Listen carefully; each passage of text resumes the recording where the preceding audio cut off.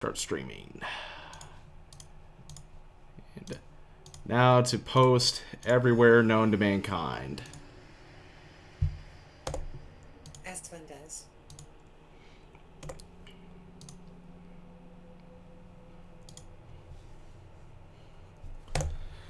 There we go. Val, I was watching Val's Titanfall 2 stream, which ended exactly in time for her to send us all to Luca, just as Luca got to that moment in Phoenix Wright Ace Attorney. Oh, really? It was literally just in time for me to see the origin of updated autopsy report. Oh my god, that's pretty good.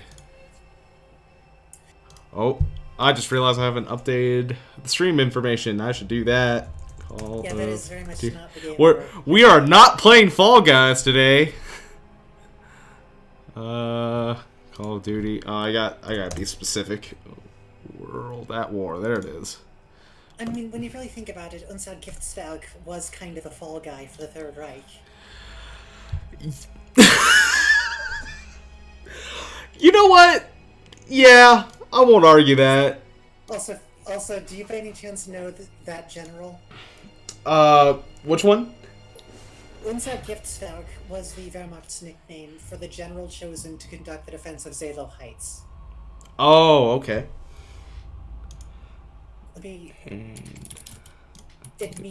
literally means our poison dwarf, which tells you something about how they perceived him. Move chat there for that. Oh, stream alerts is not in the right spot for here. That's supposed to go there. So, there we go. Yeah, that was Gotthard Fedor August Heinrich, German general during World War II, considered as the premier defensive expert of the Wehrmacht.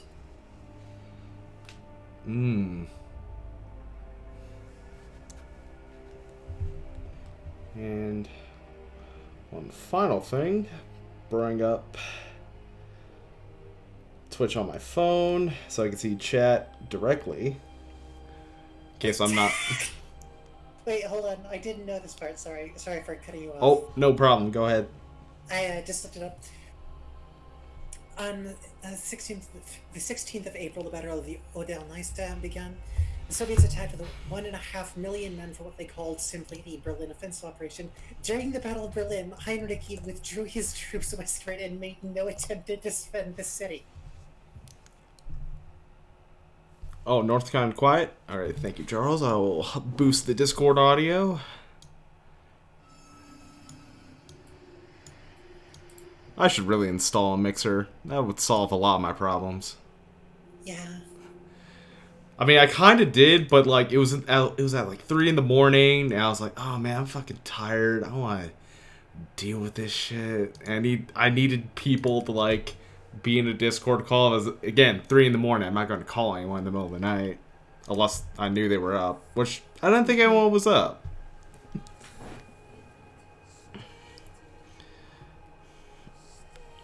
Oh, get a stretch in.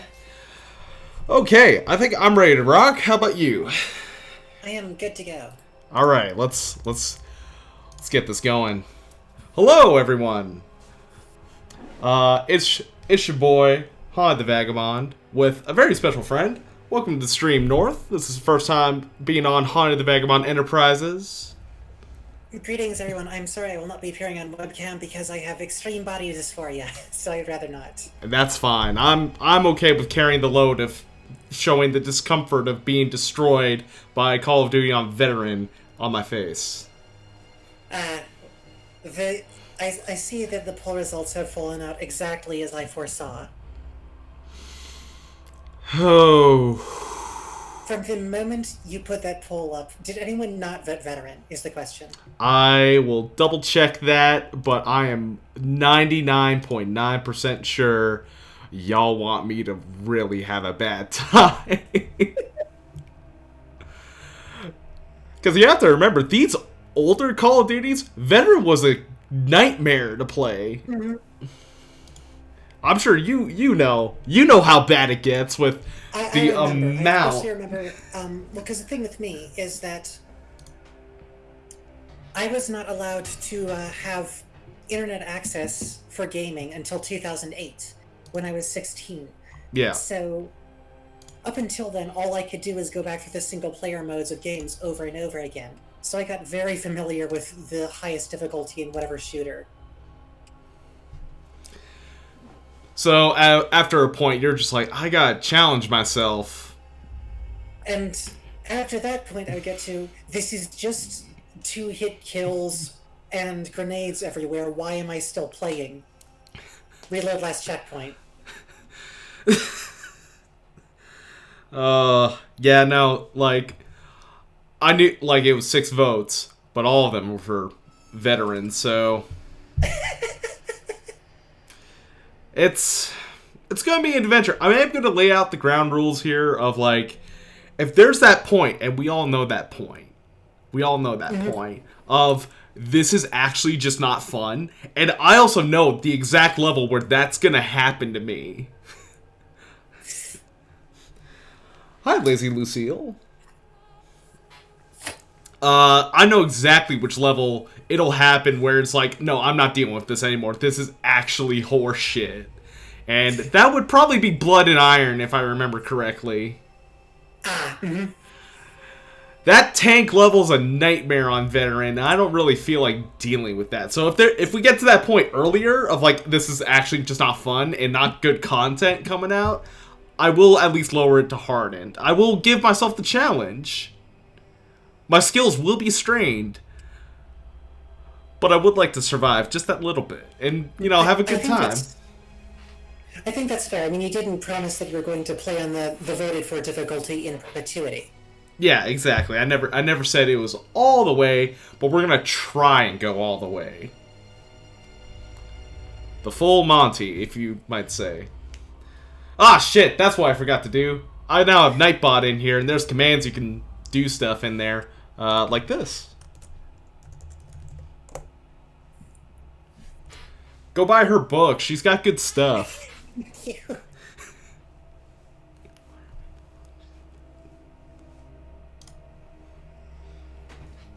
I think, yeah, it links to the Smash Worlds. Anyways, why not quit wasting time? Let's get in there. But first, a history lesson. Mm-hmm.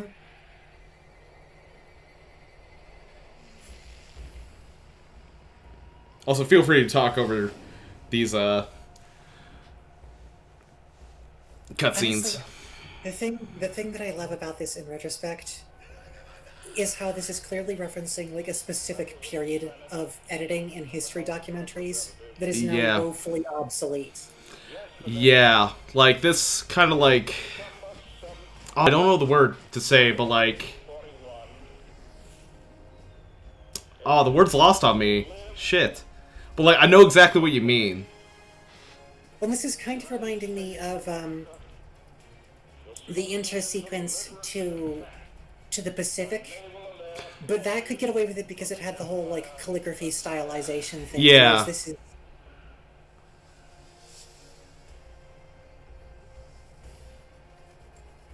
This reminds me of like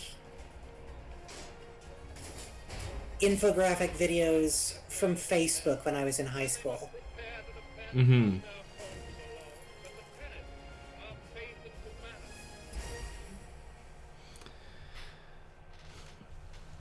Alright, well, actually we got our cutscene. That was just like the intro. Yeah, there's a cutscene and then there's a secondary cutscene.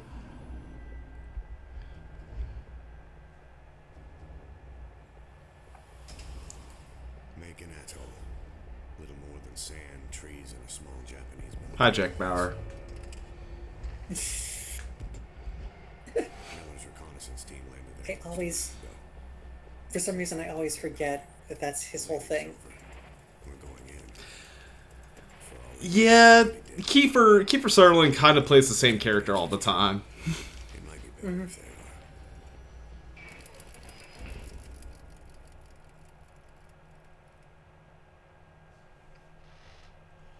Also, you know what I most love about World at War as far as the captured trope? Mm-hmm. What is it? They just get it out of the way at the start. Oh yeah, they're not gonna fuck around here. It's like, first things first. You are strong. 貴様は強くない。上なやつめ A fucking thing. 衛兵どもはみんなこうなのか Not a smart idea, pile. Yeah, that goes about as you'd expect.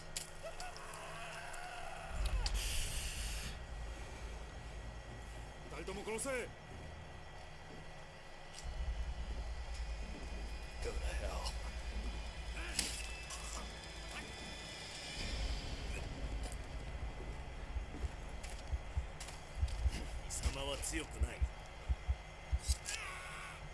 That officer couldn't even be asked to decapitate Pyle. He just delegated someone to cut his throat. Yeah.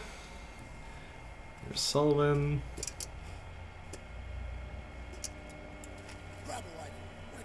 But also, yeah, like, the worst part of that is, I mean, I don't blame Pyle because they had no way to know rescue was coming, but if he hadn't done that, he probably would have made it with you. Yeah.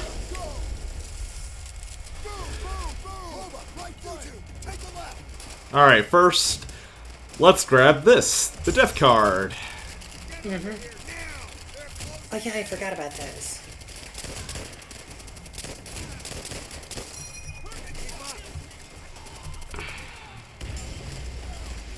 Oh, right there.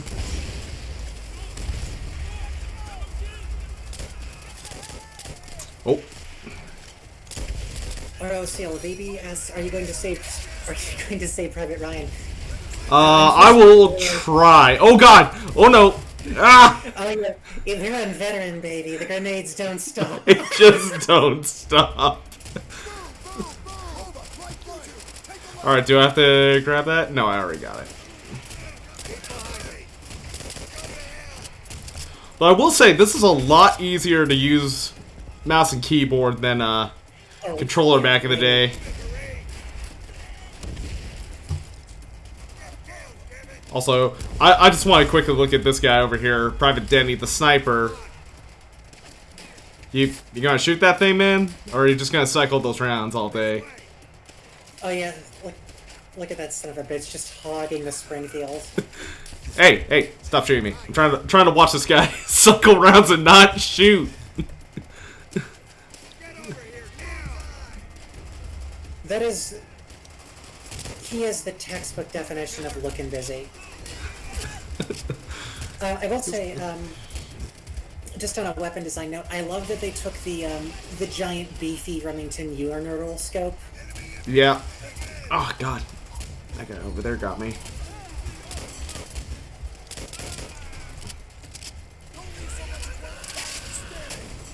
I'm just gonna push up, see what happens. Also, Oro would like to know, is this the Steam version because they want to see that Chivo pop?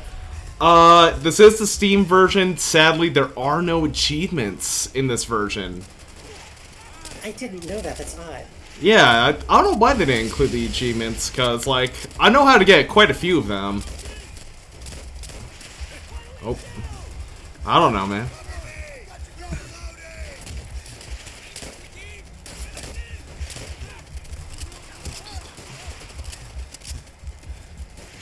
Oh, also, I was going to ask earlier, there's an arguable secondary difficulty slider for this stream, which is how many sex jokes should I make?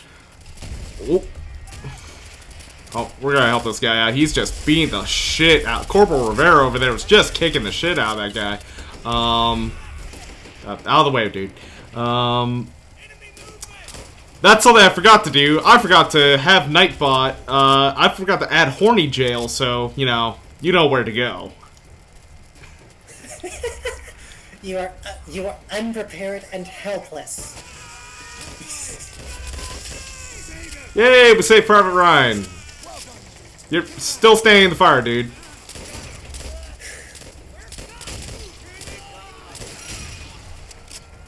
Nothing in there.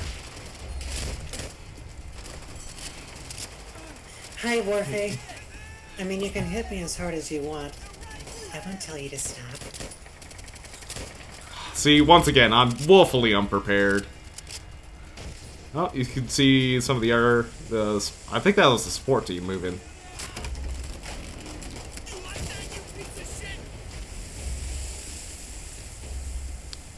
And Is it? Lozano is just not having it today. Oh no, he wanted to get that done. Ugh. That Type 100 almost took me out. Yeah. Alright, but It only takes one AI paying attention with the SMG. Oh, shit. Ah! Oh no! Ah! No! Ah! I should have reloaded there.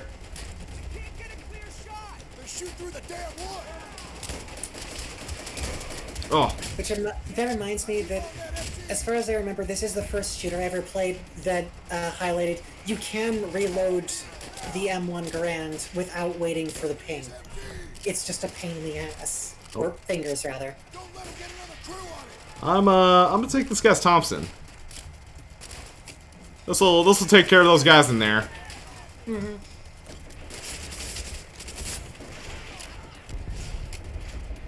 And luckily there's like 500,000 Thompsons in here. Half the supplies, right in that little hut. Locale says... Oh, middle mouse! Ugh. No! Go away!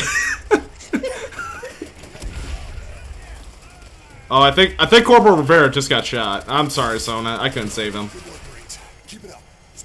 Yeah, Locale says one of the references in the first mission.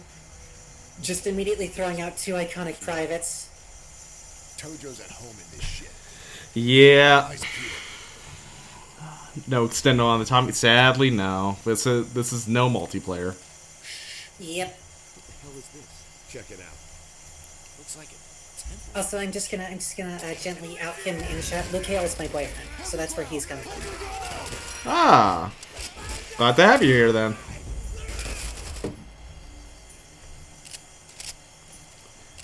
I feel like I might need to turn down the audio on the game because it's super loud. I can barely hear you sometimes. Yeah, audio's just a little loud on the game. Just gonna turn that down. We should be good now. Support squad should be there any minute now. Testing, 1, 2, testing. Yep, sounds good.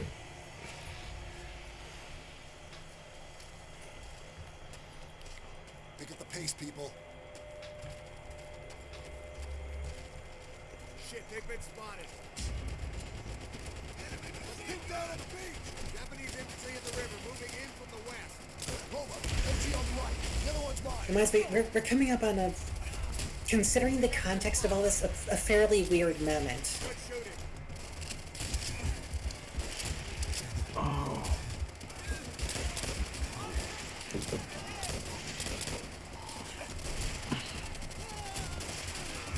Oh no.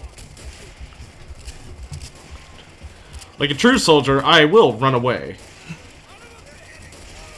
I mean, I'm, in all honesty, I'm pretty sure that most soldiers advocate that if you have a choice between running back 10 feet and getting shot, you run back 2 feet. Yeah, I think you take that every day of the week. And I don't think there's anything in here. No, like, I am going to try and find all the death cards, because that's always, like, a fun thing to collect. Mm-hmm. I will say, I want to get through the rest of when I was younger, I used to You hear me? subscribe to a very rigid and stupid idea of battlefield honor, where if I was forced to give ground in an FPS, I considered it a moral defeat. Find out if another unit came in ahead of us. So as you can imagine, I ended up restarting a lot more than was already necessary for a veteran.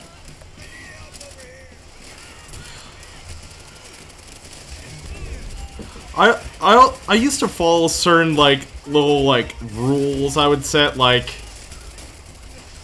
I wouldn't use the enemy's weapons. Yeah, I did the same one.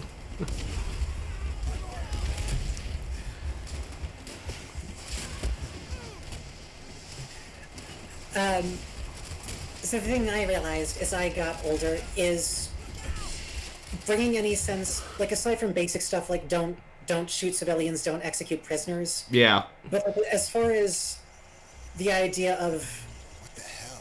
Who took these guys out? Radio command. As far as the idea of like an honor code on the battlefield, Ambush. Move. war is an exercise between nation states in order to determine geopolitical power. They don't give a shit about you as a person, so treating it as an exercise in your moral fiber is completely pointless. Yeah.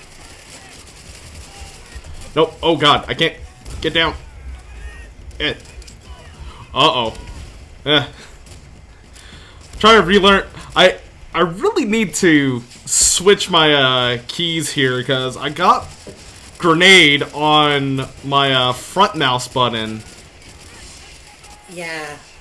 and crouch on my back one when I really need to swap that. Yeah, I think that would probably be ideal. Because every... Oh. Damn it. What the hell?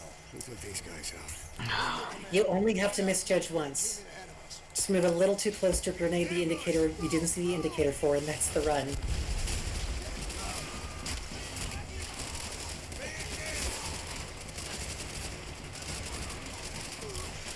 Ooh. Another thing I love is that no matter how fast you shoot that katana guy, the marine that he is scripted to kill still dies. Oh yeah, he just kind of just... He's done for. So... Yep, we have officially entered grenade galore. What the hell? Who took these guys out? Here, let's see. Oh, he's still going for it. Oro says, I was the opposite as far as taking enemies' weapons. I was John Wick, and I would make it a point to switch a weapon anytime I could. Hey, variety is the spice of life, or death as the case may be. Oh god. Oh come on! Look at all that! There was so many.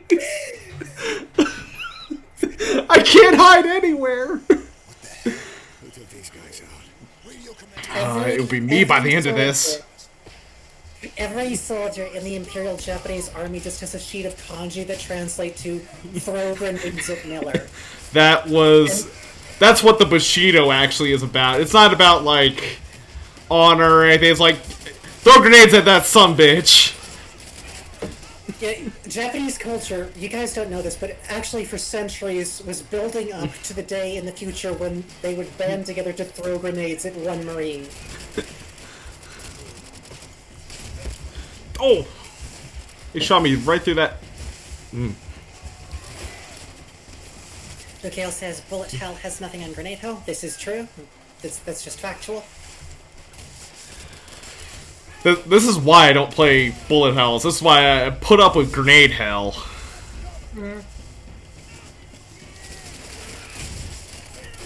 Oh boy, this is not a fun spot.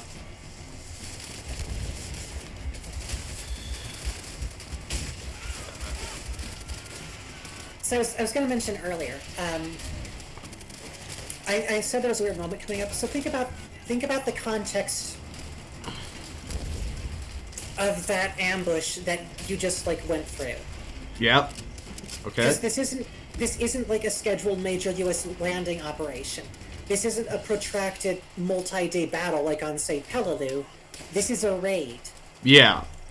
So in the middle of the raid, the gut instinct of those Imperial Japanese soldiers was apparently to cover themselves in leaves, set up a flare, and lie down as if they'd been shot already. Listen, they were playing 4D chess. They were already thinking ahead. Which makes no sense.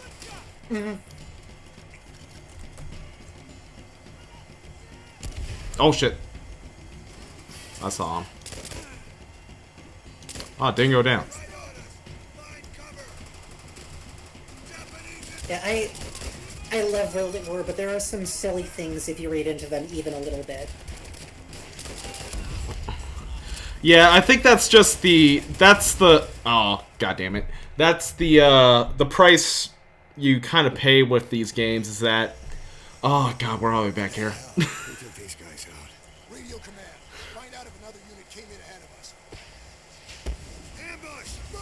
Boom! Oh, It's coming back to me. I remember in high school when I would die during that ambush, or after beating the ambush, and find out that, yeah, the checkpoint is before.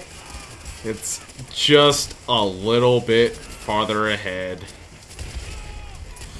Oh boy. Oh, that guy got roughed up.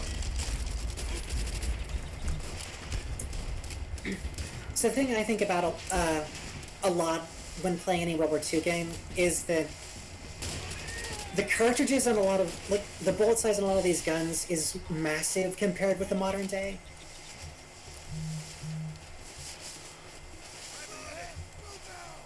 Okay, good. They're finally moving. Like, the Thompson fired 45 ACP. Yeah. Which is not quite a Desert Eagle, but a really big round.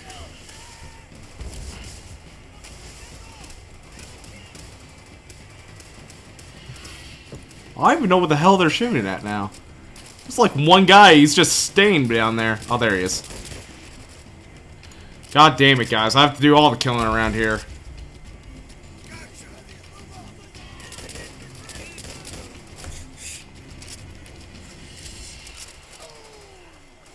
Rickville says they were just waiting there for the inevitable day they could perform their ambush.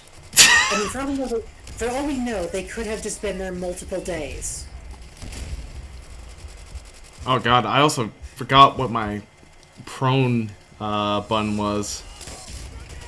And then Oro gives us the first, I think the first really good bad pun of the stream, which is Gillyman. Ambush. Oh god damn it, Rule. Start the truck. Miller, use your knife and put a hole in that barrel. Alright, yes sir. Finally, the checkpoint. So we're gonna watch Roebuck here. Is he gonna do Yeah! He did the fucking dive rollout. They have to make this look as cinematic as possible. Uh-huh.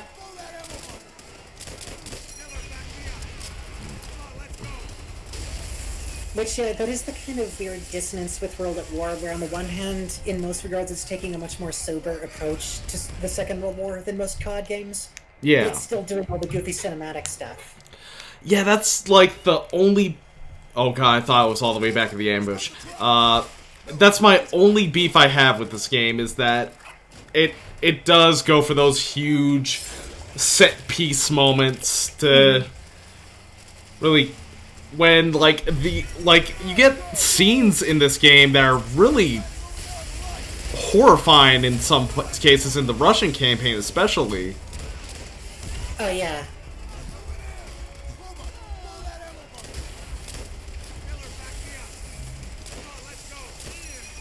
Yeah, we'll get there. Oh god, what? Hold on, I need to look at this. Also, I'll take this moment to give you a more direct feed instead of waiting for... Oh, nope, not that. Share screen. And Call of Duty. There, you should have a much more current. And I want controls. I want to know what my prone button was. It's C. I don't know why it's C. Yeah, I usually set mine to control as opposed to C, but I mean, I don't know how to handle this. I'm seeing the action in real time as opposed to 5 or 6 seconds after it happens. Oh. Okay, pop that guy. Pop that guy. Oh, there's another guy. There's guys everywhere.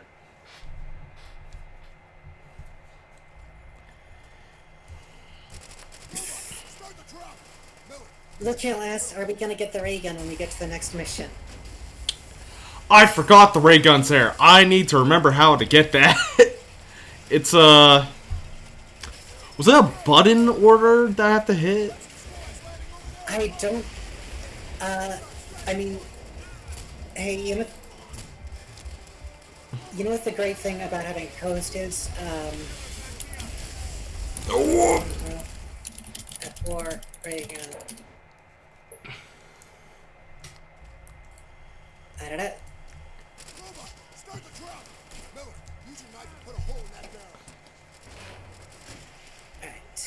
campaign. Single-player Mission Little Resistance also features the ray gun as an Easter egg. After using the first artillery strike, head onto the beach. Onto the far right, there's a puddle. Get into the puddle and then move on to the... Okay, so it's a puddle puzzle. I'll read that off when we get there. Alright.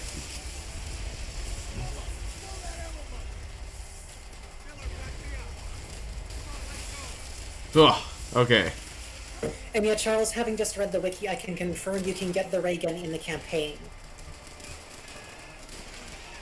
And I remember which one Little Resistance is, and it's probably one of, not the most totally distant, but definitely one of the worst choices for putting the ray gun in. Yeah. Oh, jeez. Is that guy? Yep, pop them.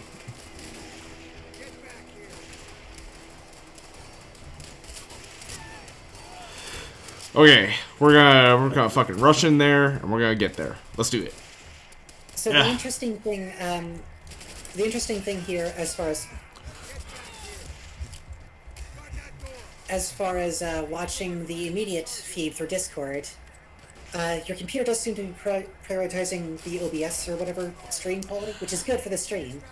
Yeah, it's probably gonna look rough for you, but at least you're seeing it in real time. It is full on PlayStation 1. Oh, hell yeah, that's what I wanted. Alright, we're just gonna run right here. Alright, here we go. Yep, got to the cutscene thing. There we go, we get a little slash. We had a little cut on us, it's fine. Which, when I was younger, I used to object to the getting slash thing, not on weeb grounds, but just because I had a generally inflated idea of sword cut lethality. But that is 100% survivable. Wait, what is that guy doing? Private Morelli, you were just shooting the ground from what I saw.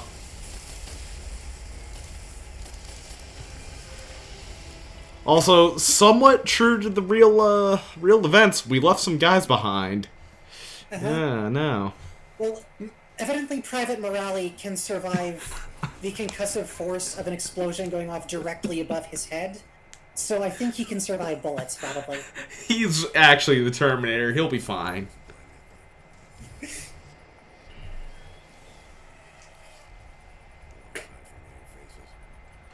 I do love the usage of the newsreel footage. I always thought that was a nice touch. I also really appreciate that, like, they start both of the campaigns in the early war, but then they skip forward like years. Yeah, that, like, I originally wondered, like, wait, why not just go to, like, Guadalcanal? Because that's, like, the next obvious choice, because that was going on around the same time. And then so on and so forth, but they just said, no, we're going straight to Peleliu. Well, and of course, the whole... I do really like the bombastic music here. Like, this is a really good...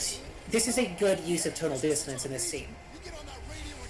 It's like, oh, the music's so triumphant and uplifting. But some things are gonna happen here. Especially to what's about to happen, yeah. Also, I have one beef with this right now. Roebuck, where's your helmet? No, he's a cool action man. But yeah, like, without a helmet, any random piece of shrapnel could put you down for the count, but dude. Those things don't stop bullets, but they stop a lot else.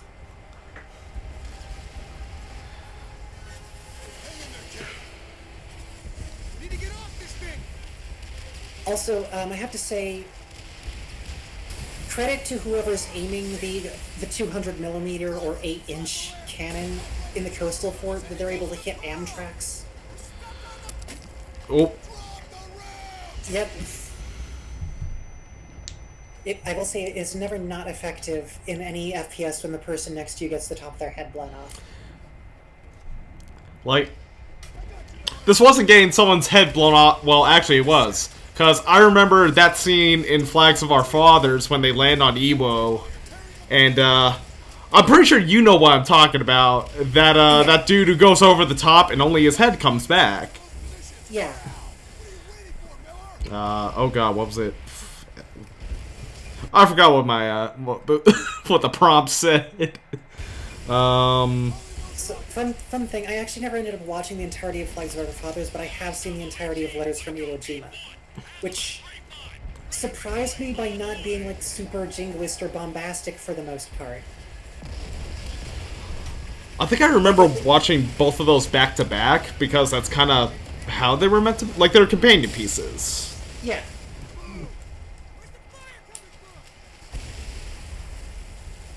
Don't let him get a fix on you.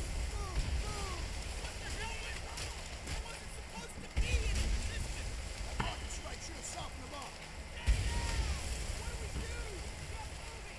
But, yeah, okay, I'm at the point where I should, read the ray gun thing if we want that. Okay, I think it's one of these puddles around here. Enter that. On the far right, there is a puddle. Get into the puddle, and then move on to the next puddle in the general middle of the shore. Then just stay in the far left puddle about 10 seconds. After that, the ground will shake, and then the player should hear a Japanese-like voice. 4 Shisa statues will arise from the ground holding a ray gun. Alright. Okay, so I think it was this puddle here, right? Far right one first, yeah. Far right? Okay. Should be this one, and then...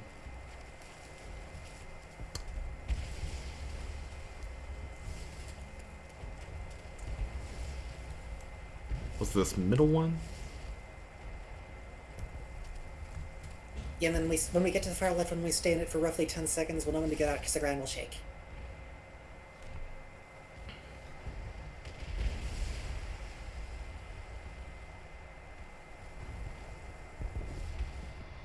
Oh. Yep, that's it. 4 Shisa statues will arise from the ground holding a ray gun. This is so... This is so dumb. Oh my god. Yeah, sure. I'll take this offering. Also, you can definitely tell this was made for the co-op because there's 4 of them. Oh, we got 160 rounds. Oh, we're cooking with gas now. Oh man, this is the most sobering Call of Duty. Like, their rope just said, burn them out. As there was basically nothing there. So we were busy fucking around. Oh. Yep. This is Call of Duty, friends. Oh, goddamn, I'm dead. Yeah, that's the veteran experience right there. Fix bayonets. Use them if you have to. Like, we were so busy looking for that railgun, we completely missed the guys crawling in the smoke after the artillery strike. Yeah, no, we don't need to see that. Twitch doesn't need to see that. That's not safe for work. Oh, I should also mention, just in case it comes up, my connection has this very strange trick it pulls where it will just convince itself that it no longer exists sometimes, which often happens late at night. So if that happens, it means I just have to restart my computer and I'll be back in a minute. So if it disappears suddenly, that's probably what's gone down. Okay. Oh god, go back.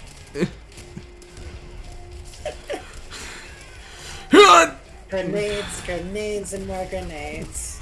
Oh, guys, they fucking let this guy right into our line. Come on. Very unprofessional.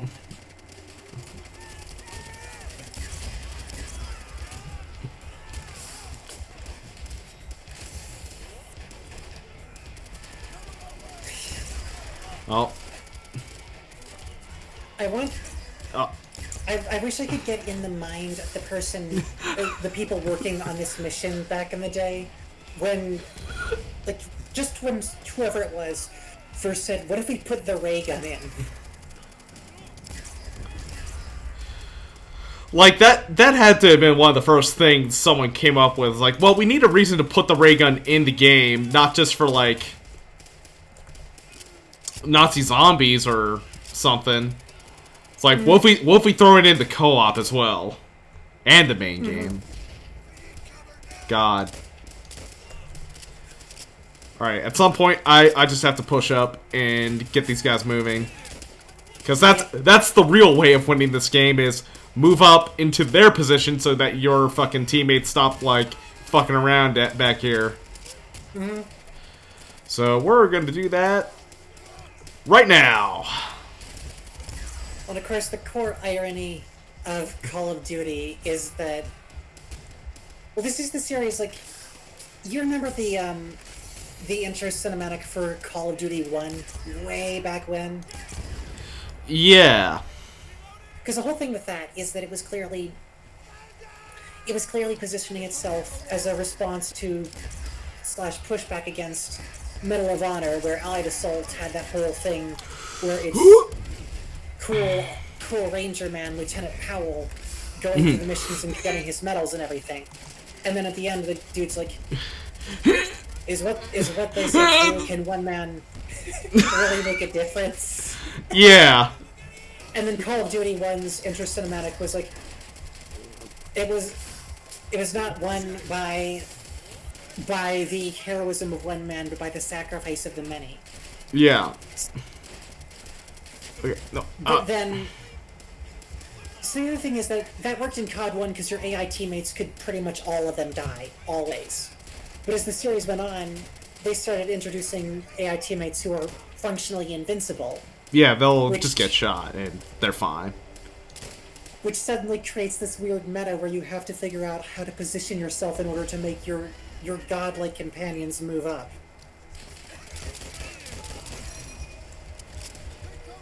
Oh, we got the trench gun here. A weapon that is very satisfying if you get within the very video game range needed for it to do its job.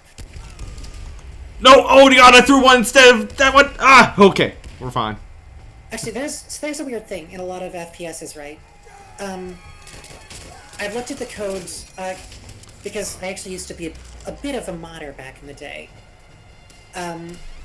So, well, when I say code, I mean that I've used the tools that were released for COD 4 and World at War to look at the data for things and change it. So, the fun thing about this game is that every weapon has a different version for multiplayer. Like, it has different statistics, different handling and everything. So the question is then, since as far as I know no enemy gets the trench gun in the campaign anyway, why not just give it an actual proper shotgun range where it has some distance to it, so that you can actually use it effectively? That's a good question. That's a... Right. And I honestly can't think of an answer other than video game shotguns aren't supposed to have range. Yeah, because that would... At least in multiplayer, that would just be kind of nuts. Wait, in multiplayer it would be preposterous. Especially with hit scan, the way these games work, that would cause so many problems. But in single player... Why not? And it wouldn't be that...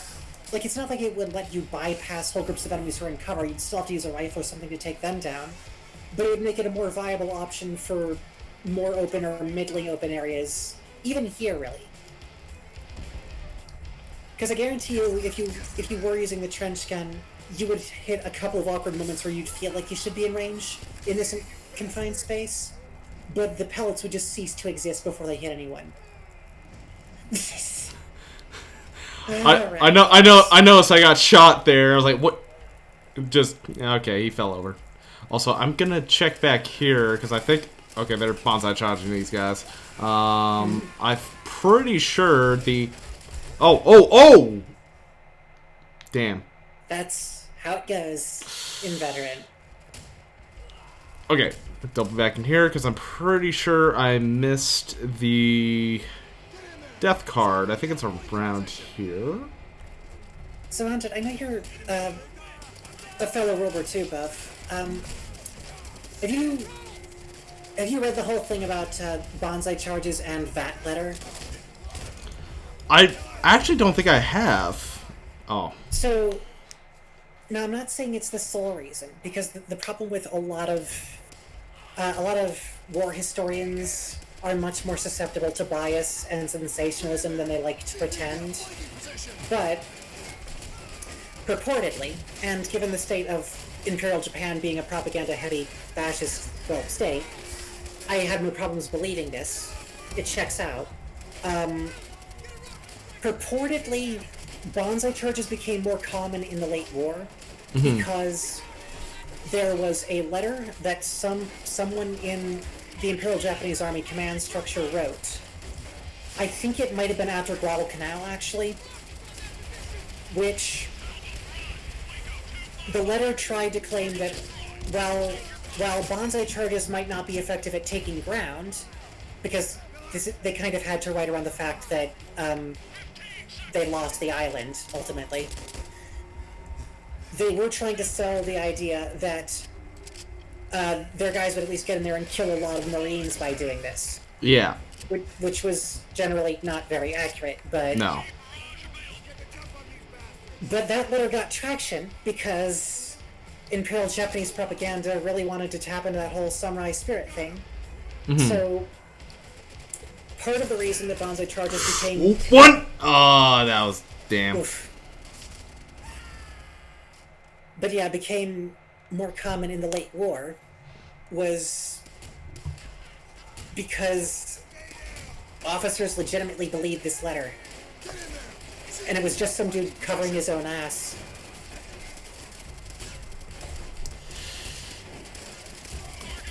In turn, causing a lot more deaths than what was needed. Yeah. Well, it's also...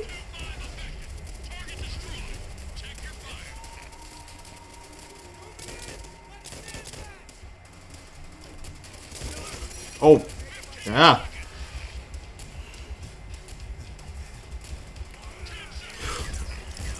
Oh, you just fucking ran up on me.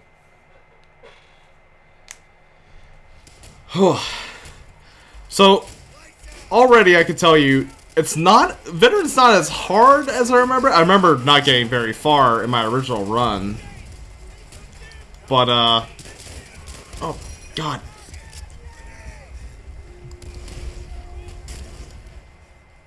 Not sure what killed me.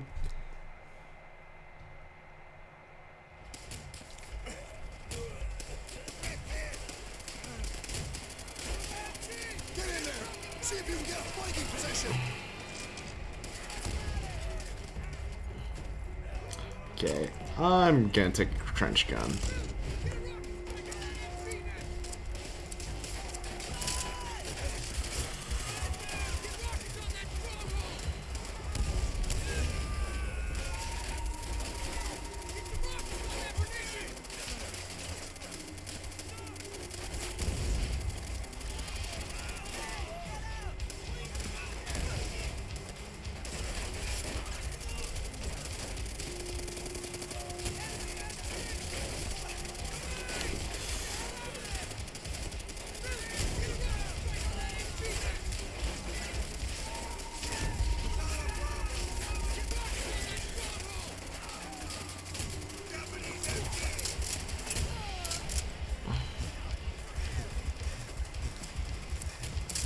Whew.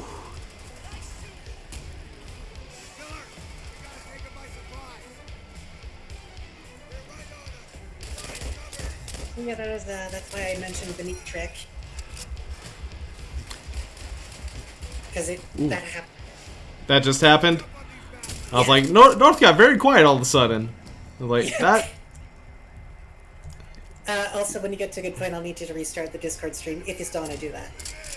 I'll restart in a moment. Oh, nope, one. There we go. Get out of the way, buddy. Robot, you do not need to shoot him.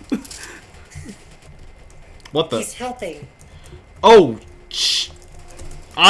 can't move. I am stuck in the wall. No, bad talk for Bonsai! I can't move. I'm stuck here. Yeah, you're busy doing that. I'm just gonna cook this grenade for fun. You want this potato? That was weird. Yeah, the ray gun's fun and all, but not as effective as one might think. Yeah, well, because the whole thing is that it doesn't really take enemies down that much faster than just shooting them in the face. And if you have to shoot more than one guy, it's actually slower because it has such a slow cyclic rate. Yeah.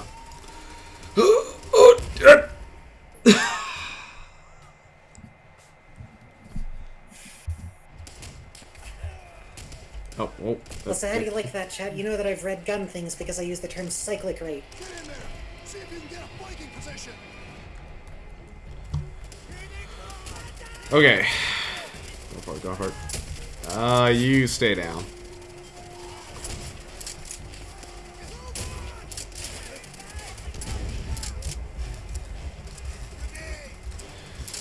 Oh, no. Get me away from that. Oh. That corner and grenades seem to go in bunches. It's brutal here. Sorry, buddy. God damn it, Robot, you can't hit the side of a barn.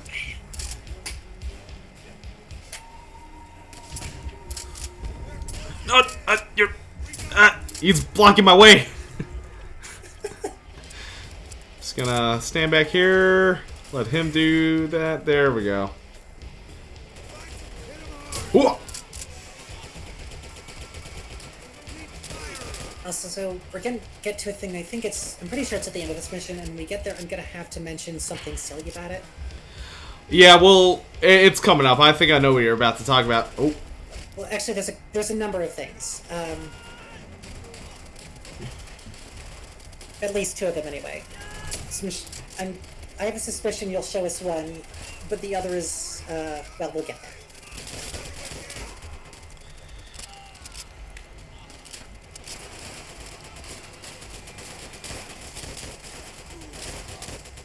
Okay.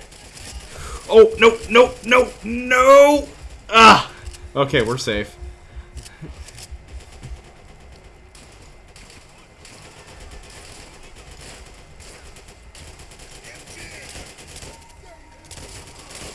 It's that one guy there. It's blocking my way. I just gotta get in there, and then everyone moves up. Okay. Ah! Also, throwing grenades back, not a good idea. In real life, at least. Yeah. Alright, we're in. Oh, man, we're safe. I think the death card's actually in here. Alright.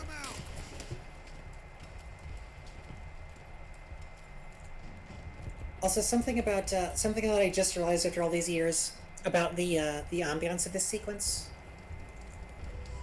There's perpetual flak going off in the sky, but there are no planes to flak. They are missing. Yeah. Which is also quite weird, given that by this stage of the Pacific Campaign we had near total air superiority. Mm-hmm.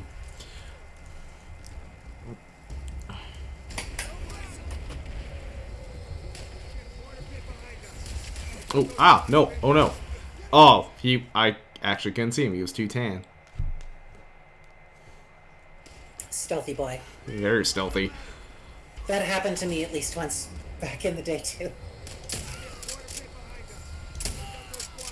Alright. Get on those MGs and tear them up.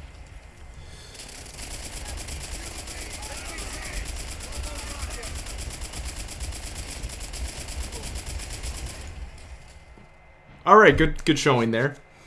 I will take this moment to give you back your current stream. Share screen. Excellent. There we go. Should be good to go.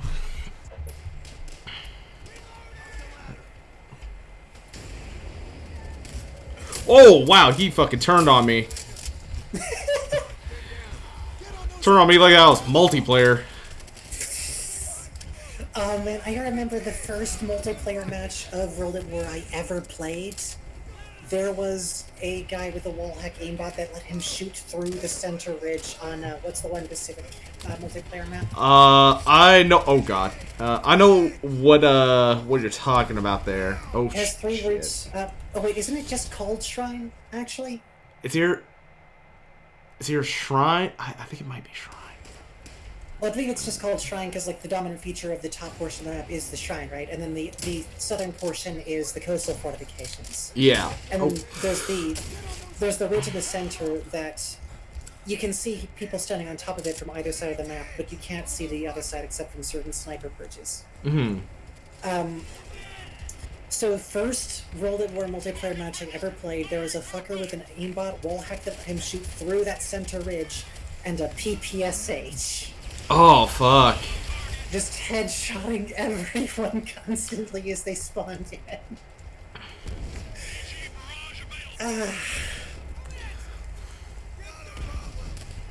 Alright, where is that our tank? It is over there.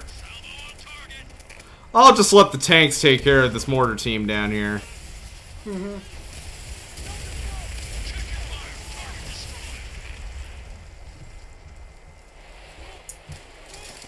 Or not. Alright,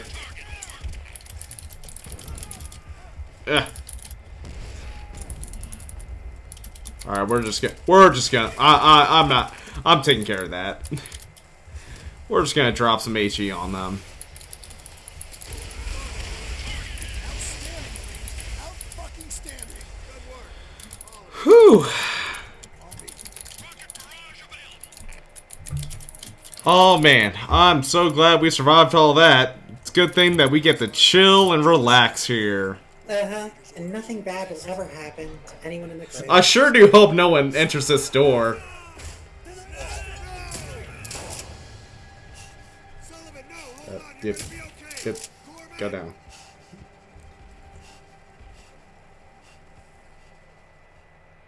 So the thing about that moment, firstly, no matter how fast or how much you shoot that man, he still stabs Sullivan. He has infinite mega armor until he does his assigned plot task. Yeah. But secondly, how many lines of dialogue did Sullivan have in the entire game? Not a lot. Like, Like, it's already pretty much been Roebuck talking the entire time, right? yeah. So, we're supposed to feel that someone has been lost here, but we literally didn't know the guy. Like, barely. Like, if we had, like, a couple missions between Macon and Pelelu to build Sullivan, maybe that would be more impactful. Uh-huh. Also, can I just say this? I'm not a fan of the bar in this game. Yeah, it just doesn't feel great, unfortunately. It's not great. I would much rather have Pulaski's fucking M1 right now. Mm-hmm.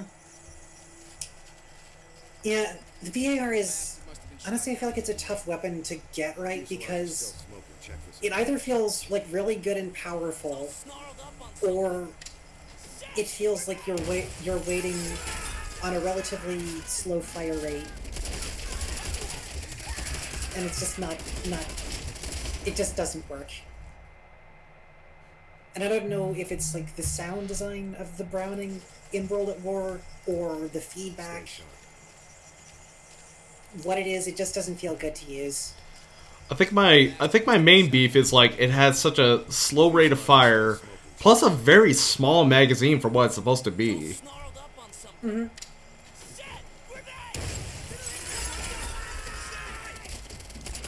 Which are also, I have to question, why were those two Marines so invested in fucking with that crashed plane? Like it's just a downed Corsair. Mm-hmm. Like nothing special about it. And especially at this stage in the Pacific Theater, like you'd think it would be standard operating procedure. Don't touch the thing if you don't have a good reason to. Oh, but these guys are replacements, you know. They don't know like us, the old breed.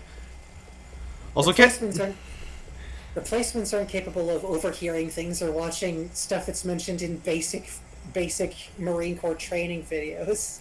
Not possible. Also, can't just say, just as an appreciator of aviation, I love how the Corsair looks, even if it's all snarled up right now. Oh, It's one of my favorite designs, like the gold wings and everything. Looks so cool. oh yeah, absolutely. I'm actually also quite the fan. Corsair was one of the first planes I saw playing flight sims as a kid. I was like, yeah, that one. That's the cool one. Because it was so unique in the spectrum of, like, the rest of the World War II era planes, especially those single-engine fighters. Yeah. Because, like, let's be frank here. P-51 Mustang, iconic, highly effective air superiority fighter, kind of just looks like a French fry Spitfire. Yeah.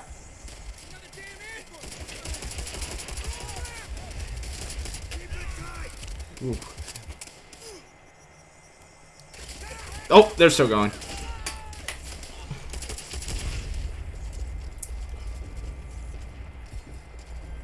And then, I appreciate the Thunderbolt for how effective it was in its role, but it's kind of a jank-looking plane. I mean, the most distinctive feature of the Thunderbolt was it's big and fat. It's a Yep. jug. A jug that you can strap unholy amounts of ordnance to. Roebuck, I need you to move. I need this spot. Oh, the spot was not enough. How dare these plywood boxes not save me from bullets?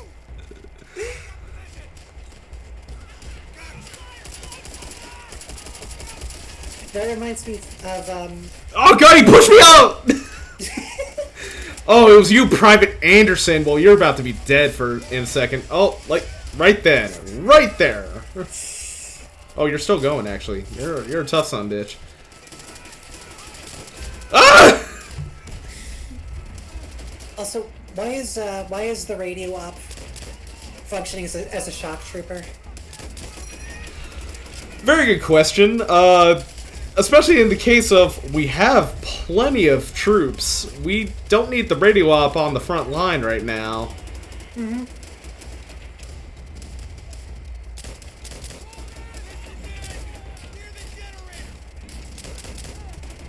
Okay, I know it does take dev time and resources still to like code a separate AI routine for Radio Boy to make him stay in the back, but you could do that. It's possible. I also have to question whether it makes sense for this squad to have its own radio op in the first place.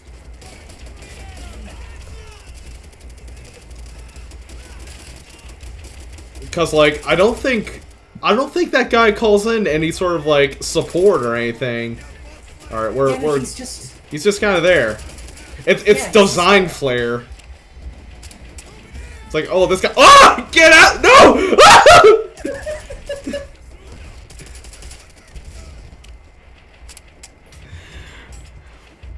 Sir, please. That was against the wall. That wasn't even anywhere near. Oh god. You stay stationary in cover for a fraction of a second, and the AI starts mashing the G key. There's these two dudes with the Type 100 just ripping me up right here. Alright, I'm taking that.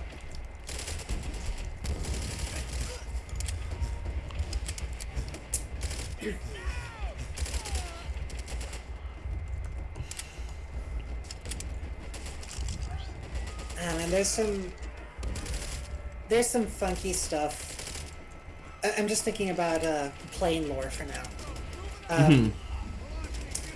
My step-grandfather, I guess, maternal grandmother's second husband, was a big plane buff. He actually was a tail gunner on a B-25 Mitchell in the Pacific Theater. Ah! Oh no.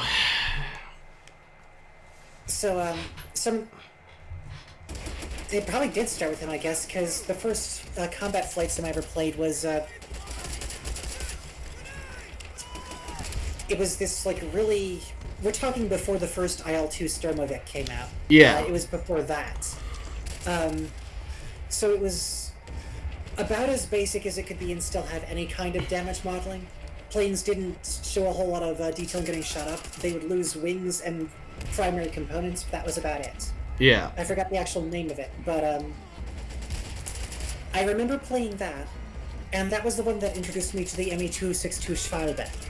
And I was like, wait, you can put cannons in the nose of an airplane? You can put 4 of them up there? The answer is yes. They've been doing that for a long time. Yeah, of course, the Schwalbe was the perfect culmination of... Because, yeah, there were already a number of planes in World War II that had 20 or 30 mils in various combinations. But the Schwalbe was, being the first really serious jet fighter, just stick all 4 of these 30mm autocannons in the nose. Yeah, because you already had enough weight on the wings with the 2 jet engines. See... Oh, I'm So, almost Chris, out of ammo. As soon as I found out about that, also for being like the first really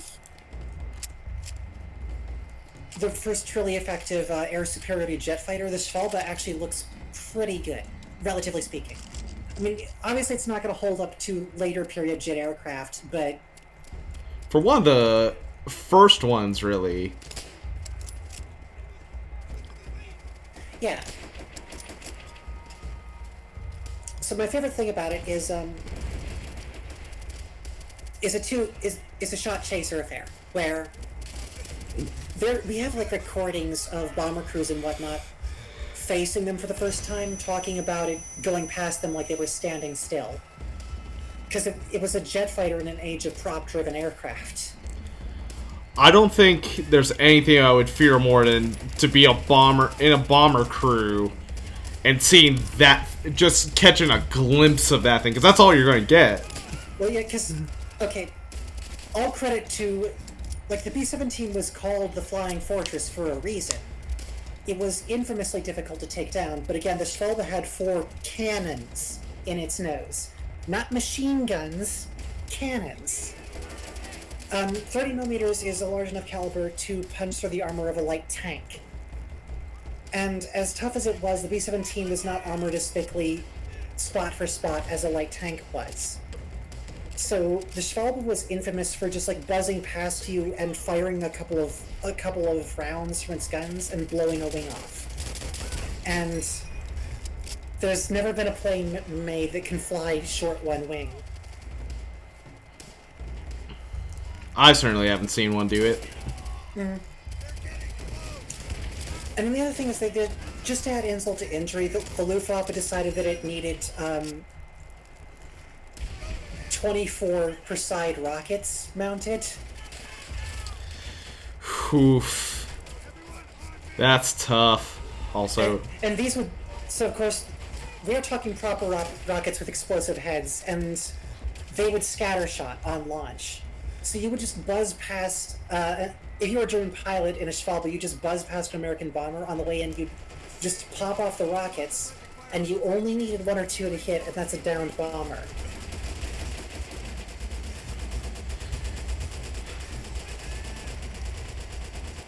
And, like, there are verified accounts of the 262 at full speed flying circles around P-51s.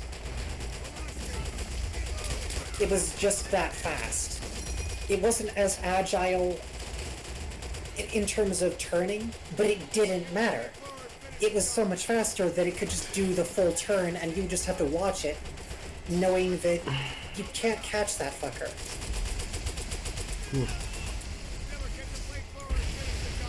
there we go. Also, welcome to the chat, Elstarmia. Yeah, it's, we're on veterans, so grenades galore. Yeah, I'm just gonna put that guy down. That's a fate worse than death. Yeah.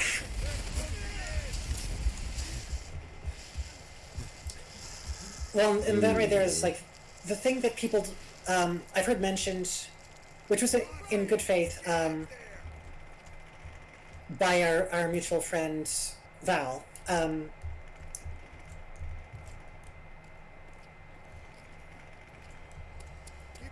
So she mentioned that the theoretical military ideal with like flamethrowers and other incendiary weapons is, oh, they're supposed to kill you by suffocation, right? They Yeah. burn up all the oxygen going into your lungs. Very few weapons perform exactly as theoretically intended by design, which is testified to by the sheer number of battlefield burn victims throughout the ages. There's more of them. Ooh.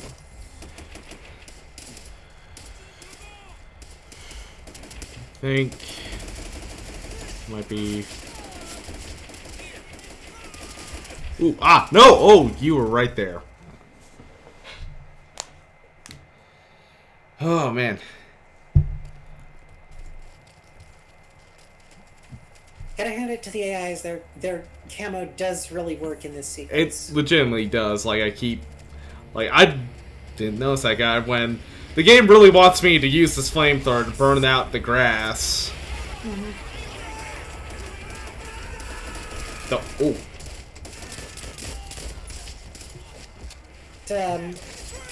Well, yeah, this is not the first, but this is when, like, this was when rendering capabilities were first getting high enough on average consoles and PCs that you could actually have undergrowth thick enough to do that consistently. Mm-hmm. Because I remember older games like, Hold up in that building. hell, even as far forward in Medal of Honor as Pacific Assault, you couldn't render it densely enough that the AI wouldn't still be visible unless you cheated and put them on the other side of a PNG, which was pretty terrible gameplay. Yeah. Yeah.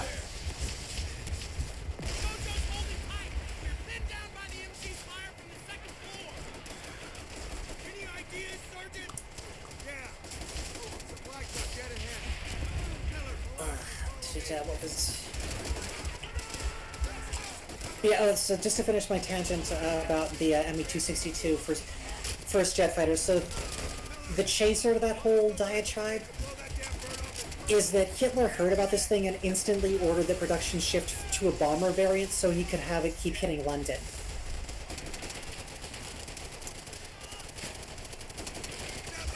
Oh. Oh no! Oh god! And it's not like the course of the war would really have been changed if the Luftwaffe hadn't done that, because there was no way they were going to get enough of those out quickly enough, especially with low fuel supplies, to change the course of the air war. Yeah, like like many things with the Germans towards the end of the war, some of their equipment just came far too late. Yeah.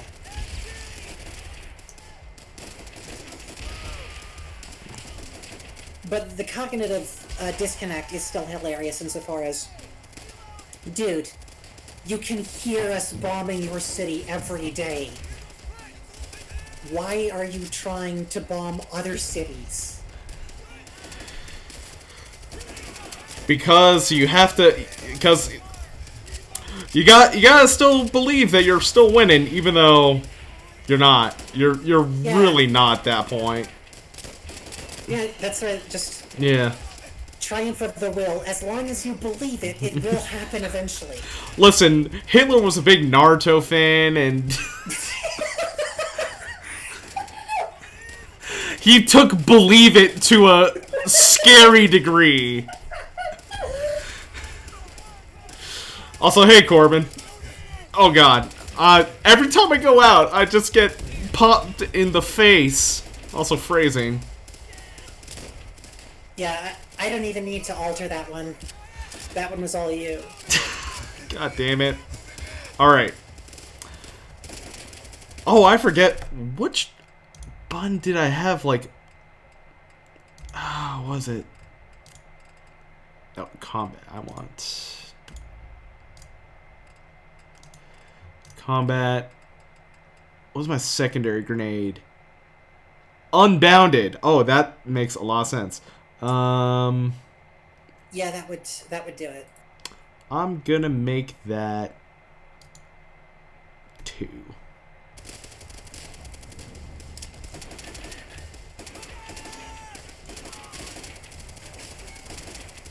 So I just had a very rapid mental too for where I thought about back when this first came out, and there was like that early attempt to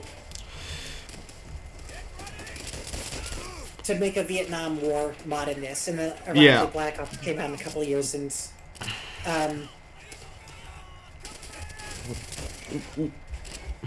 but then that reminded me of, do you remember some of the really weird mods for Modern Warfare 1? I'm not sure if I do. I wasn't like super big into modding when I was young because I didn't have a computer that could like really play video games. Yeah, so I did. But the thing about Call of Duty throughout its history is that it's actually been very difficult to mod. Like, tools have been released, but they've been mapping tools, nothing for importing new models or new animations. Which is why, like, people were quite easily able to do things for World at War, where there was a mod pack for zombies that adds COD 4 weapons like the M82. Yeah. Because it's the same engine.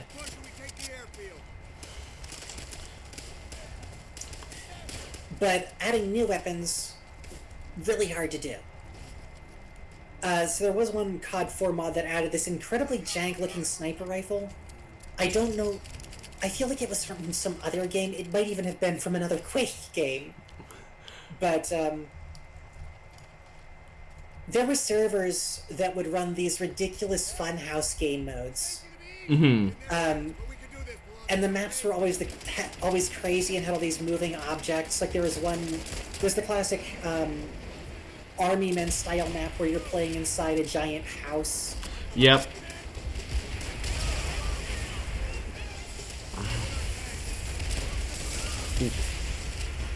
But that era pretty much ended where it started with COD 4.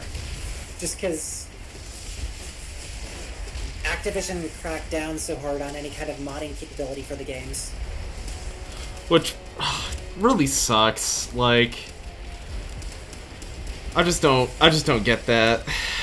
The complete like, no, don't ruin our game. It's perfect the way it is. Like, no, we want to just a lot of that can be extend it.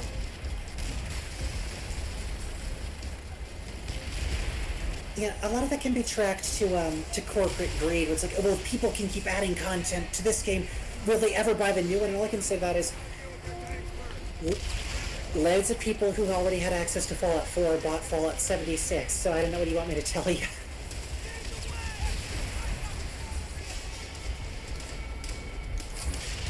Ooh.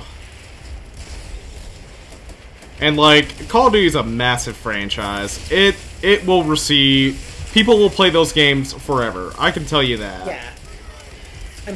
I guarantee you there are still multiplayer servers running for the first games. Yeah. Corbiano says, "Hi Papa, would you say this is your favorite COD?" I'd say this one's probably my favorite. It's definitely the one I spent the most man hours on. Mm-hmm. Oh, damn it. Honestly, with hindsight, now that I am completely disconnected from the franchise as it currently stands, I think it's my favorite too. I think Black Ops 2 could have been, except that by the time Black Ops 2 rolled around, the multiplayer was already getting to the ridiculous stage where they just added so many gadgets and kill streaks that are just cheese. Yeah. Like, I totally get and support adding things to, like, mix up gameplay and add new options. But stuff like the proximity-activated stun traps, that's not encouraging people to mix up their gameplay style. That's just one more annoying toy to have to play around when I'm trying to run a gun. Yeah. And for those of you listening, if you enjoy that, if you find that a stimulating challenge, more power to you. But I just found it tiresome. I'll put it this way, I never played Call of Duty in order to think. I play COD to feel. Yeah, exactly.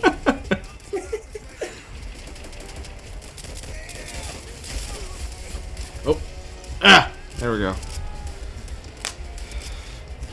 Just gonna let that guy run that way. Ah! Oh boy. And then the flip side of that is, well, I guess actually, in a way, I stopped playing Battlefield for a similar reason. Not exactly the same. But,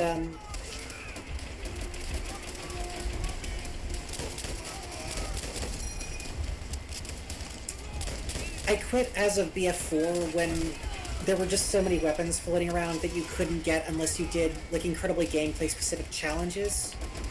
And Or... Just let me kill more people to get the thing. That's a good enough challenge. 'Cause, like, Or you would have to buy them, because they would be like DLC packs. Yeah, exactly. Those were your choices. Well, I don't think that's a coincidence. Like, I think it's quite deliberate that the two ways to attain them are do these really annoying, frequently finicky, like, mean compilation video challenges, or give us money for the weapon.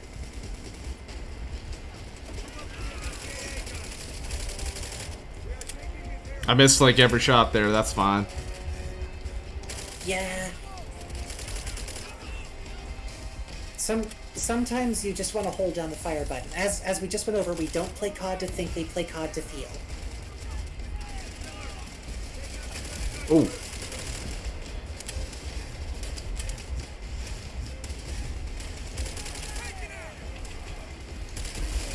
Yeah, I think the last time I played World at War myself was, well, come to think of it, I can just crack open Steam and look at the last time I opened multiplayer. Because that should still be it.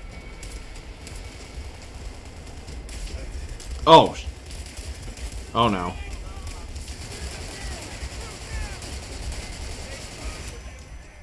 That was not a smart idea. So that was in 2016. That's a long time ago. Yeah, but also 8 years after the game came out, so, you know, not bad. But,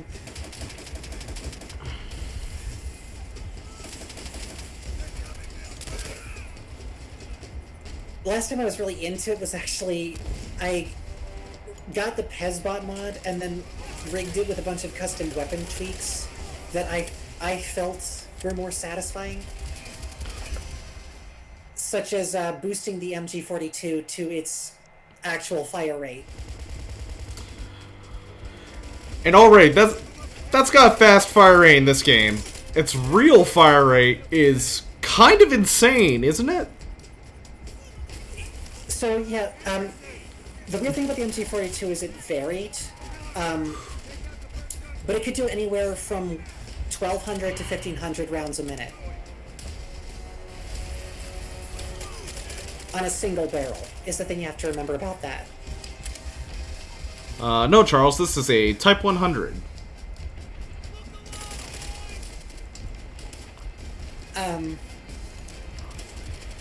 But like, to put that in perspective, that is 15 rounds in a second of sustained fire. Or no, wait.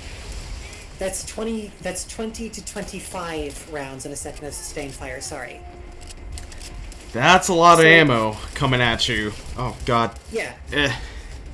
Well, and so the thing that people say about the MG42 a lot is, oh well, it wasn't that accurate. But the correct answer to that is, you're basically using what amounts to a shotgun that fires full-size rifle bullets with rifle range retention. It'll at least get around there. Yeah. Well, you have to remember these are World War II era battle rifle rounds. They're 7.92 by 57 millimeter. So you only need to hit center mass with one of them, and at a minimum, you're probably going to wound badly enough that that's a soldier down. If it hits anything important, he's dead.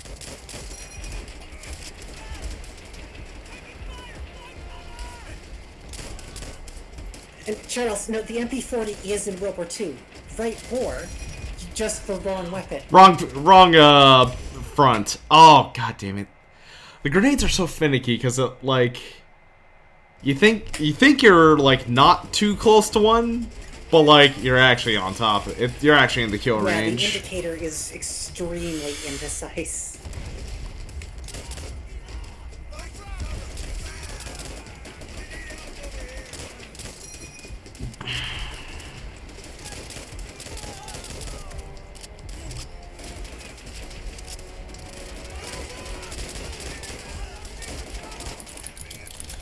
Okay, I think I just have to move up. Switch weapons. Yeah. Okay. Whew! Oh man, we win. Oh, look at this huge dub. Nice work, Marines. Let's give Major Gordon the good news. Bastards nearly had us. They'll do whatever it takes. Oh shit. Sarge, we got a problem. Sir, Japanese reinforcements coming in north of the airfield. Request immediate air support. Yes, sir, understood. Everyone take position. Eyes forward. Stay strong. We are holding This the is- airfield. Probably one of the most satisfying turrets in any game, and also the one that would be least effective the way you're about to use it. Oh, this is not made for anti-troop. And like, for That's one, I not- just rinsed right there. Like, it's giving me no cover. So the other thing about the other thing that a lot of games, including this one, tend to gloss over about anti-aircraft guns like that, they do in fact have limited magazines. They're not just gonna pump as much ammo as humanly possible. There's a limit there. Like, Yeah. oh, if we look at it, like these right here are the mags. And you're supposed to constantly feed rounds into it. Yeah, like that is a crew-served weapon that requires 2 additional men just to keep it loaded at a reasonable rate.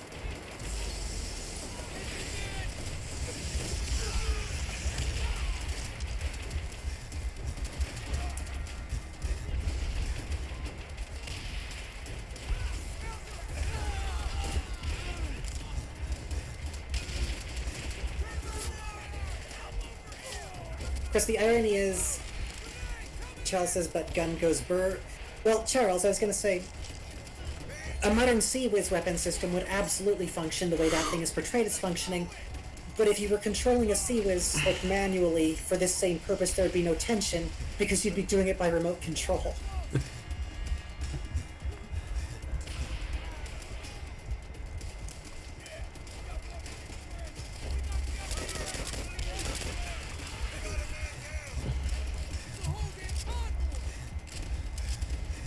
Now I forget if I have to kill a certain amount of enemies, or if I just have to wait for the win condition.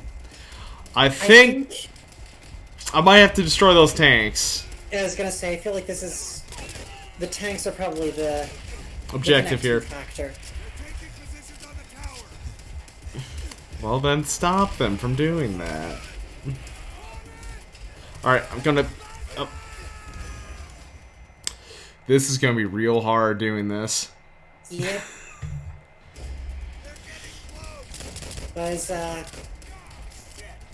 once again, this scene is coming back to me. I'm getting my war flashbacks to trying to man those 25s on this same difficulty. I vividly remember proning behind the AA guns to try and snipe enough infantry to make it viable. I think they're just constantly respawning right now. I might have to go back for that bazooka I left back there. Uh-huh.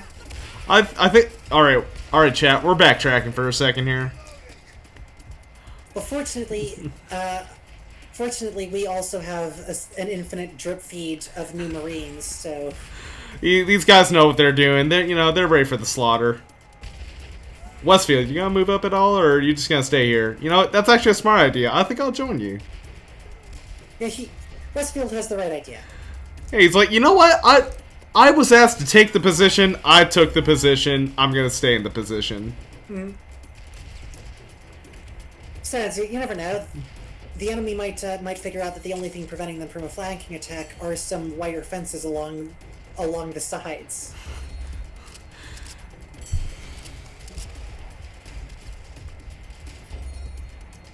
The invisible walls in almost every FPS ever are the best because they make no sense whatsoever.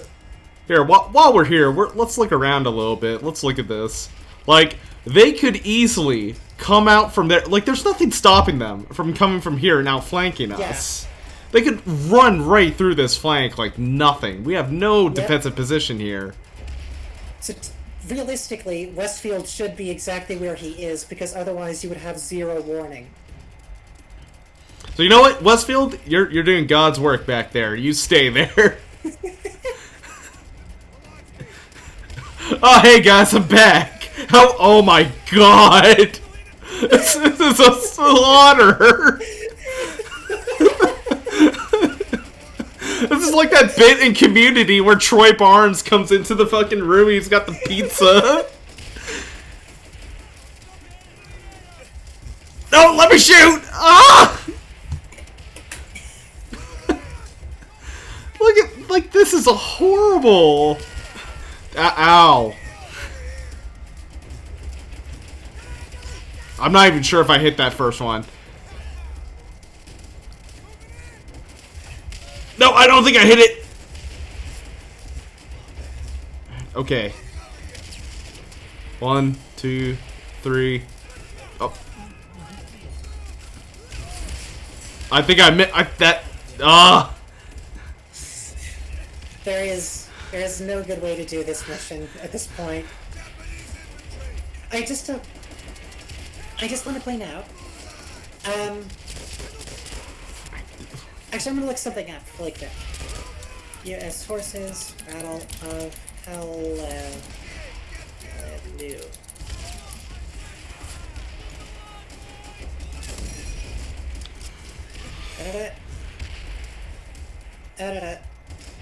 Okay, yeah.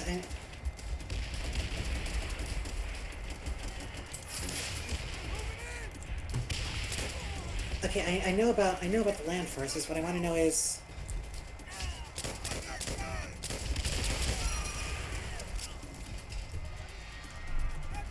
Oh, okay, I was wondering about that.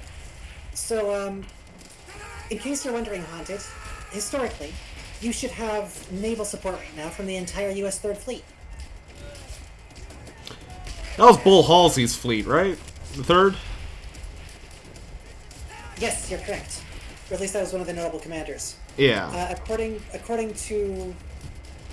Or yeah, no. Oh, boy. Yep, Halsey was still in command at Peleliu. So let's see,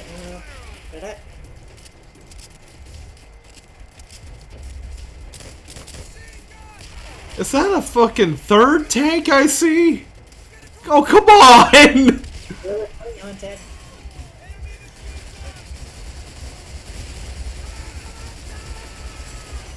Oh, we got one. Okay, so among other things, the Third Fleet has the USS, at this point in the war, should be the USS New Jersey as its flagship. That's an Iowa class battleship, right? Yes.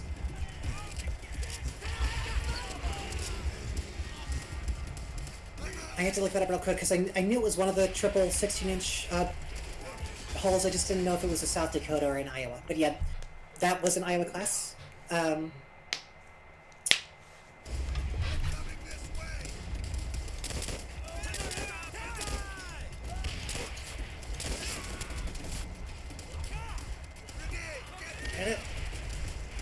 Yeah, so, just for a start, that was present. I'm just trying to find an article that gives me the composition of Third Fleet during this portion of the war. For those who haven't figured out what I'm doing yet, I'm trying to figure out exactly how understated the Navy's presence is in this set piece here.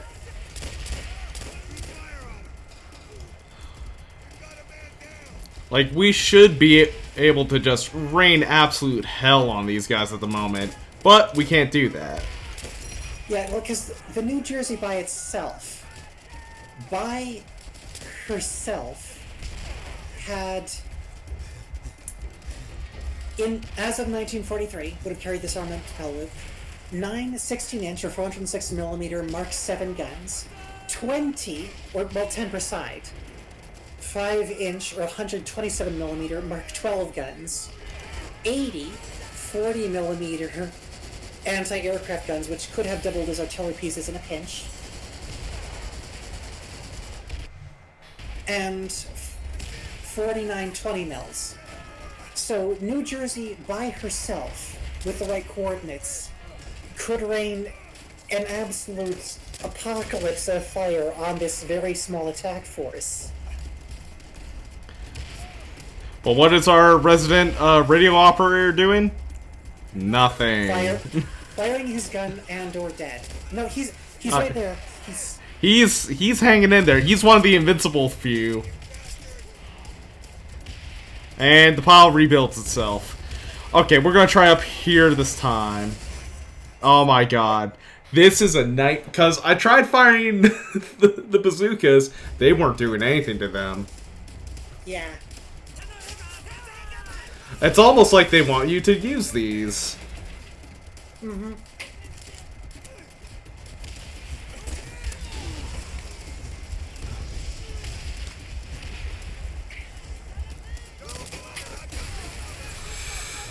Oh, here's my opportunity.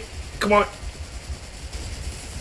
Alright. Ah! You saw it blow up, right?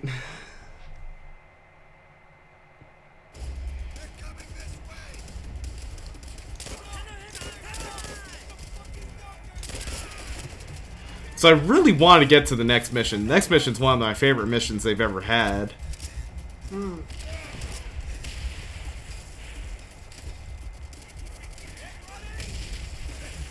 Nope. Oh god. Damn, they just ripped me up right here. This is also one of those things where,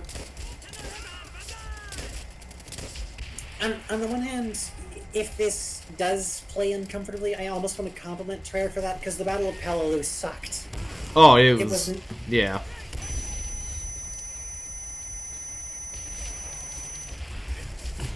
Yeah, that was the first time we got that kind of animation going for the, oh my god. Like, just 2 shots, and I'm fucking almost down. I might have to turn difficulty down here. Just so that we can move on. Mm-hmm.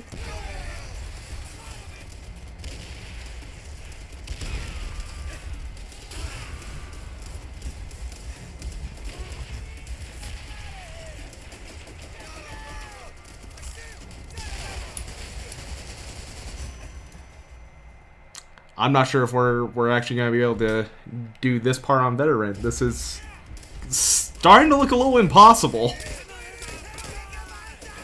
At this point, I'd say it'd be quite legitimate to drop difficulty for the moment. Alright. Yeah. You can call me a coward, chat, all you want. That won't stop me. Game options. Should be an option to drop difficulty.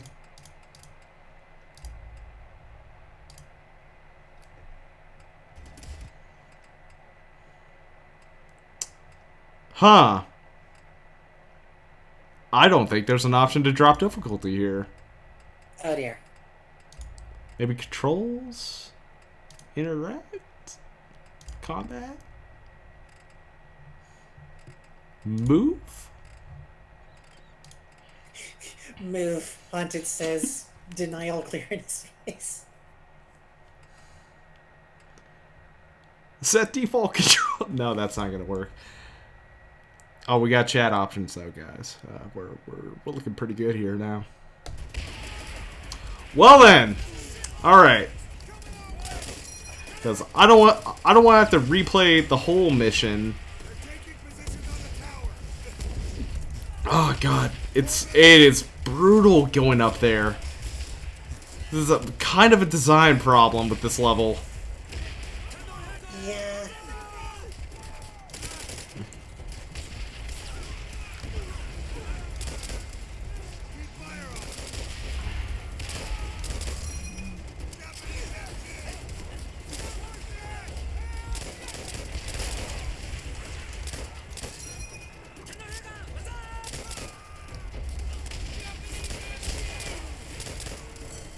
Alright. Just gonna continue my nonsense in the background here.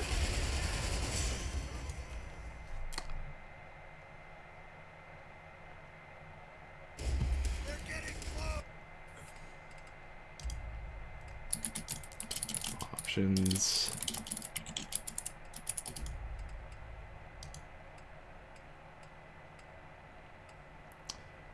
I wonder, there could be a console command to drop difficulty. I'm going to look this up real quick.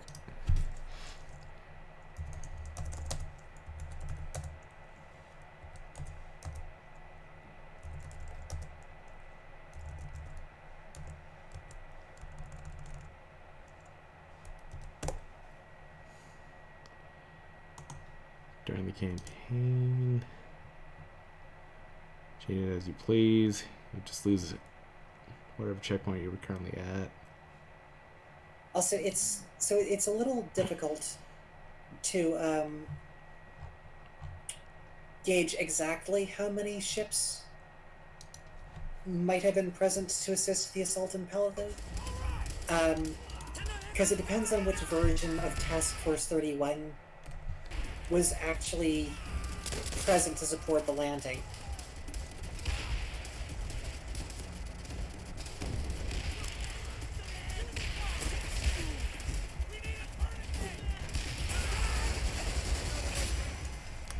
I'm saving and quitting. Okay, actually, there is a list. Just I overlooked it on the Battles Wiki page. Would you like to know just the headliners of Navy ships? Yeah, give me the biggest hits. Who do have been there? All right.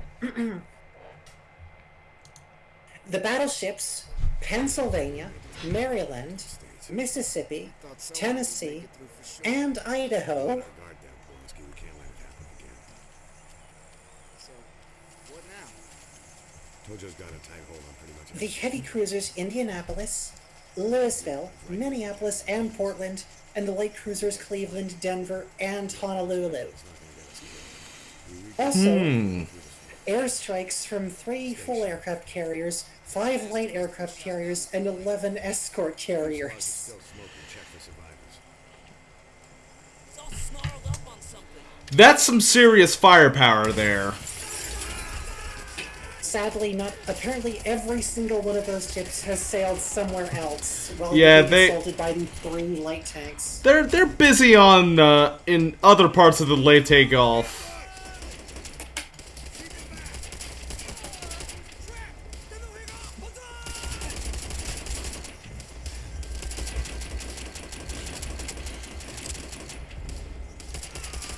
So since we dropped this down to Hardin now, we're gonna fucking try to run through this to get back to where we were, and then get to the next part. Damn, I can't believe I already had to drop difficulty. I'm so sorry, chat. But that was impossible. That had just become not great to watch. Yeah, I think I did eventually grind through that. I seem to recall it took me 2 hours of attempting that one set piece over and over again. We're not gonna do that though. We got a stream to do. Yeah, Oh, damn it. It would not be worth it. No, especially when the next mission's one of the best missions they've ever had.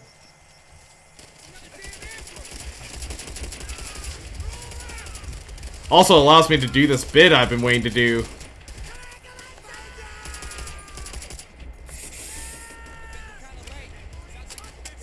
Bits are in part. These are the bunkers up ahead. Get through artillery set right in front of it. Oh, thank you, Charles. Grenade up there. Oh, that's what killed me. These guys, they threw their grenades I ran in too early. It's just like that scene in episode 8 of Band of Brothers. Uh-huh. For those I might not know, a character runs into a building after he threw a grenade. Opened the door as it went off. Yep.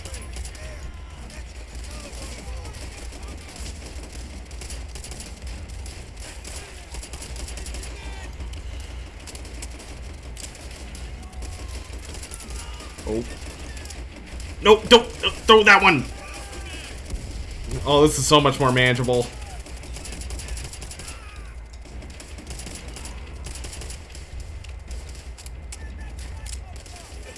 Veteran really is just crank the damage the player takes into the sky and then infinite grenades. And I'm already out of ammo for the bar there.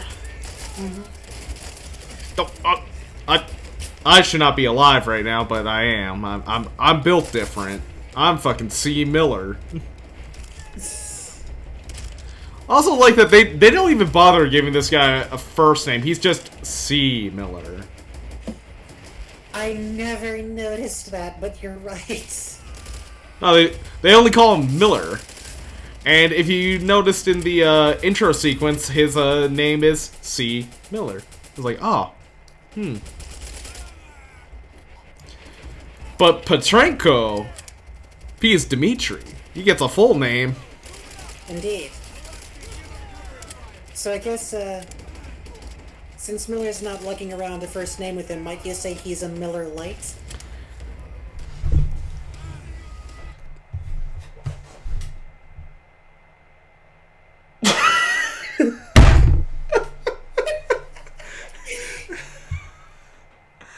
Oh, I knew it was a good idea to bring you in on this.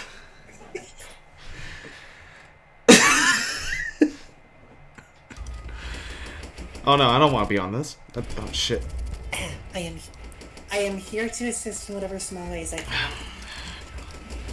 You're like my friend Duncan. You love your puns, but you're a lot more horny than him. Oh god, that guy ran up on me. You get down.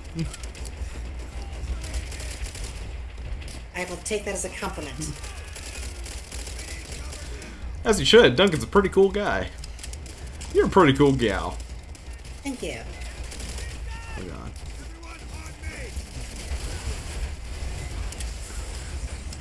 Oh man, Harden really does make this have more of it. You're just a fucking action hero. You can just take whatever. You can stand right here.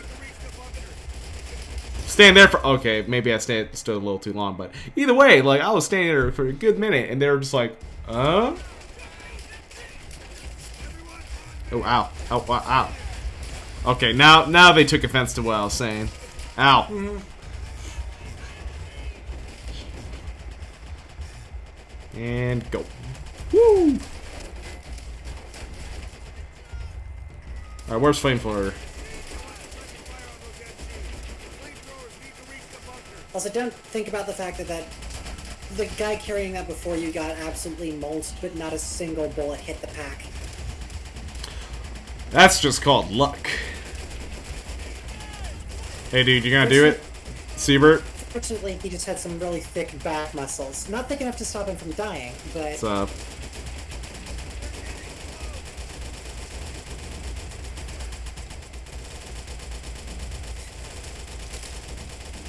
Siebert. Siebert? Sweetly, look, we need you to die so we can make progress. It's nothing personal. Oh my god, this dude's a beast! I threw a grenade on top of him, and he's just like, I'm okay. I'm thriving here. Here, let me just go over here. See, is he gonna do it? Siebert? Come on, buddy. I think I have to trigger him first.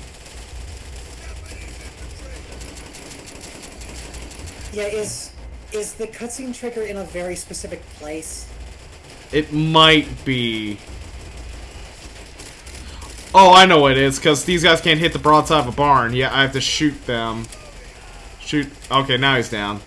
He gets lit up and it doesn't go off. How fucking lucky are we? Oh my god, did you see that? You fucking started spinning around. The bullets would have had to veer around the pack to keep striking his body. I think those MGs are being operated by the guys from Wanted.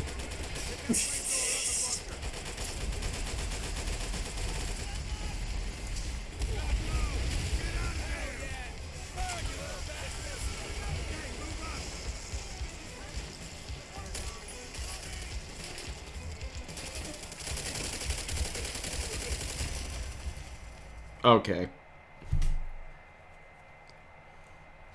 Okay, move up.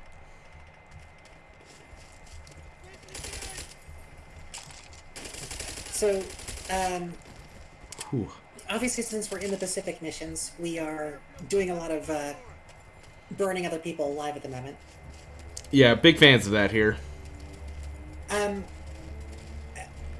I mean, you already said, so the truth is I know the answer, but you're in pretty much total agreement that if you're, especially in this era of nanotechnology, if you are horribly burned, like just, if burning is the option in general, I don't know about you, but I'd rather just be shot. Oh, yeah. I will take a bullet way over than being burned alive like this guy right here. Even, Like- okay,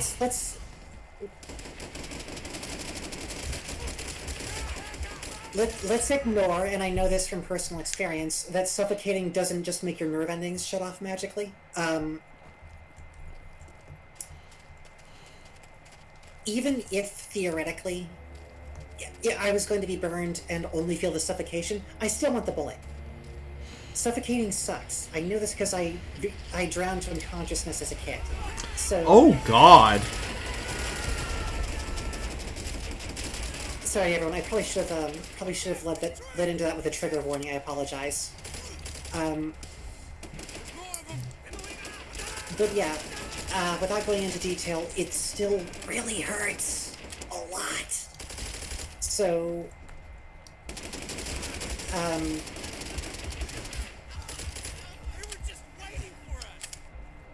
so if I have to choose one or the other, I'd much rather the bullet. I bring that up because I don't know how far we'll get tonight, but it might be relevant later, depending. What's the skinny? They're trying to get their tanks onto the airfield, but it's a nightmare over there. Mojo's holding tight. We're pinned down by the MG fire. Any ideas, Sergeant? Yeah. Supply truck, get ahead. Follow me. Oh, man. I remember as a kid, because I was like, oh, man, flamethrower, fun burn people.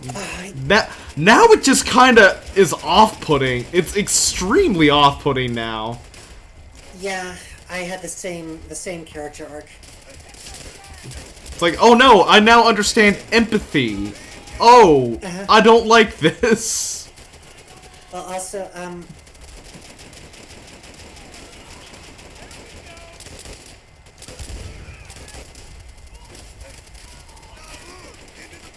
back when I was still in the horrible violent child phase, one of the worst foot and mouth moments I have ever had in my life was I went on a fucking diatribe about the military effectiveness of incendiary weapons to some random dude while my family was on vacation. Oh. And then apparently my mother talked to him after the fact, and he was a firefighter. Oh.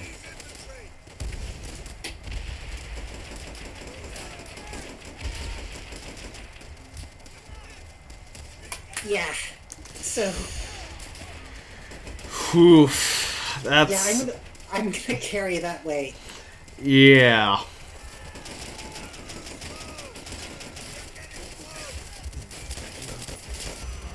Ah, damn it! It didn't get down fast enough.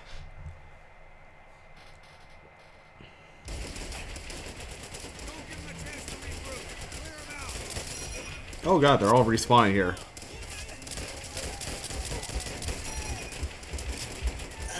That. Just responding enemies in general reminds me of going back earlier in COD again. Freaking United Offensive. The stupid scene at the end of the Russian campaign in United Offensive. Where the last set piece is just holding out in a burning apartment complex against an ungodly number of German soldiers, and it's so like clearly ridiculous that your AI buddies have. One of them has a line about they must be breeding in there.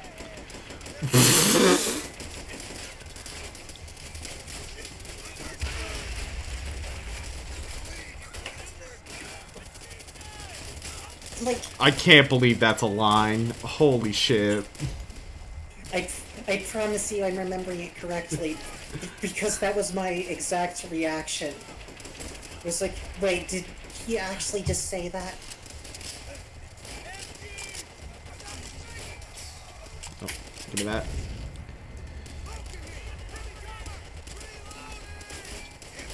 The other thing that's like, okay, Infinity Ward, you guys decided to make that many of them spawn. Don't call attention to the fact that you know it's ridiculous. Because you can start that sequence with like 2 full belts of ammo for the MG34 you can get in the mission, and you will run out of all of it no matter how efficient you are before the set piece ends. Ooh.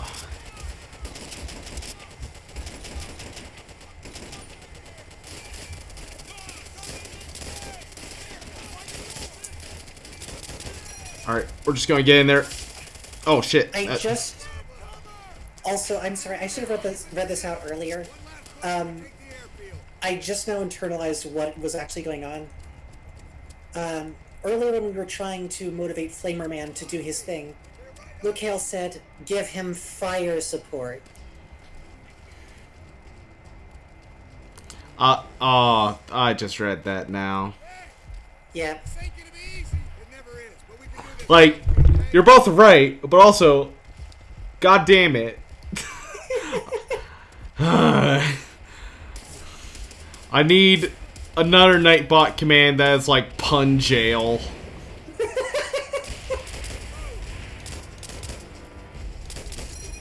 Pun prison, that's it.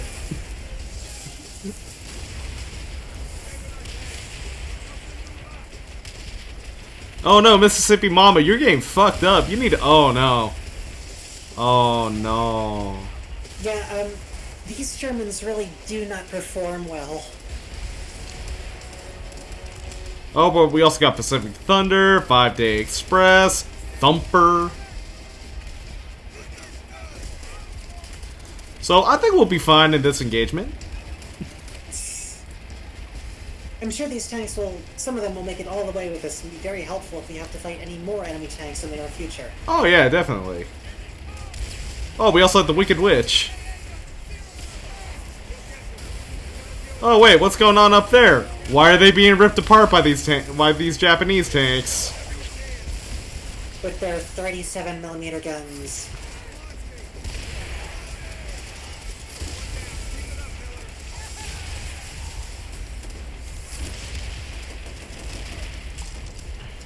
Like, the fact that these things can take multiple bazooka rounds is one of the most preposterous dissonances in any quasi-historical shooter.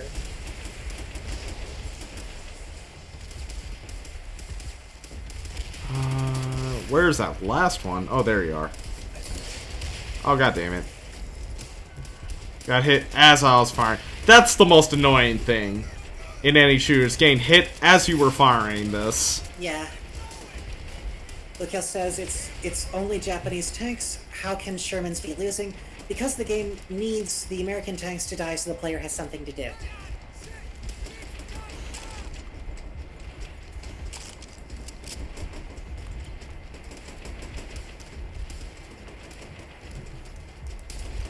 Now, anytime I ever get to use a bazooka, I'm always kind of reminded of the scene in Band of Brothers where Welsh grabs that one other guy, and they are literally in the middle of the fucking field in the Battle of the Bloody Gulch.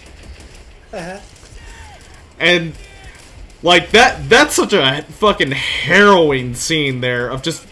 You have fire all around you, and you're just waiting on this tank to just expose this fucking Panzer, to expose the bottom of it.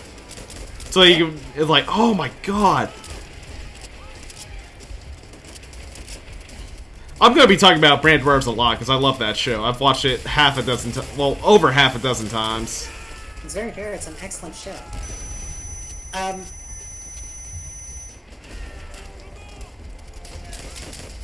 So I did remember correctly, by the way, since the question comes up, most of the most of the IGN tanks that we see in this scene are the Type 95 Hago.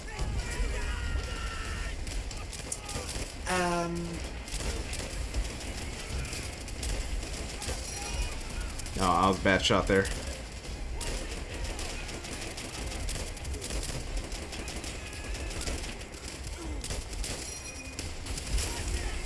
Let's see here.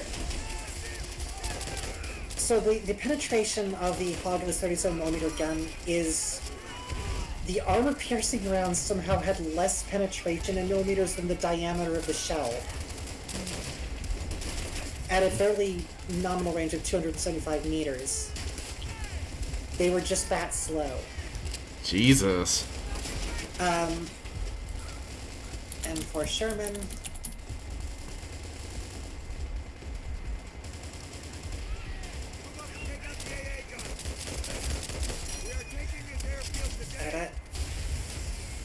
I need information on whole armor.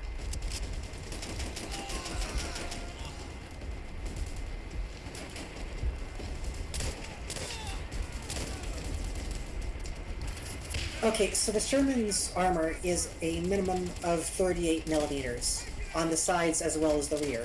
The front glacis was originally 50 millimeters, but sloped enough for an effective thickness of 90. So, that Sherman we saw get punked by multiple frontal impacts early in this battle should have been effectively invincible at that angle against these enemy tanks.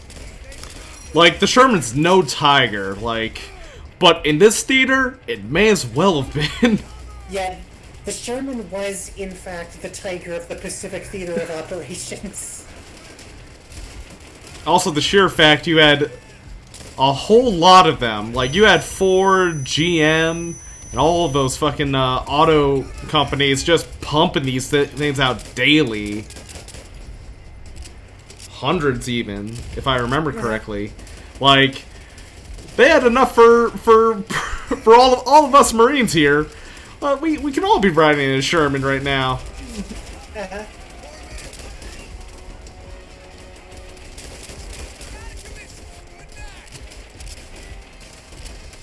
I'm trying to find information on how much armor the Hago actually had. I mean, I know it was very little, given the tank only weighed 7 tons. Oh my, that's super light.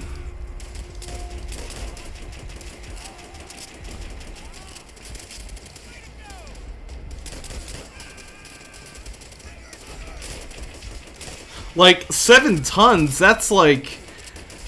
I put rebar on trailers that was like 7 tons. It's not even the most we can put on trailers now. Marines. Let's give Major Gordon the good news. Bastards nearly had us. They'll do whatever it takes. Oh shit, Sarge! We gotta... Alright, so I'm looking it up. The Type 95 has armor 12 millimeters in thickness. So, that is thin enough that at the ranges you're fighting, an M2 Browning could punch right through it. Let alone the 25 millimeter auto AA guns that you have here. Those would shred the entire crew in a single, like, in literal seconds. The set piece shouldn't even be a set piece.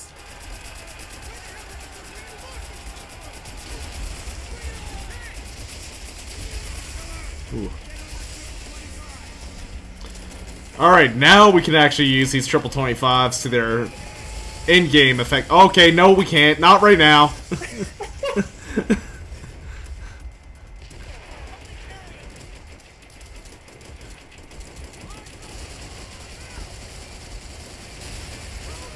Mikhail says that, you know, there's a reason they removed practically all the tanks for the Asian mod of Meta War. Yeah, I'd imagine that,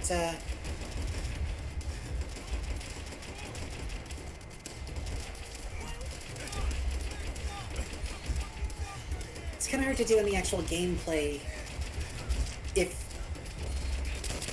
especially since Men of War isn't really good at simulating asymmetrical warfare. Yeah, no. It doesn't do well with... It just isn't geared to handle things like ambush tactics and hit and run and whatnot. So there's really not much you could do to make an IGA faction competitive in that, aside from just not letting the US or Russia or whoever else bring all of their big boy tanks.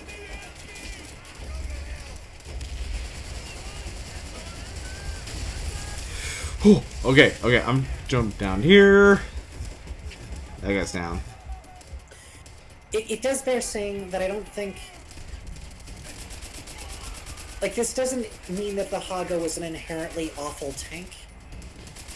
Because I would guess that the reason it was designed that way in the first place was because the whole idea is we're just going to be doing island hopping campaigns to take territory and then try to get the Americans to back off after the first strike. So for that purpose, having an ultralight tank that's just for, like, mobile infantry support that can tank basic rifle machine gun rounds but not much else makes good sense. Mm-hmm. It's just a tank designed for a war other than the one that the Imperial Japanese Army ended up fighting later. Oh, thanks for that incredibly timely airstrike, boys. Oh, thanks, Fly Boys, for showing up really late there. Not when I needed them. Let me just open up the Battle of Peleliu page again and check how many aircraft are supposed to have, just for... Oh, I'm moving that. It was the Company of Heroes mod. Okay. That's a game I've never finished. I've always wanted to finish Company of Heroes. That's why I might stream in the future when I get a better computer, because I know my computer really has some problems running some certain games. Ah, yeah. Alright. Just first remembering that there were 3 full-size aircraft carriers, 5 light aircraft carriers, and 11 escort carriers with the Peleliu attack force. So hundreds and hundreds of planes that could have helped us at any time there. Nah, they were busy fighting what remains of the... I don't know. I just don't know. They were failing me there. Words cannot describe my disappointment with the Naval Air Force at the moment.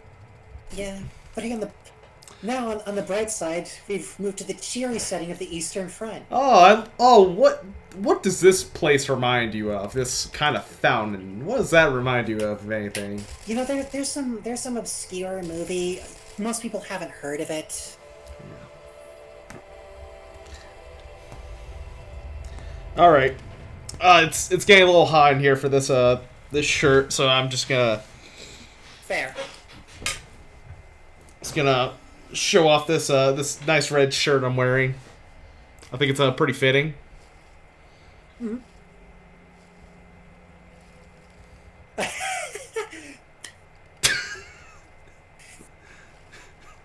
For the record, the Discord stream is just not letting me see anything, so I'm still unable to react as things come up on the Twitch stream, but beautiful. You planned that, I'm assuming. Yeah, I kind of did.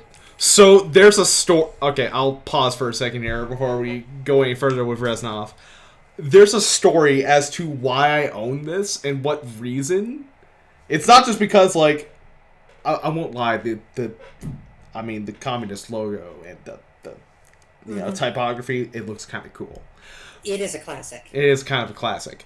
But, so me, my sister, and my friend Tanner, we were originally, this was years and years ago, this was over like 10 years ago when we were thinking about stuff like this, because we were big fans of that guy with the glasses.com, Channel Awesome. And we wanted to go down that path of like reviewing movies together as a trio. And the first movie we planned on doing was a movie called The Trotsky, which stars Jay Baruchel. It's a Canadian movie about a high school student who believes that he is the reincarnation of Leon Trotsky. Like, the movie starts with him at his father's clothing factory, and he's like in the middle of a hunger strike. Because he's trying to get the workers to unionize. I mean, I can't. I don't think I can judge too much. I've believed some weird stuff in my time. It's actually a really funny movie. It's a really funny movie.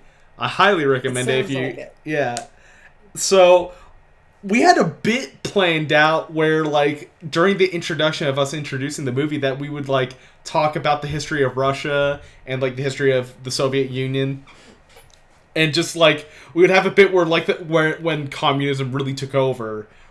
And we would, like Lindsay would have, like, the beret, and, like, Tanner would have, like, a Che Guevara fucking shirt. And I would, like, reveal I'm wearing this shirt exactly. Of course. And we would just have, like, the Soviet national anthem playing because, yeah, you know, we're funny people. You gotta have the whole bit go the whole way. I even tried finding a USSR flag on Amazon, but I don't think I found it in the end. I would have looked like the biggest fucking communist in the world. I mean, your hair is naturally red, so... I mean, this is true as well. And I will show off. You know what? Screw the hat for a bit. We'll go hatless. Show off the red hair. Anyways, we got some enemy at the gate shit to do. I'm glad you made the reference. I don't have to, because that is definitely what this is riffing on. Oh yeah. Well, already, like, the fountain here is such a famous photograph of, like, the just what Stalingrad was at that point. Mouse 4, what was that? It was this. You will do it for me. Take my rifle and watch the road. You know that I can Lukail says I have a Soviet Nishanka. I can confirm that he does. I've seen it. Stalingrad's It's here. He is responsible for the cold-blooded murder. There's the bastard. Women and children. Not just here, but throughout the motherland. For 3 days, I have hunted him. Let's stick for shift. Luck alone has saved his wretched life. Sniping your enemy is like hunting any other animal. Fire at the wrong moment and your chance will be forever lost.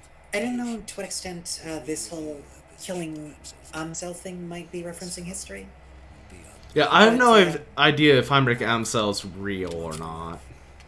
But hold your fire. I feel like he's probably fictionalized, but probably based on a real German general. Actually, let this. Probably.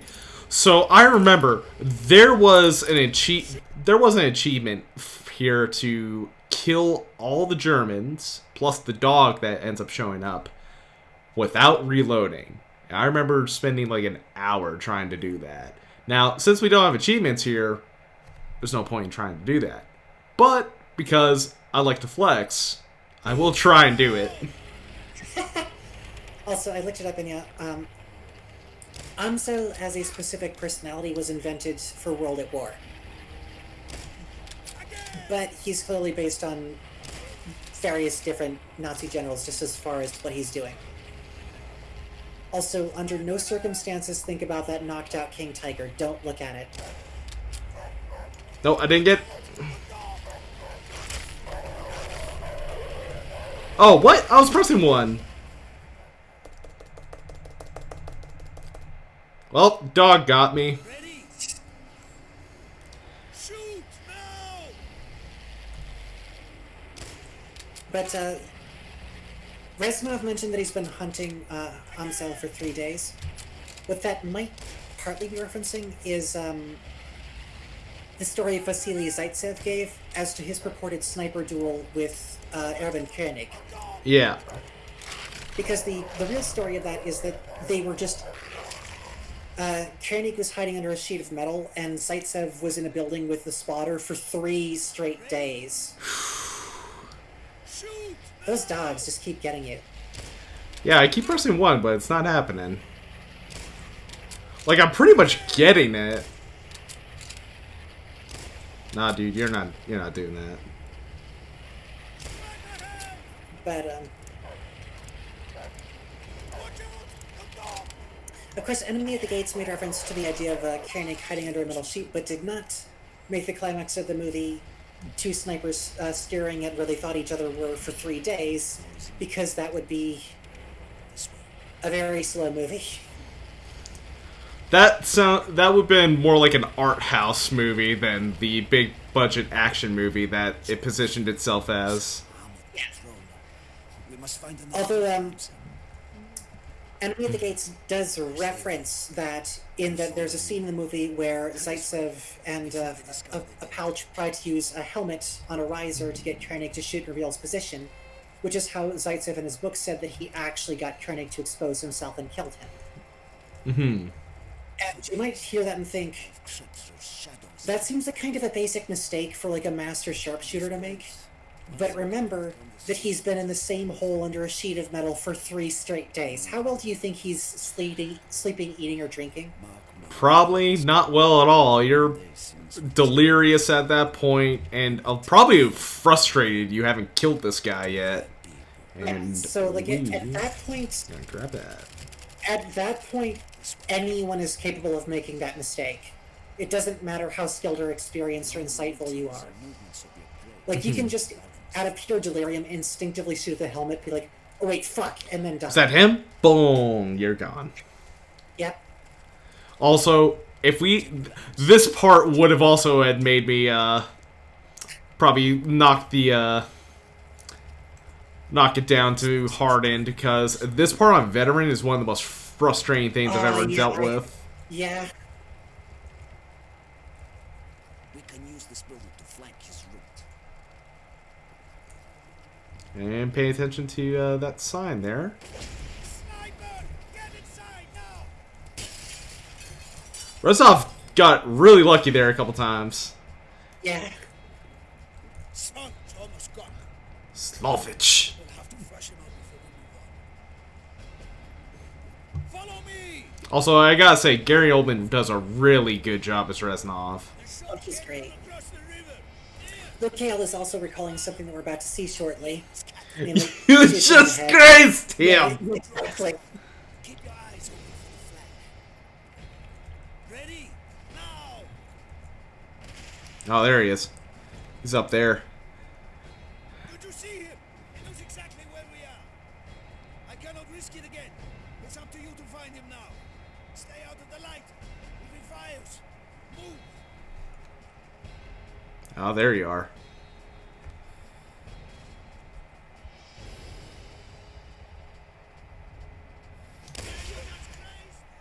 Yeah, I just grazed. He got me! He did not graze me. But I know where he is. He's up there. He's up on the top floor. Oh shit, I totally missed him. Oh boy, this part's also hard unhardened. Yeah. Where are you? Second, third window. You know what? You know what one of my sincerely favorite nonsense tropes in war movies and games both is? He's on the 4th floor. Oh, damn it. Forgot the timing on the helmet trick there. Okay, so he starts from the far edge. Damn. I thought I had him there. Yeah.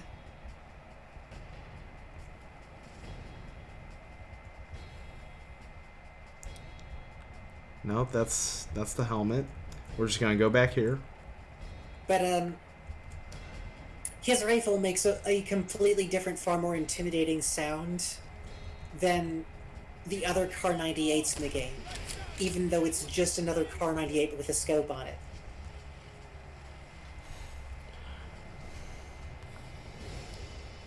Like, I just love the dumb trope of... Hey, I got him! We'll surely avoid Nice. those shots. We need to get moving. Hey, chat, clip that. I was a fucking boss there.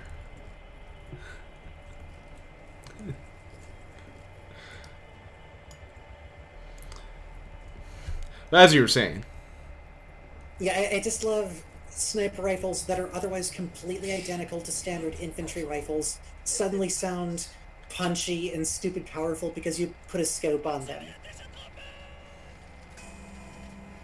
Oh, not the time, grandfather. It like look at what the arms are. It's not even like an hour. Oh, Uh, oh shit. There we go. Stay low. Try not to breathe.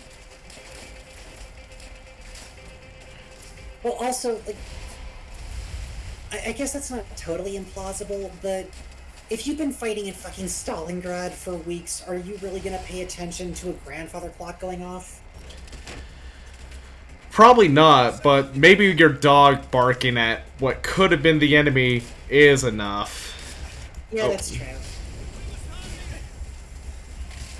Alright, I just burned to death there. That was a good move. That was a pro gamer move. They have found us. We need to leave now. Hit the floor. They are trying to burn us out. Stay low. Try not to breathe. So I like that he's like giving us orders and directions on what to do here. When really it should be just obvious. Hey, stay down. Don't fucking breathe right now. It's like, Reznov, you are actively almost killing yourself telling us what to do. Also, can we appreciate how prepared... I mean, I guess it does make some sense, but how prepared the Wehrmacht were for this exact scenario? Because there was zero delay on a bunch of multiple Hanses standing by with their Flammenwerfers, ready to fire into the windows in sync. Listen, these guys are professionals. And there's professional hatred going on. Yeah, that's true. That's just accurate to the Eastern Front. Oh, did you just see that? They got, like, a direct hit on Reznov. He's just, like, flame retardant. Okay, duck. Okay, stop getting hit.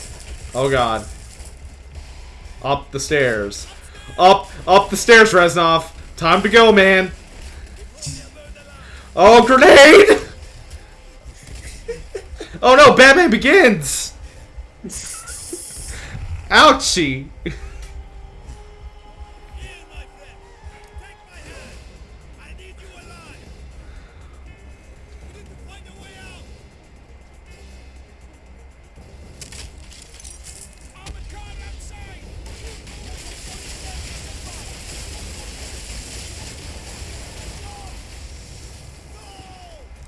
Whee!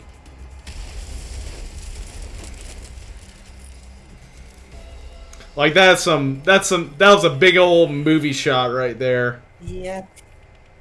Like, why would that building have exploded? What was there in there that would cause that? Apparently that was an ammo dump. Yeah, I guess so. Also, again, that flamethrower didn't fucking blow up after these guys came up. We thought you were among the dead in the massacre at the square. Hey, what's up, man? Among them, but not one of them. Among To us? assault the communication post north of here. Good. Such a move will prevent the German command calling for help. Dimitri and I will provide cover from above. Wait till you hear the screams. Oh man, this guy got real bad. This way. Up the line. Head into the wall. Surely the brutality of the Oh, Eastern yeah, Front yes. is without parallel. This way, comrades. Take positions and wait for the Everyone knows the worst way to go is clipping through the walls. Also, yeah, Charles, this is where Reznov first appeared. Hold your fire. Do you see the flamethrowers? There he is. Close your move. Exploding the fuel tank will incinerate. Yeah, I get the idea. Oh, missed that.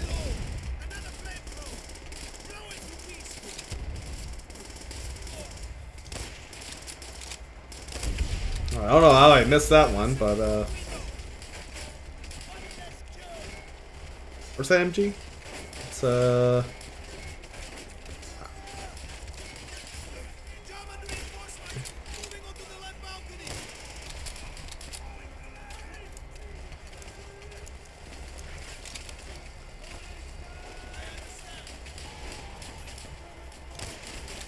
pop him.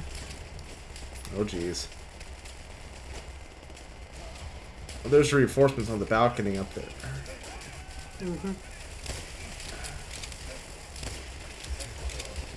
Mounted MGs with no ammo limit are also great. Oh, that was a fucking triple kill right there. Hit all of them with one. Right. On the high balcony!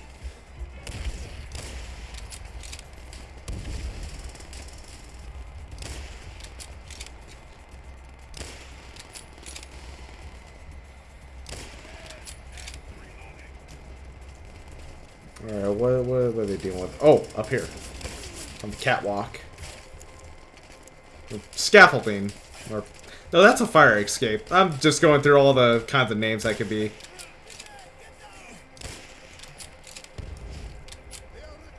Oh, Modern Warfare 3 was your first. Hmm. Yeah, I'm sorry to hear that, Charles. Oh, here's one of the fucking best weapons in the whole game. Mm-hmm. This bad boy. Jarek just said, hey, as long as we're giving you weapons that aren't intended to be used on people, do you want an anti-tank, well, anti-material rifle? That dude had a head. It's not there anymore. The important thing to remember about the PTRS, I think modern variants are chambered in 50 cal, but the original version that you're using was chambered in 14.5. It was even bigger. Oh, dear lord. Oh no, no, get away from me, dog. Wait, did you just say no scope? Nice? Reznov did say that. I see the subtitles. Hold on. Oh, that's not happening. Man, that dude cannot hit anything. We're going down here. Oh shit! Oh god! I don't think that was working. Oh no! Oh, one of the guys from down there hit me. Shit. Yep.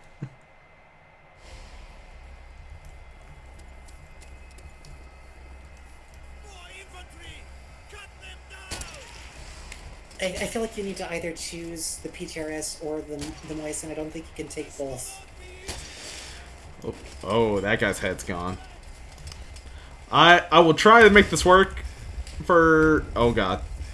But I will take an MP40 in a sec. I think I'm gonna run through the... Oh god. No, no. Oh, he just... He said, I'm not even gonna bother with shooting you. Yeah, I think I had to pick up this after. I'll just quickly... Oh shit.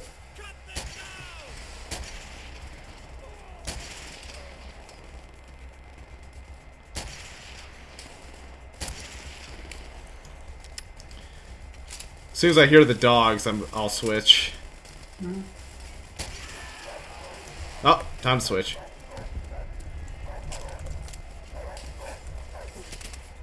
Oh, come on!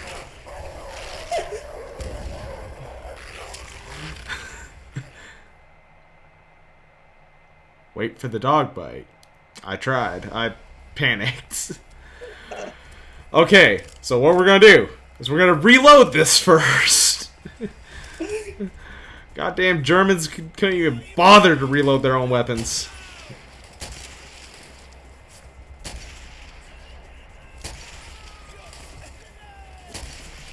Nope, missed that.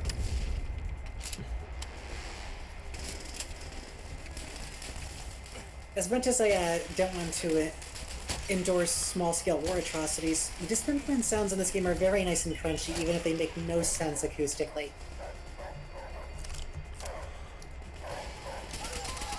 Sorry, dogs. Yeah.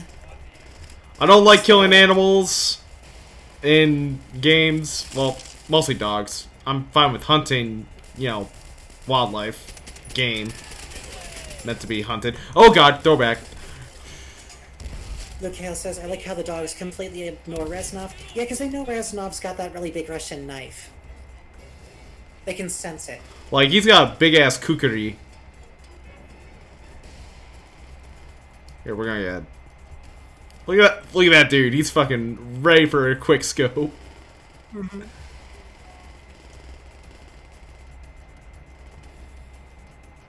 Poke your head out.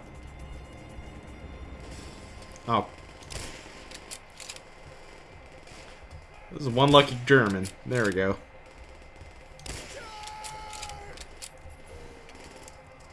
Oh, I guess I could have used the MG.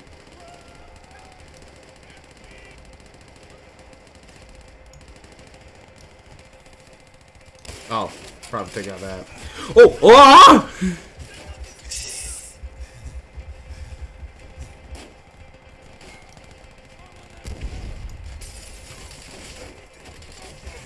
Oh, Jesus. Oh, my God. You see, North? This is exactly what you were talking about. You don't need to be the most accurate MG. You just have to spit out enough rounds, and you'll eventually hit something. Yep. Oof. And it's the same reason why in Vietnam we had the Spooky, which is just how many miniguns can we cram into the fuselage of one plane? Ugh.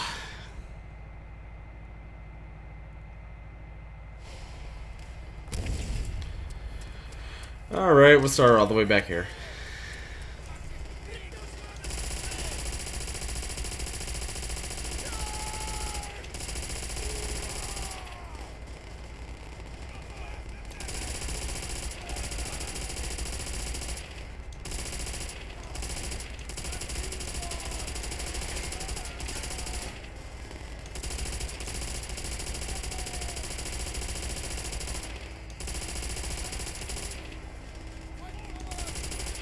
Oh, it was these Germans that got me. Didn't even notice them.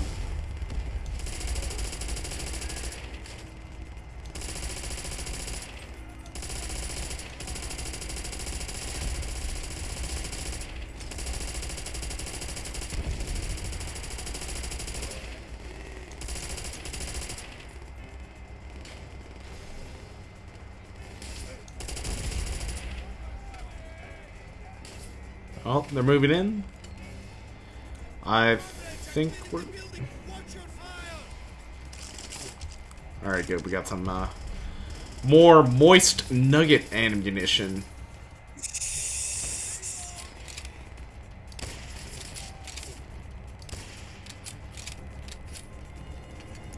I think I heard the souls of 1,000,000 Red Army soldiers scream out in fury.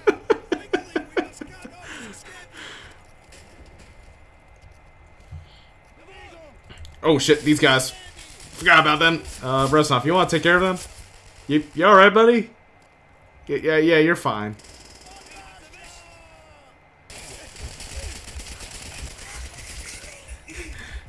Jesus Christ, Reznov!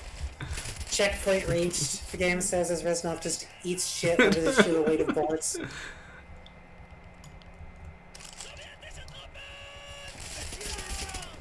Okay, so there was an achievement back in the day, I'm sure you remember it, of killing Amsel with the Walter P-38. I don't think I ever got that, actually. I managed to get it after many, many tries. I played a lot of this level. Uh-huh. Because I was also a huge achievement whore back in the day. Listen, you gave me objectives to get something. I was going to try and get them.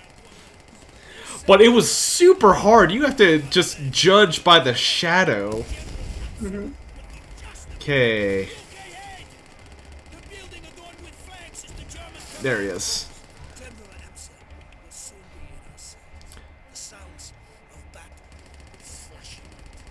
Like a rat.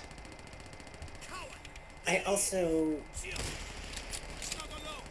appreciate that it's kind of unclear whether Reznov expected this to happen during the communication post raid. So it's unclear whether he let those guys go to their death just so you could kill Amsel. It's just the Russian way.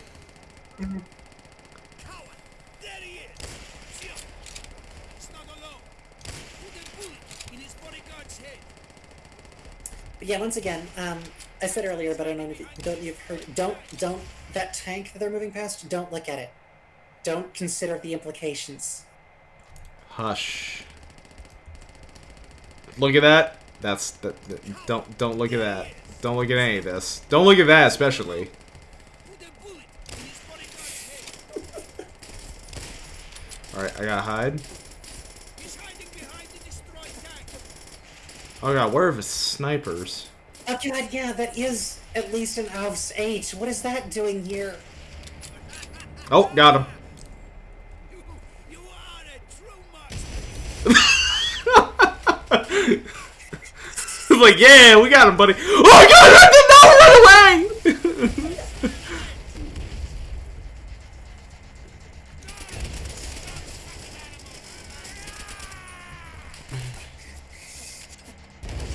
There were so many grenades instantly there. Oh look, it's the Volga. Okay. Oh no, let me go! Oh no. I need to grab that for my friend. Also, I kind of fucked up the sequence visually because Rezazov is supposed to jump first, and then I follow, and you know we see us both fall into the Volga River. But kind of went at the same time, you know, arms hooked under each other, like whee, let's go. So for those who don't understand what the joke was about there, Haunted and I were observing that there are multiple tanks in that sequence that weren't developed until later in the war, then that whole battle took place. Like, what? That was a King Tiger, wasn't it? That was a Tiger II, and the Panzer IV, which I didn't even notice until you pointed out, was at least an Alf's H. Because it had the long barrel 75, and then also the extra plating to break up shaped charges.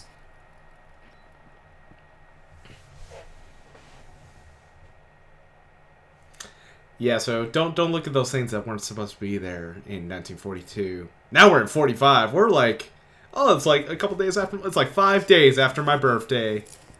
And Yep. what's the difference between 96 and 45? That's like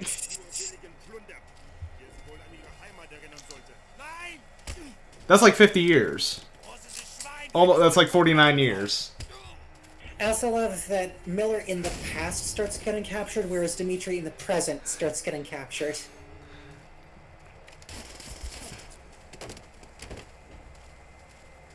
Oh, hey, buddy. Dmitri, finish those rats. Once again, you cheat death. Our tanks are Also, gotta remark, I appreciate that all of those German soldiers look like absolute shit, because this is the late war and they're all on reduced rations, as they Yeah. fall back constantly from the Red Army. Also, I will be going for the good ending here, where I'm just gonna leave these guys. Oh, jeez. Oh, also obligatory. Woo-rah! Very good. That probably... Well, it's only 8 o'clock. I'm not in quiet out. And yes, there is technically a good ending, Charles.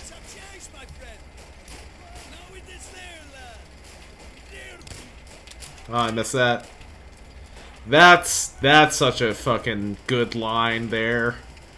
It's such a movie line, but like, goddamn.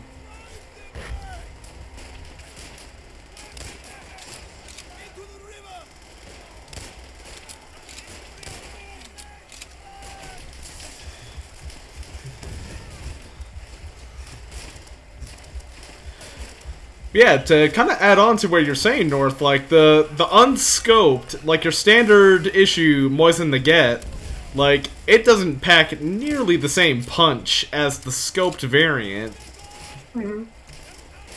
At least audio, like that's something I love about this game. Its audio design is very, very good, and we're gonna throw that back. It's one of the more underrated parts of this game. Also, Likio says that shooting the Germans who are running away is a bad point, so it's a good thing you missed that one. Oh, thank you.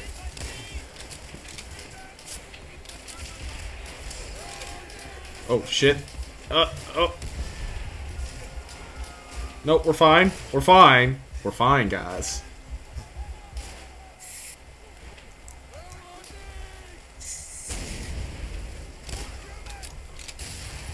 That maneuver, viewed from third person, would have been hilarious. You just grab back and then in a loop around. Oof.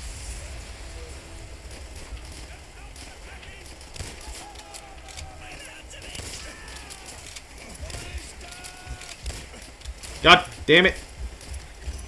Oh, it's the only problem I ever have is having to cycle rounds is not the best.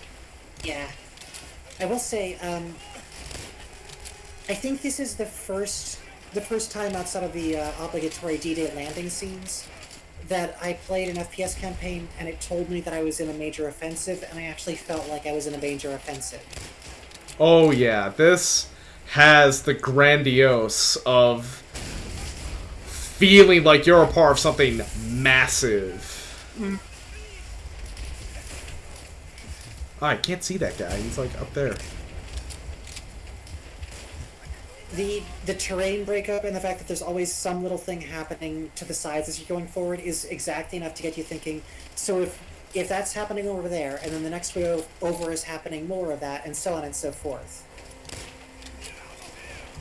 Ooh. Oh, that.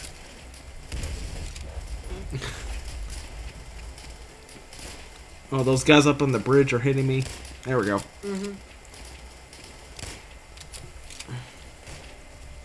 They've got the classic AI power of not being able to see through camouflage as long as it's not bulletproof.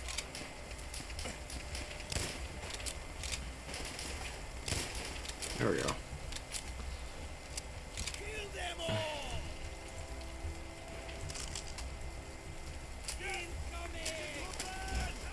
This is also the basis of my favorite multiplayer map. It was my favorite because I could just sit as long as I was my team spawned in our place. I would just sit in the farmhouse and camp with a sniper rifle. Oh, you were one of those. Yep, and I feel no remorse. I got very good at picking out the tiniest movements in the tunnels.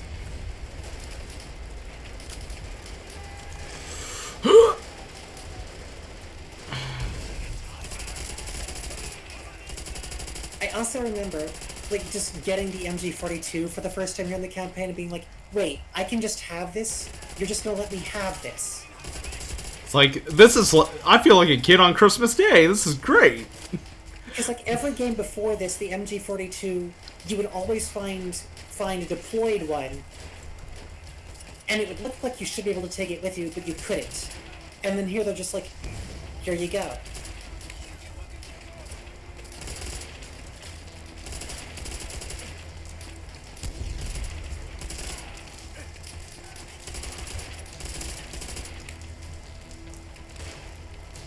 Can I go over? Yes, I can go over.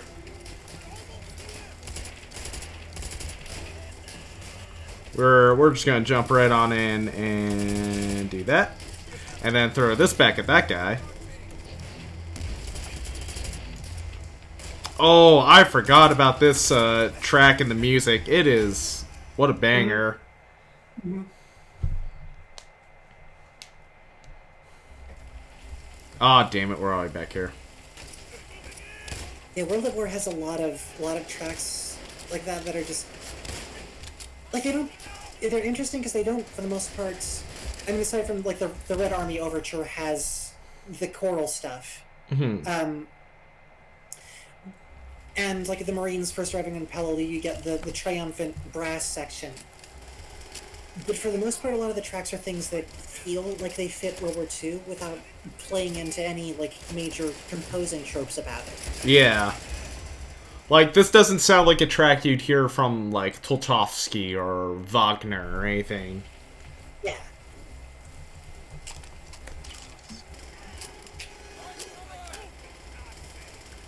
I don't think Schubert was composing this one. Also, I need to take that guy down.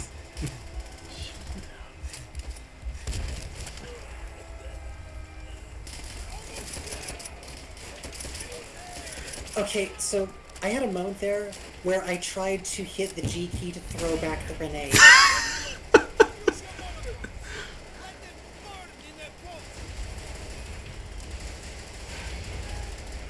Oh, ah. Throw that.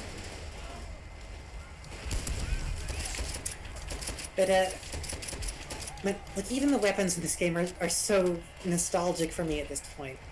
When I was not being... Like, when I was actually running and gunning in multiplayer, the G43 was one of my favorite go-tos. Oh, this weapon is highly underrated. Like, it's got good sights, its semi-auto is fast enough to work with, and it hits like a truck. What more could you want? Honestly, it does it as all those points does everything I kind of want from a rifle.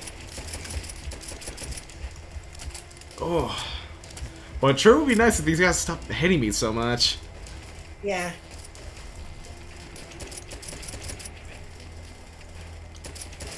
Also, if they could stop respawning, that'd be great. I just need to get to the bridge, and then we're just like scot-free. So I might just take the more standard route down here.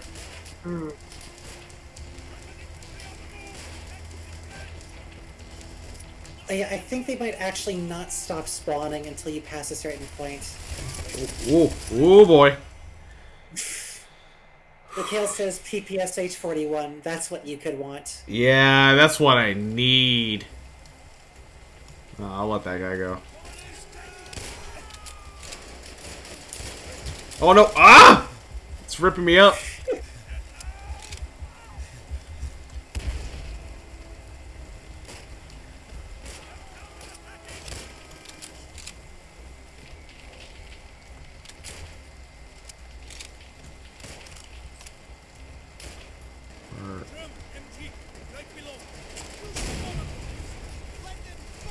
Oh. Okay, that guy was screaming without a head. That's some impressive vocal cords. There is... So it wasn't screaming, but there is a one of the accounts that I still remember reading as a kid, because as a kid I read a lot of war histories. Yeah. I don't know if you've ever read the book that Ambrose put out on Pegasus Bridge. I don't think I have. But there's a mention where the British paratroopers passed by this German soldier's corpse, and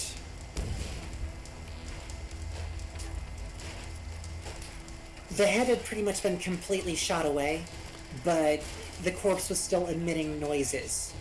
Oh. And just like twitching eerily.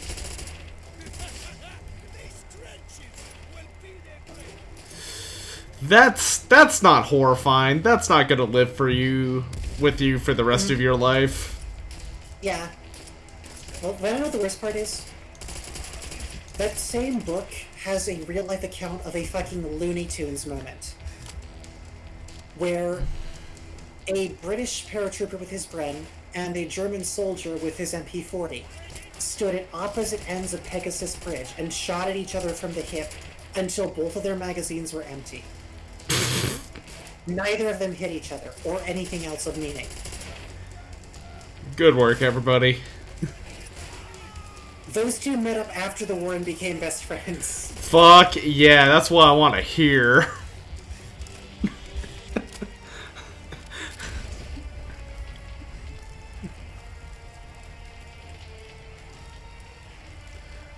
There should be... Oh no, it's not in here. But there's another FG-42.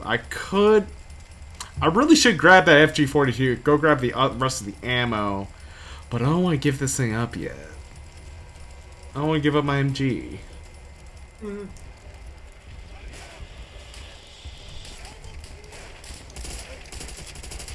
The allure of machine and Gewehrchen is potent.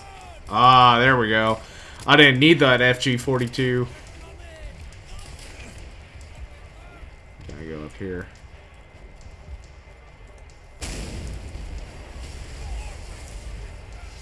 So you stayed loyal to the true path, and you were rewarded. Gonna need this Panzer Shrek.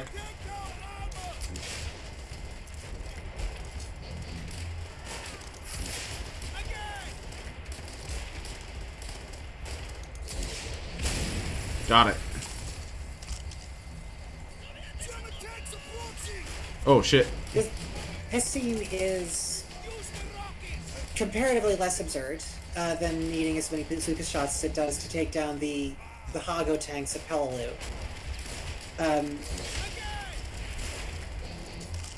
Because the King Tiger had pretty thick armor. Very thick armor. Though not as thick on the sides, there was only 80 millimeters. The Panzerschreck, if memory serves, had an armor penetration of 200 millimeters. Because basically the Germans captured some bazookas, said, "This seems like a good idea, but it's wimpy." So then they just made it stupid powerful. Which ironically they didn't. Well, on the Eastern Front I'm sure it was useful, but against like American and British tanks it was vastly overpowered.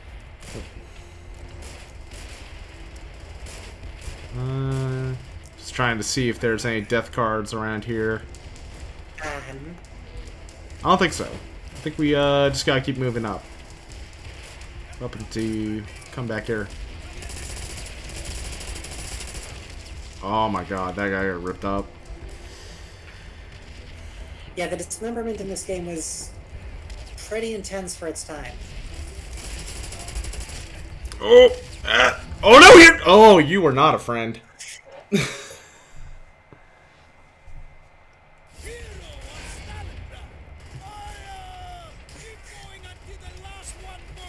The thing that actually really gets me even now a little bit about dismemberment is not just limbs coming off, but the trails of blood they leave. Yeah, there's like a fucking stream after them. Okay, where? There you are. Oh, stop shooting me.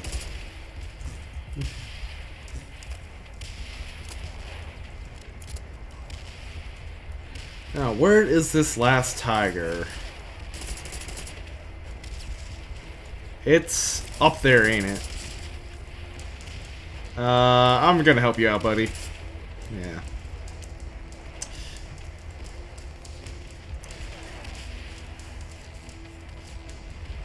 There you are.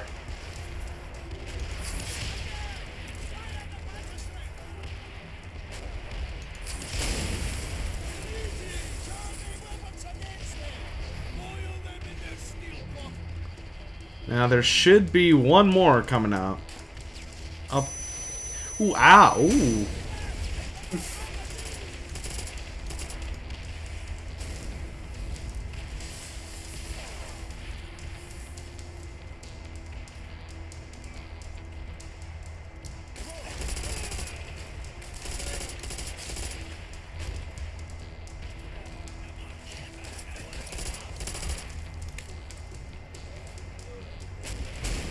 Oh, there you are.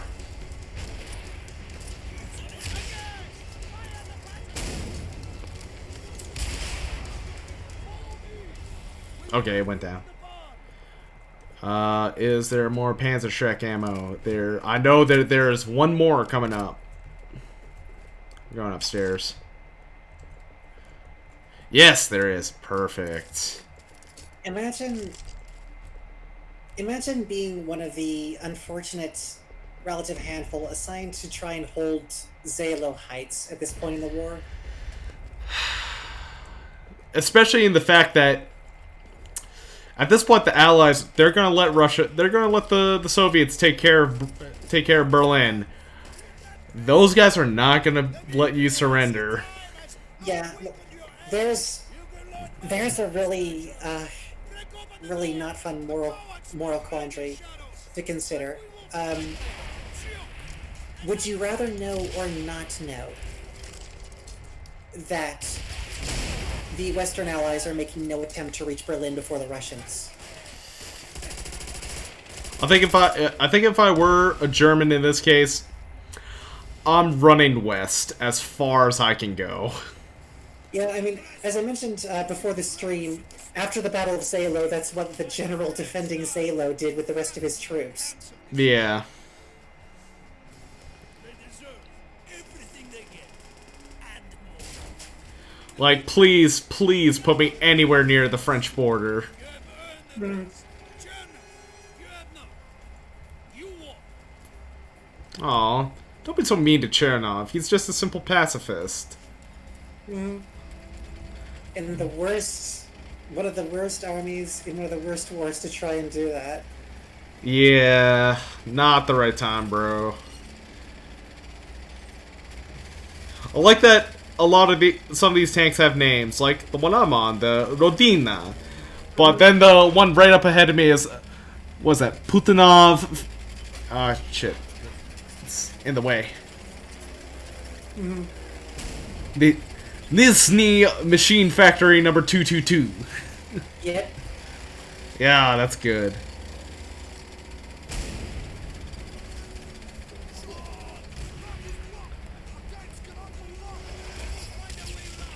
I believe Nizhny, it's like Nizhny Novgorod. It's in Novgorod, or within Novgorod.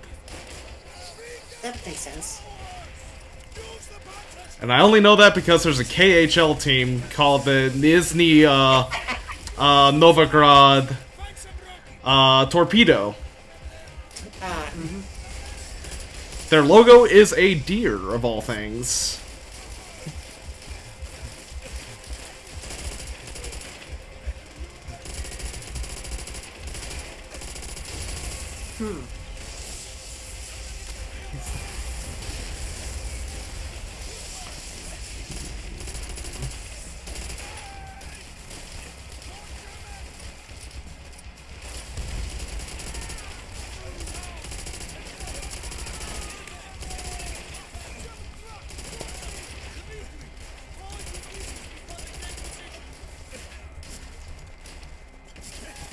Yeah, shit.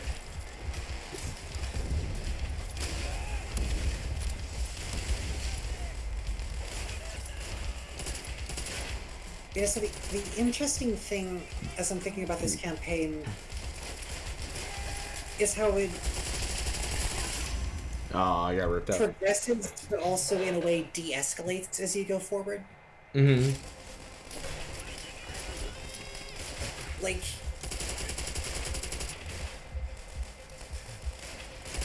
at this stage it's still relatively bombastic, but if I recall correctly, barring the Black Hat sequence later on, for the most part it gets just more and more gritty attrition grind with a less and less sense of forward momentum. Yeah. Like, it's especially probably because they chose these two campaigns that really can, like, kind of lean into that.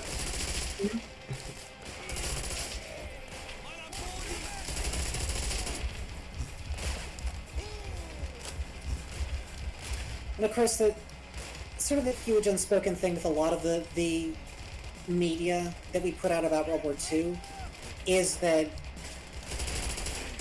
this part of the war is just a lot less glamorous on every level. Yeah, and really, we shouldn't be portraying war as glamorous at all, but when you're trying to make media out of it, it's tempting. Yeah. So to really, like, kind of lean into the fact that this is hell on earth. This is absolute war of attrition. Can I go up here? No, I can't. Like, I do appreciate it when the media does try to at least do that. At least lean into that. Well, yeah, because the other thing about the whole thing about this phase of the war is that there's, in practical terms, we've already reached the point in both campaigns where there's really no question of who's going to win anymore. Like, the vast majority of the game takes place after Allied victory has been assured. Yeah. Like, this is like the presidential election. Like, we know who's winning by the end of the night. Mm-hmm.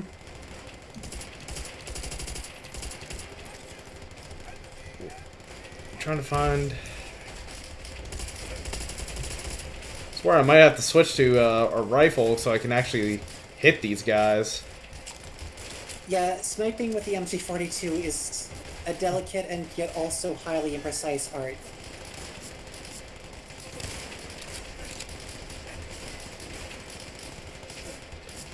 Oh, there's. I need to take out him.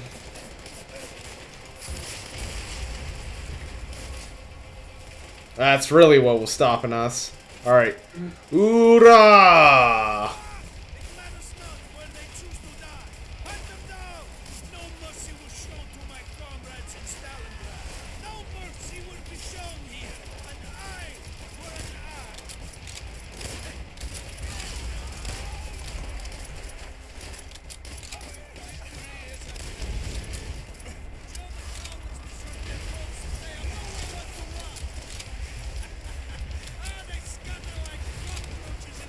Good night, Raquel. Thank you for coming out.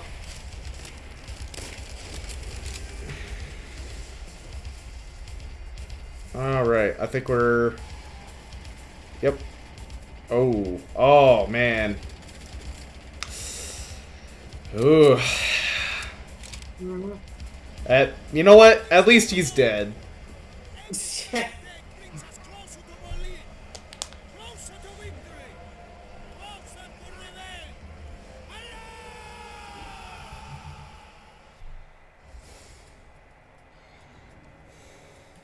Though we've taken the airfield, the enemy's taken a maze of trenches and artillery positions run right through this whole godforsaken block. Apologies for the typing, just had to send my boyfriend off to bed. Oh, yeah. You have girlfriend duties. Precisely.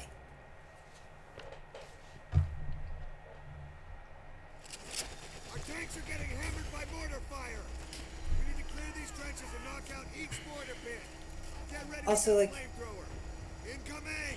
I'll say this much, sometimes a corny title drop just hits right.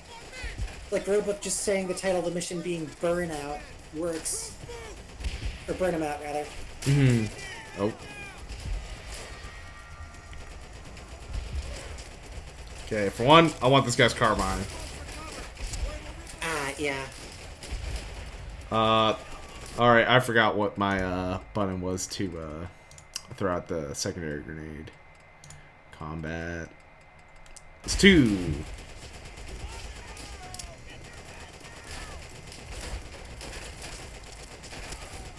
I'm gonna duck away for just a second. I need to use the bathroom. Alright. I will hold the fort. Go! All right, let's keep on it. This way. Open up. First mortar pit. Over ahead. We'll clear it out, Miller.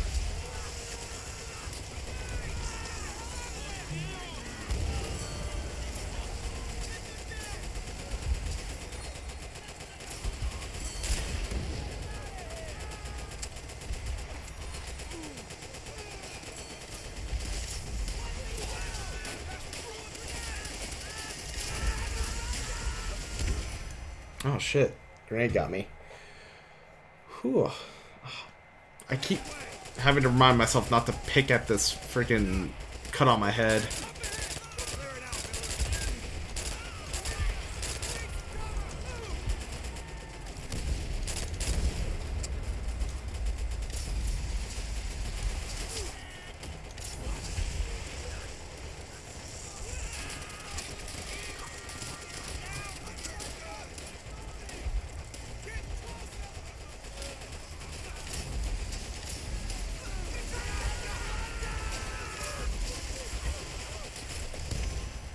Oh, what?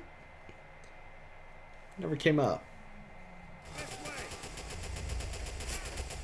Open up. First mortar pit. Up ahead. We'll clear it out, Miller. I returned just in time to see the latest death on screen. Oh yeah, you know, that was a pro death. Oh god. Gotta run over here.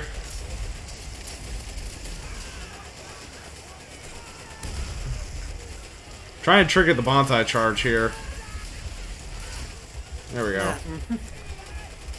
Yeah, this level, you kind of have no choice. Well, I mean, you don't have to use the flamethrower, but it is increasingly hard if you don't use it. Yeah.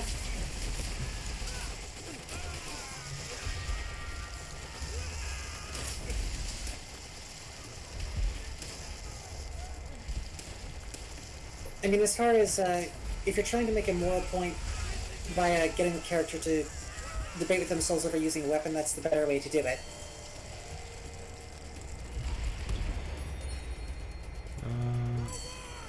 Oh, there's trench guns. I could switch to those. How much ammo do you got? Not a lot. And that's infinite. Alright, you get to survive another day, Mr. M2 Flamethrower. So I swear there's a M2. death card around here. I'll listen to the second one. Second mortar pit.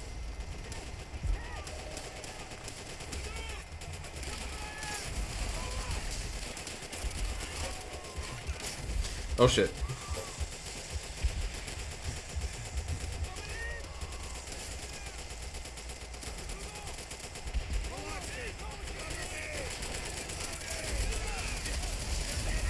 Fortunately, I'm sure your comrades in arms can stand a little bit of light searing. Yeah, they're fine getting cooked a little bit. Oh, what the? Oh, there's one all the way back there.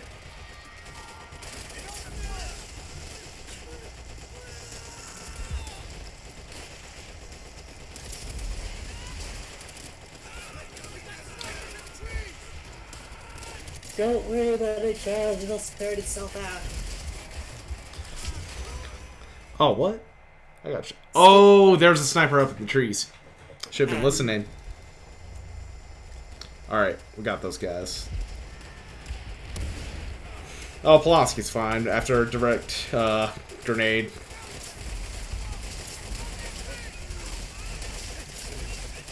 Polonsky can't die until later. Even then, you could save him too. Yeah. Neat. It's quite advanced for Call of Duty to give you a moral a choice in that kind of situation. This is true. Of course, the flip side of that was I remember reading on forums that a lot of people didn't even realize they had a choice. I assume most of those people only played the game. Oh, you get away from me! Ooh.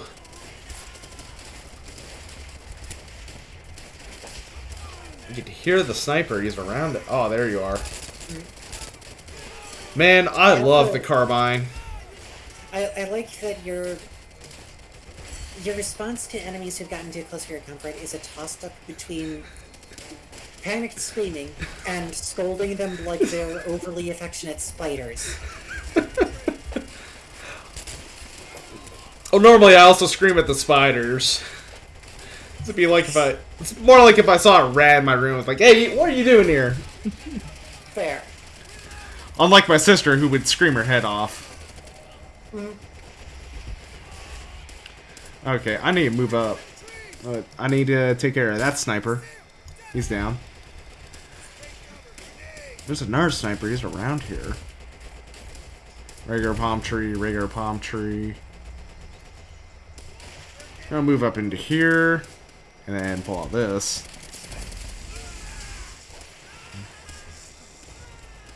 Where are you? You're... Oh, there you are.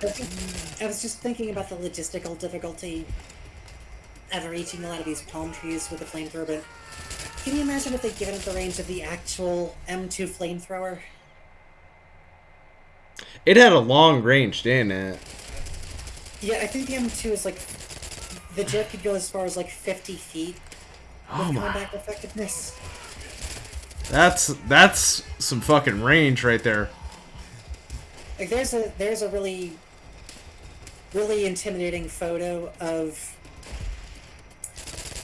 a profile shot of a Marine firing the M2 to show you exactly how far it goes, and it's like, whoa, that's much bigger than the movies make it look like. Flamethrower's a rare example of a weapon that is actually toned down in most media from its real-world capabilities. Well, it's basically firing like liquid flame at you. Yeah.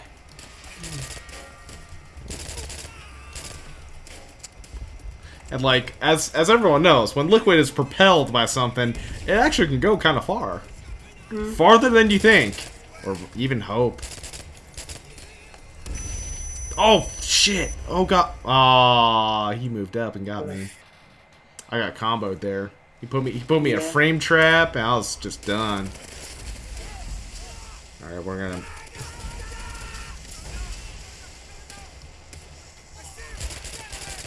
Stream's frames are misbehaving a little bit, at least on my end. Should... Like, I think it's mostly because of the flamethrower that frames are probably dropping. Yeah, that would make sense.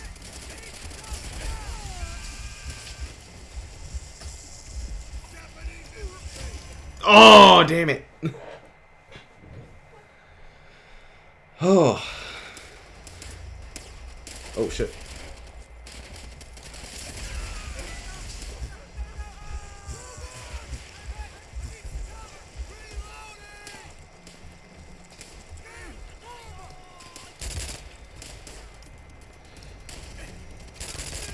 You're a problem. You've been dealt with. God, the carbine is probably my favorite weapon in the game. Just a nice mix of range. It does insane damage. Yeah, oh. This is true.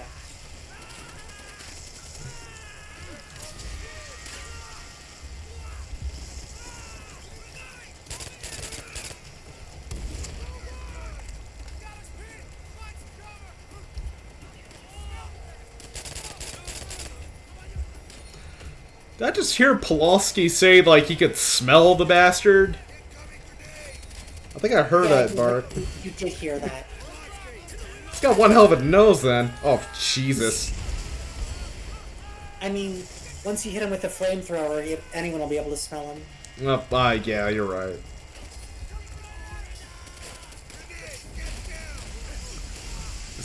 That was one of the worst jokes I've made in recent years. Oh, God. Oh, they keep coming. Alright, I just gotta get inside here. Oh! Nope. No, stop shooting me! Stop shooting me!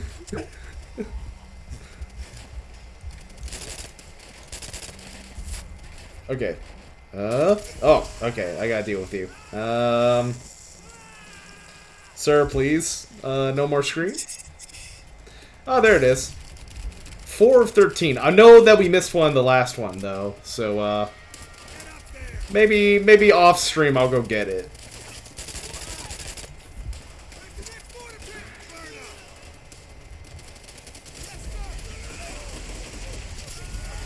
Oh, whoops, that was my... Oh. Don't mind that. Don't mind that. I won't get written up for that. No one saw. No, you didn't see. You didn't see.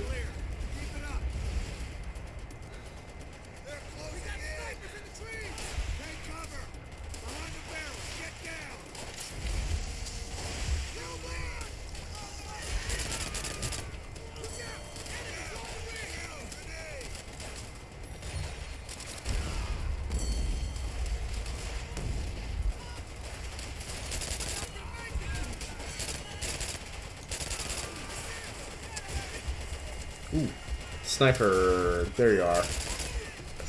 On the way.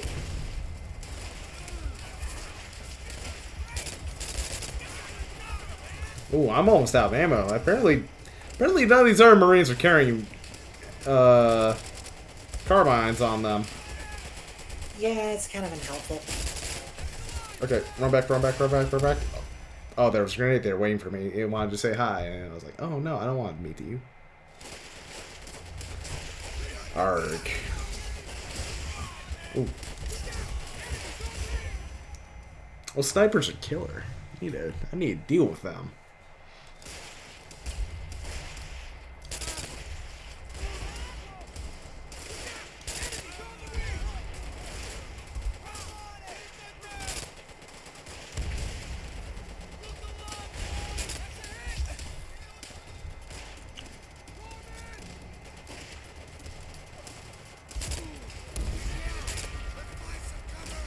I think that's all the snipers.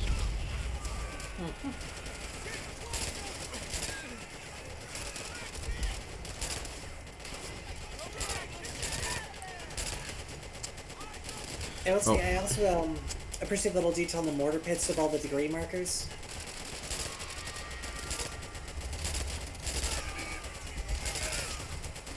Ooh.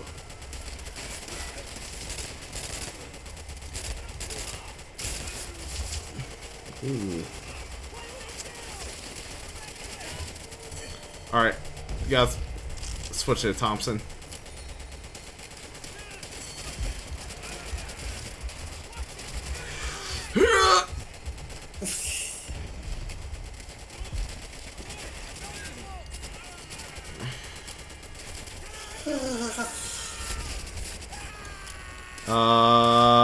No, that's not happening.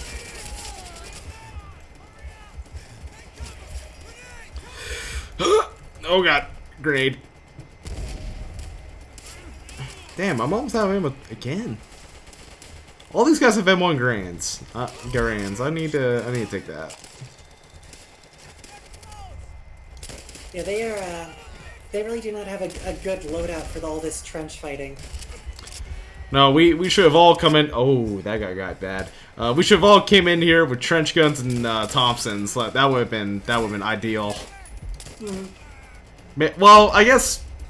Well, yeah. As we were talking about earlier, if we were going by how like a trench gun should its actual range, those guys up in the trees would have been fucking mincemeat. Oh shoot! Oh, I didn't hit one good enough. I need to switch melee to something. Yeah. One's not doing it for me. Nope, shit, reload. You ever think about how the unpredictable needs of warfare really limit militaries in their ability to min-max loadouts? Selectively, the idea of just a whole Marine battalion with shotguns. they're just charging up.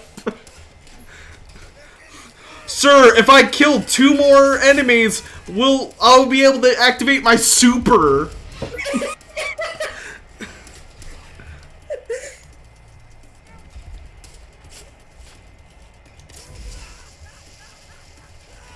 You got anything in here? Some more ammo. Apparently I probably picked up grenades. I didn't want grenades. I wanted ammo for a Thompson.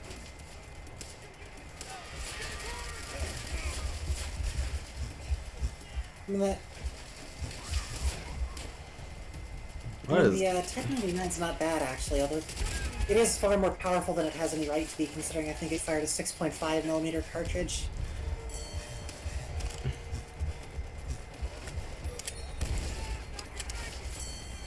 I feel like that's what Valkyria Chronicles is. You know what? Actually, you might be right. I played about 10 hours of that game, and I need to get a new PC so I can actually play it in full, because it melted it. It melts my computer for some reason. Which is sad, because that game rules.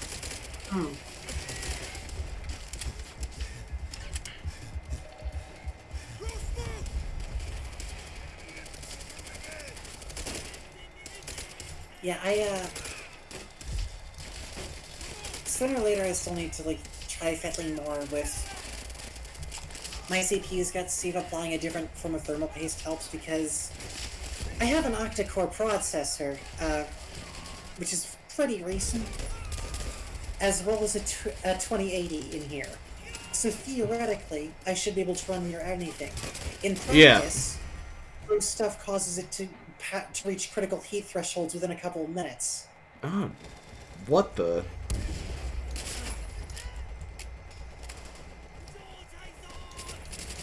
Well, that's no good. Yeah, like the Tmax on this processor is 110 Celsius, and it'll get there in a few minutes if I use more than like 15% of its total processing power at any one time.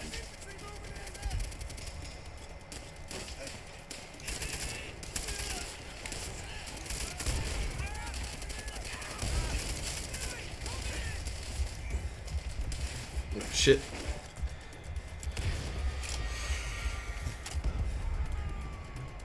Okay. Think.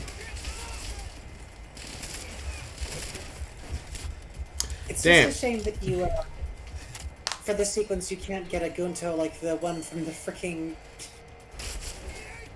Battlefield 5 Pacific Theater update trailer. Yeah. The one that has the power to make U.S. Marines so paralyzed with fear they forget they have guns. God damn it.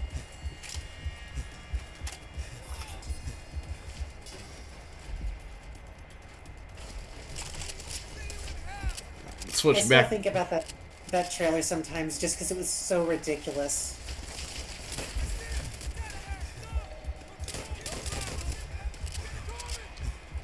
If you want to link the chat so I can watch that afterwards, because I'm not sure if I actually saw that trailer. Okay, you'll know them. Yeah, do you want it in Twitch chat or Discord? You can pop it into the Twitch chat for everyone to see. Okay, yeah. Which one was that?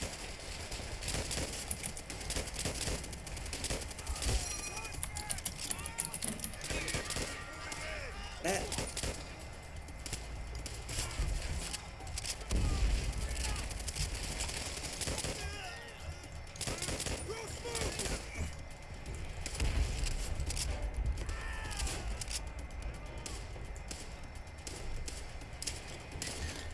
These guys have been seriously waiting on me to throw smoke this whole time.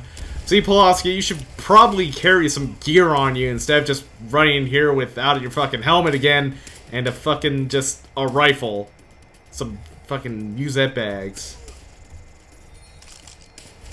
God damn it. That's such a pet peeve. These guys just don't... Your main characters don't have any fucking gear on them. Like, the thing that always drives me to drink about that, because the line I always see right is, oh, they're main characters. People need to be able to see their faces. Like, or if it's too important people identify them, give them some helmet bling, for fuck's sake. Like, that thing soldiers do all the time. Mm-hmm. Like, I'm not sure, did you ever play Call of Duty Big Red 1? I did, actually, yeah. Okay, so you know the character Brooklyn, right? Like, he had he had a baseball card strapped to the top of his helmet. I think I remember that. I did play it a ton, but I played it a ton back when my family lived in Colorado, so that was like 2007, 2008. It's been a long time. A real long time, I know. That for a while, that was like the only Call of Duty I ever had, so it was my only real frame of reference. Yeah. I played a lot of that game, and it only because it was on the GameCube, I only had the campaign, so I really like those characters. Mm-hmm. Also, it came out around the same time, a little bit after Band of Brothers. So like yeah. the voice actors are a bunch of people who were in Band of Brothers. So I thought that was pretty cool. Oh, that's why some of them sounded familiar. Yeah. So like Hawkins was Bull Randleman. Oh. Brooklyn was Bill Garnier. Kelly was Skip Muck, if I remember. Mm-hmm.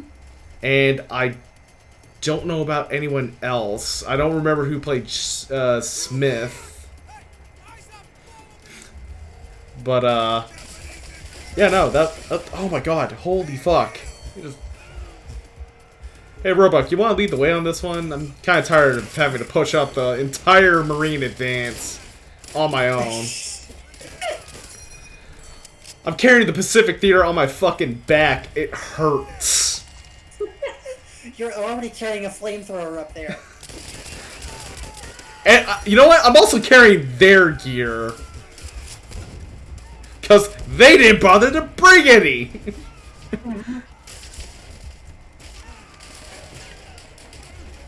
These poor random troops. They just have to get sent into the slaughter every single time. Yeah. All so I can get some ammo.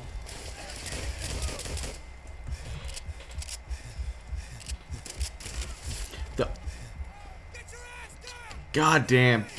There's a short story prompt I can throw out like I thought of it on my own sometime. Write flash fiction from the point of view of a disposable ally grunt in a first-person shooter who knows that they're a disposable ally grunt. They know I'm walking ammunition for the guy over there. That's interesting. I love that idea. Mm-hmm. Like, you want to talk about existential angst?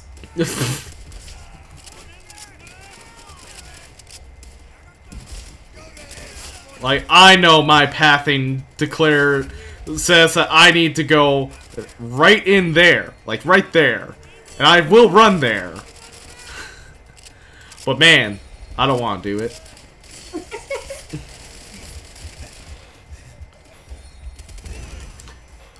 Damn, he just fucking ran up on me. He said, you know what? I'm going to kill that motherfucking main character over there. I mean, it's understandable. Like, either way, his existence is pre-programmed to end. Either it ends when you kill him, or it ends when you rage quit the game. So he might as well at least try to kill you enough that you rage quit and cease existence on his own terms. And in that case, he did kind of win. Exactly. It's like, oh, I got him that time. I impeded him.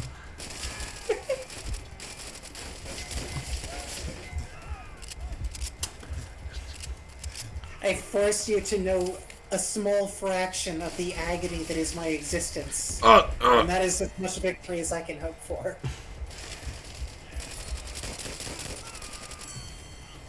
Thank you, Disposable Trooper, for finally showing that Type 99 guy. Mm-hmm. Your services will not go in vain. Oh, those guys are causing problems. There's an okay. So as long as we're on this topic, there's an interesting question. Do you suppose would there be elitism among the designated grunt characters based on who gets to carry the cool weapon? Oh, there has to be. Like, you have to take any win you can get, right? Yeah. Oh, goddamn, we got another Type 99 up there. Oh, God, it's stuck on the fucking chicken wire. Like, the end is right there. I just need to get past it. Mm-hmm.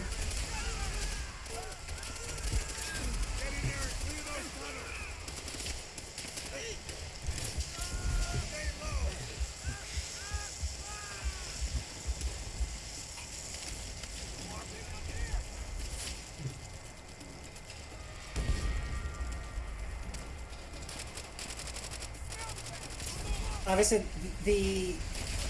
yeah, that's right, Charles. There was a Battlefield 5. I don't blame you for forgetting about it. I never played that one. I haven't touched it.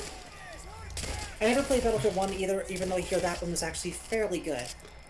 But, like, honestly, I'm just not interested in the series anymore. On Late Night Layover, I've talked about this with Rule, about how lost Battlefield feels right now. Yeah. Like, it really has lost its place in the pantheon. Well, the thing for me, like, I'm not going to pretend that I can project industry tropes based on solely on my personal preference. But Call of Duty was the kind of game where the multiplayer experience was rapid enough and frenetic enough that yearly release cycle, if I felt like it, I could just keep buying the new ones and going through them.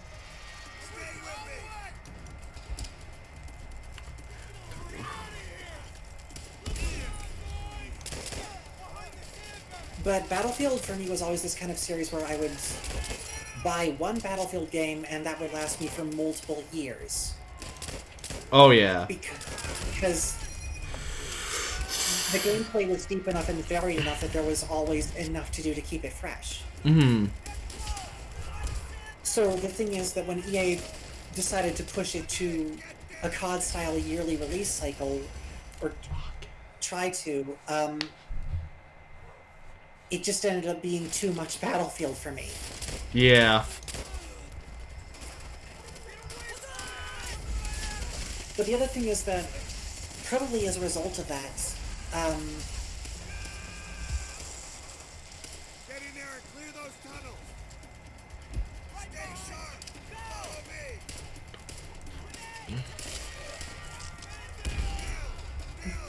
like you say, Battlefield has felt lost. For me, even the ones that I did play, the more recent titles, that often felt literal because the map design has gotten so open and so lacking in any direction, at least in the recent entries I played, that there was never any sense of cohesive momentum. And that kind of works for COD because COD is meant to be kind of brainless to a degree. Yeah. And it's not to say that Battlefield is like big brain elite gamer mode. That's ridiculous. No. It's not like Project Reality or whatever. But there was what made me love it was this sense of a semi-cohesive team front. And up through Bad Company 2, and even to some extent in Battlefield 3, that was still there. This sense of a very large group of players organically working together because of the way the maps were designed and the matches worked. But then I went into Battlefield 4, and it felt like overnight that ceased to exist.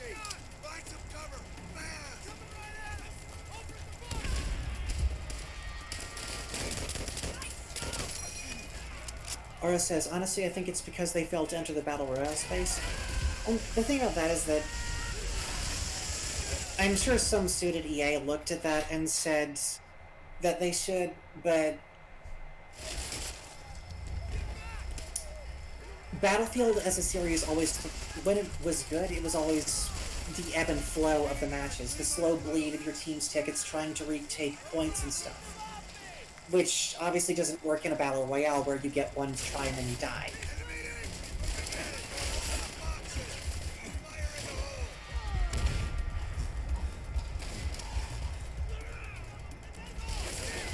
Oh god, these...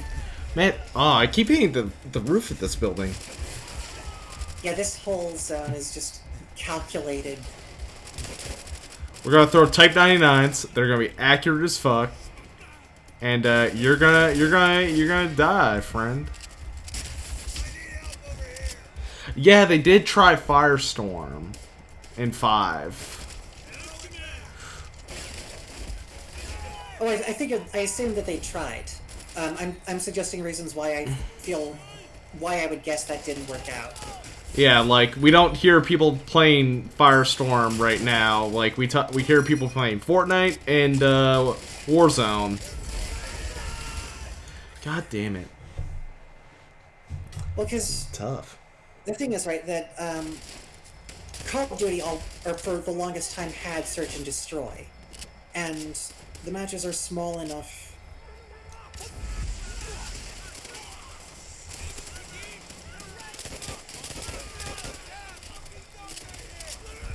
Small enough that you can just, like, do the quick start over thing.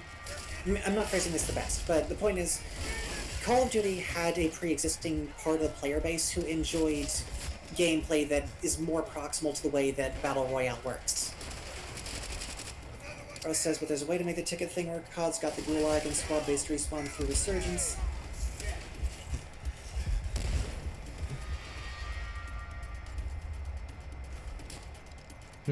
I wonder. But yeah, this thing... Says, honestly, if you added an objective Resurgence, it's just a mix of Conquest and SMD. Well, that's the thing, though. That crossover was already there to some degree. But the whole thing, right, is like, what I'm trying to get across is that, for myself and a fair number of others at least, what made Battlefield exciting wasn't just you are one squad running around doing your one squad thing. It was the sense of being on a large team fighting its own war. So that inherently doesn't work in Battle Royale, where by definition it is at most small group stuff.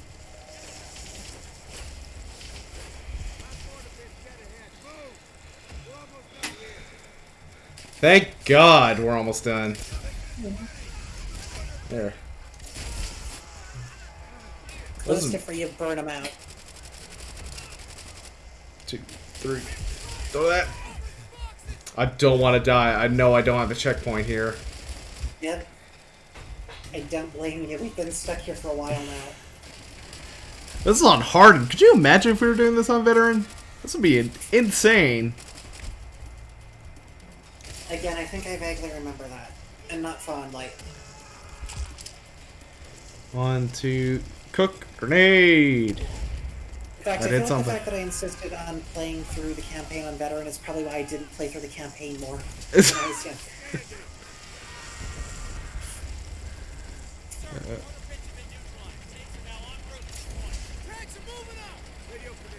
Oh, thank God. Fucking did it. Ah, easy peasy. Fucking I'm the best. Woo!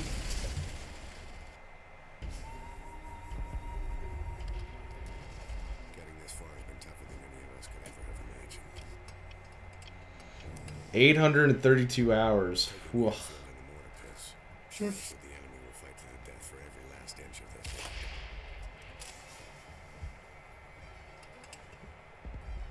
Timefall 2 on Master. Oh. Caves that surround the heavy guns on the door. Charles. Charles, you don't have to do it. You don't have to hurt yourself like this. Which feels like an RCO. 3 very different maps. Narratively.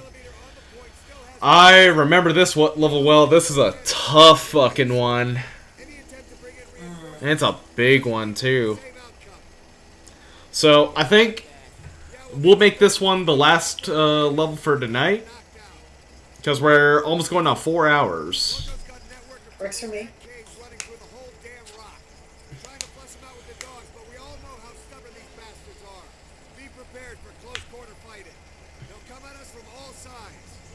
All sides, you say? Like, all? All sides. Oh shit, I should not have stood there. I got clipped by the tank.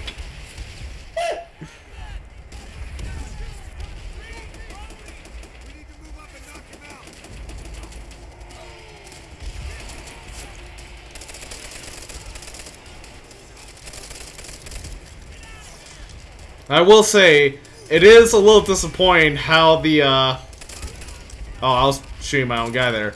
It is a little disappointing how, the Browning here, the M1919 sounds, like, it doesn't quite pack a punch. It doesn't sound like it's packing a punch here, even though it's ripping shit apart. Yeah.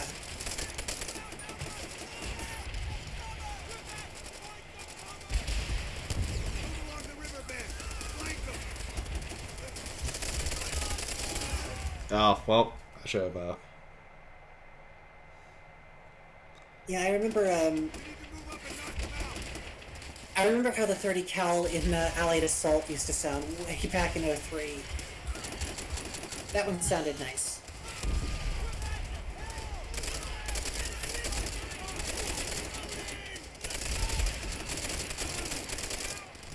Oh, throw that back. You can have that. Because Allied Assault also had the MG42 that was made of bass. The bass gun. Like, I've heard very few gunfire sound effects that are that deep in pitch since. Just a boop, boop, boop, boop, boop. No, boop, boop, It's boop. not, but it's extremely fast. Yeah, Because it had a 42 fire rate. yeah. So it's just... Yeah, exactly.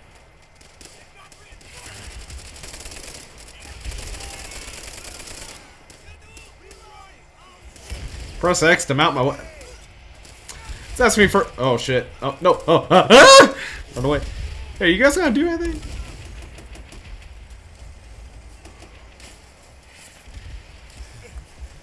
All right, these tanks are just gonna hang out back here. They're Yeah, fine. they're cosmetic tanks. They don't really do much. Faux tanks, one might call them. I'm also curious to know who gave the Japanese bazookas. Did they steal those from us? How dare they? That's not fair. Listen, murder's bad, but theft unacceptable.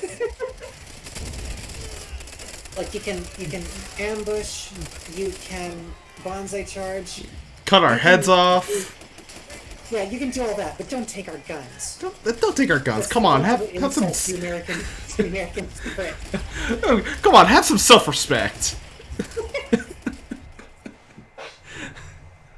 Oh, this is rough here. This beginning part. Yeah. Oh, that looked good. So they would attack from all sides.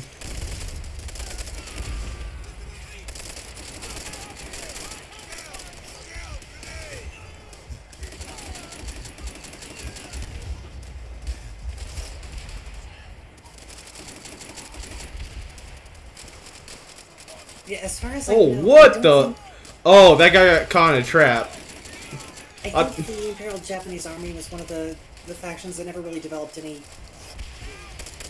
kind of bazooka style weapon. I don't believe so. Oh shit. Bye to your head. I want to keep the trench gun for later, but could really use this M1 Grand. Yeah. We're just gonna hop back in here. Hey, hi, robot. And Bonjour Quiz? Did I say that name? Bonjour Quiz? I have no idea. Because I know most of the like trooper names here are just like the devs. They threw their names in. Oh well, it's free. God damn. It's the first part. So Oh, hey, that does give us more lore for the self-aware AI trooper story. Do you think they are programmed with the knowledge of the real people whose names they have? I mean, maybe. Oh, there goes that guy. Like, imagine being condemned to live only to die in this ephemeral narrative, but you know that you are named after someone who has like a wife, A kid. Yeah.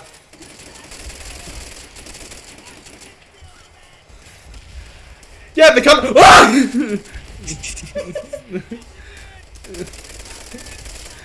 Oh. Okay. I'm gonna try and move up. Okay, I guess I'm not gonna move up. Alright, yeah, alright, you made your point.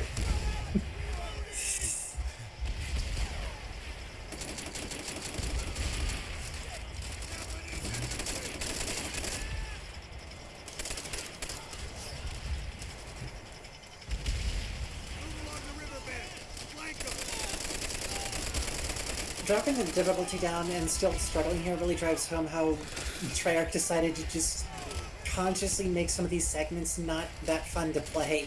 Yeah.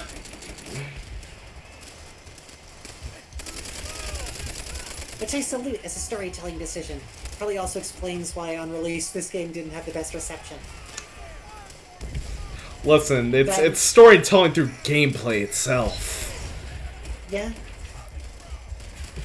They're thinking way out the box. No game dev has ever done this before. We're fucking trailblazers here at Treyarch. Oh god, there's someone up in the tree, isn't there? Probably is.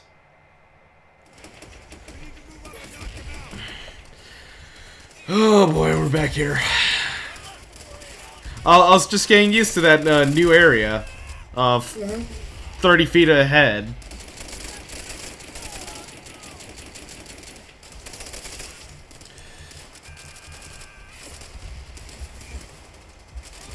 I what want the? to say. I want to say this is the last mission that is quite this miserable, but I don't really remember what comes after this, so I might be remembering that wrong. Well, I know the next mission is back in the Russian campaign, and we're moving through the fields, if I remember correctly. And then the one after that is, I believe, that one's Blood and Iron. It's the tank mission, which I am not prepared to deal with that.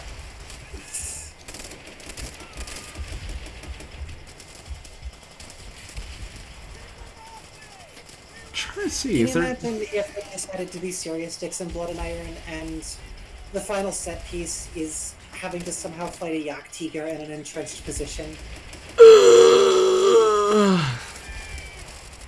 Alright, we're gonna...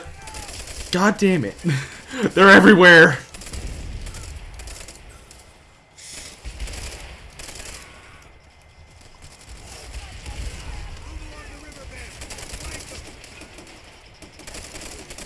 Alright, we're gonna try this way instead. We were trying left this whole time. Left was not working for us.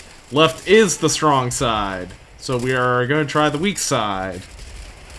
Which, from here, does not look like a weak side.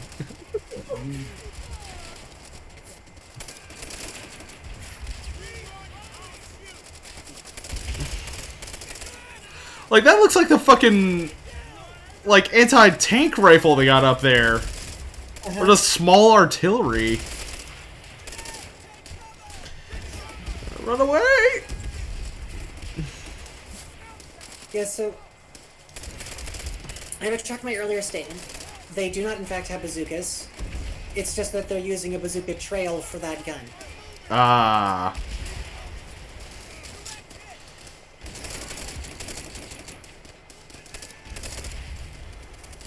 Okay.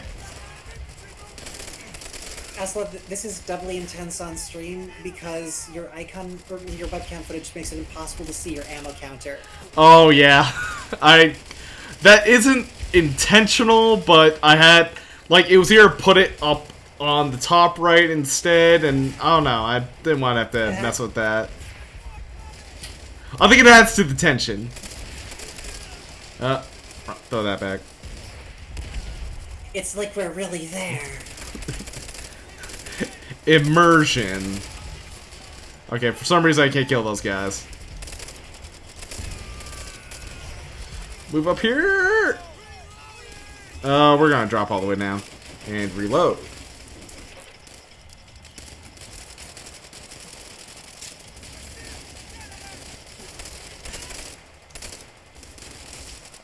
Okay, this, going right was the right choice.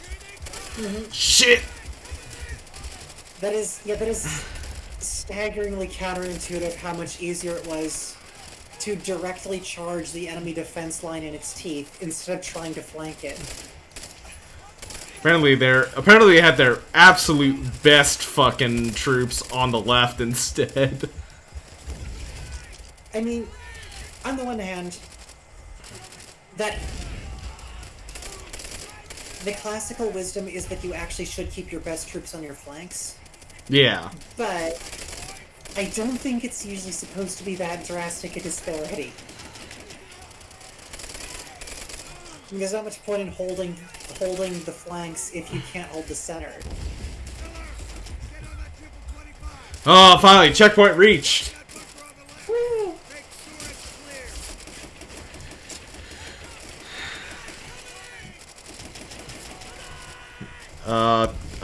It's not letting me up. I also love that, like, you made progress and Roebuck immediately punished you by ordering you to get on the exposed gun. Damn it. Thanks, Roebuck. I'm not doing that. I'm doing this my way. How about you do it? This talk back. Oh no! That was getting kind of crazy. I think I might need to switch to the trench gun here. And just start blowing people away.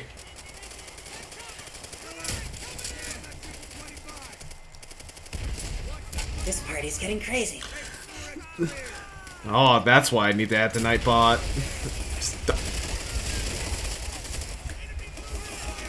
I'll just call that Dante. So Charles will have You'll have- exclamation mark Virgil, and you'll have exclamation mark Dante. Yeah, this is how I don't infringe on him. Then we just need someone else to stream, and they have Nero. And it just says dead weight. Dead weight!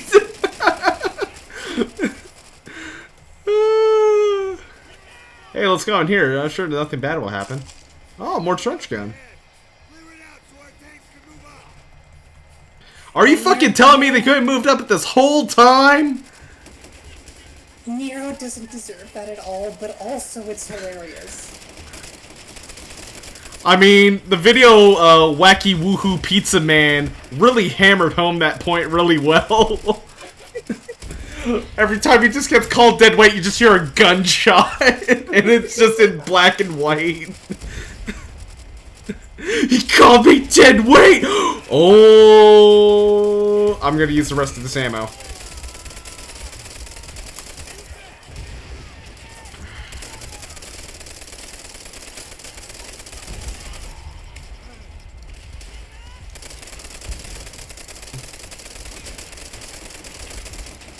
Finally, Springfield Chan makes her wieldable appearance. Yeah. Oh no! There we go. We only have so much time together, my beautiful weapon. But I will make the best of it.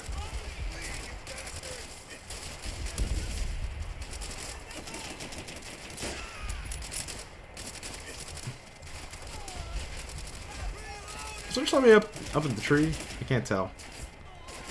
I don't think so. I think there's just really good sniper. Guys, it's just shooting really well. There we go. You're down. Alright, we're gonna move up. Oh yeah, more rounds.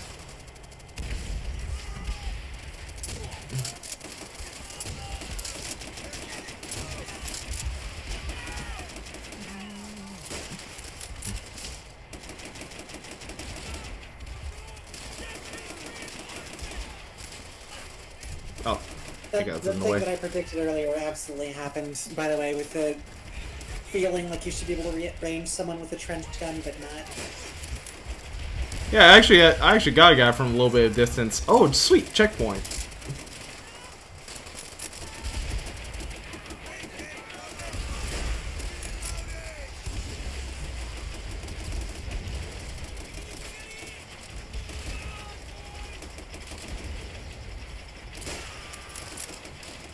Take cover, grenade!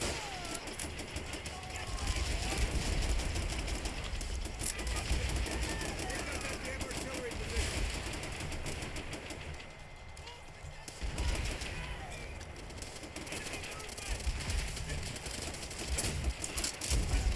Also, I gotta say, the bolt close after reloading the Springfield in this game is one of the most satisfying I've ever seen. Hold on. I'll show it off for the people.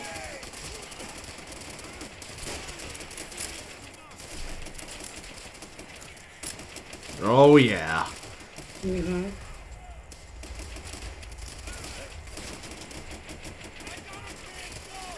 Oh. Whee!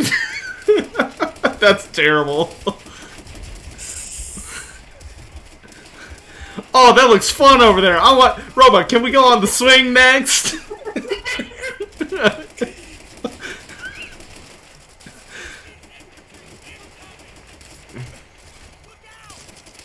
No, you have that.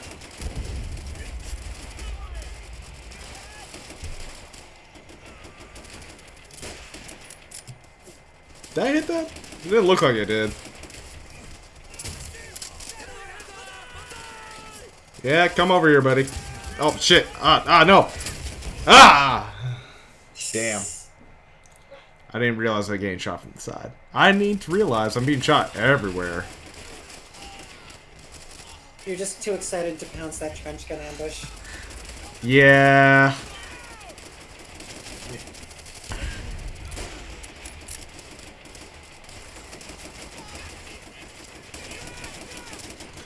Oh no, you have that back.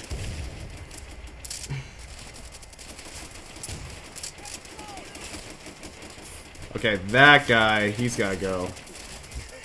Gotta go back here. Hopefully don't get domed.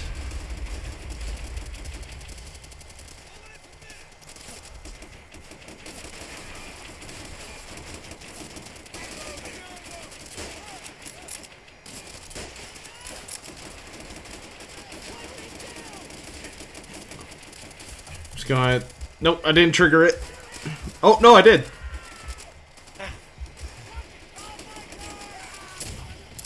Aha! Taste your own medicine. You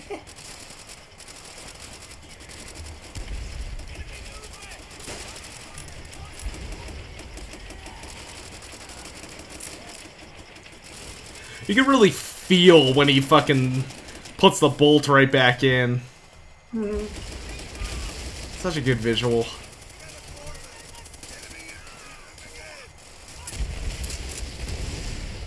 And I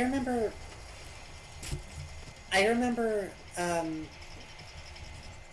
a guy I used to be really good friends with back when I had fewer friendships and my standards were lower. Mm-hmm. And I once tried to have a talk with him about how different guns in FPS games just feel different, and he didn't understand. Oh, that's kind of unfortunate, because, like, you have a really good discussion there, like... Because, like, this gun right here, the fucking Springfield, God, feels so good to use. Yeah, How it looks, how it acts, how it sounds, they fucking get it. yeah, he just said that he didn't experience feel of guns in games.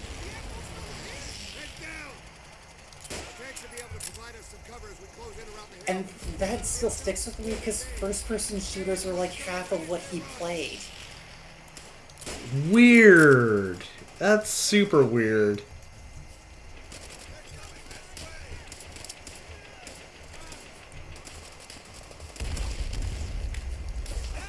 Oh, shit.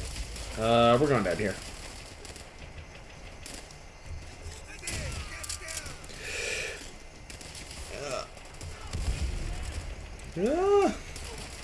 Also, I probably need to adjust Nightbot because it is it's really letting people know, hey, your flight's later. Go listen to my podcast. It's just very excited. Like it's its first stream, you know. You get a little you're a little excited, a little nervous. Mm-hmm. Everyone has their first time. I remember my first time. I'm lying. I actually don't remember the first time I started. I did try getting into Twitch streaming some years back, but just it didn't go anywhere for the couple of years that I tried it off and on, so I decided to let it go. Yeah. I tried on some other sites that were not Twitch, like the... Oh, God. Oh, ow. Ow, ow, ow, ow, ow, ow. Yeah, that was the website I used. Ow, ow, ow, ow, ow.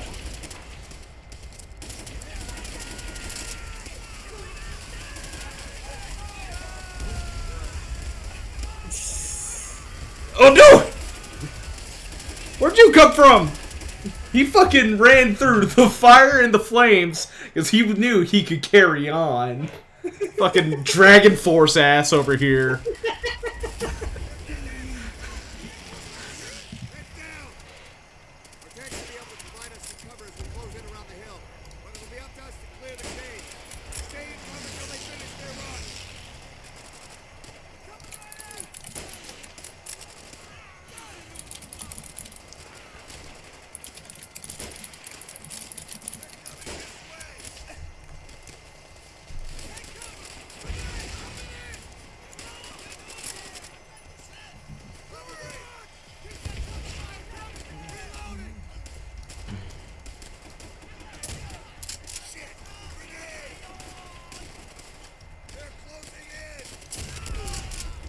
it's also like something distinctly unsettling about the later stage of this mission as things are getting a little quieter than the incredibly loud beginning. Oh yeah. It's like it's doing it's like it's building up, but not in the traditional way that you would think it's something like this would build up the tension. That's it. It's building tension instead of making this sound like you're just completely dominating. Yeah. It's like, man, there's something coming, but you just don't quite know what it's gonna be.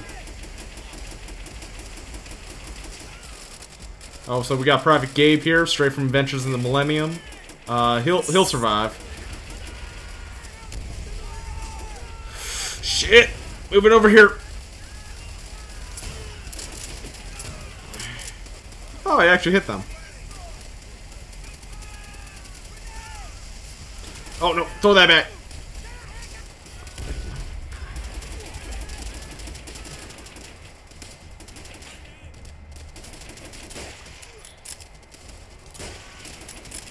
Alright, we're gonna move up.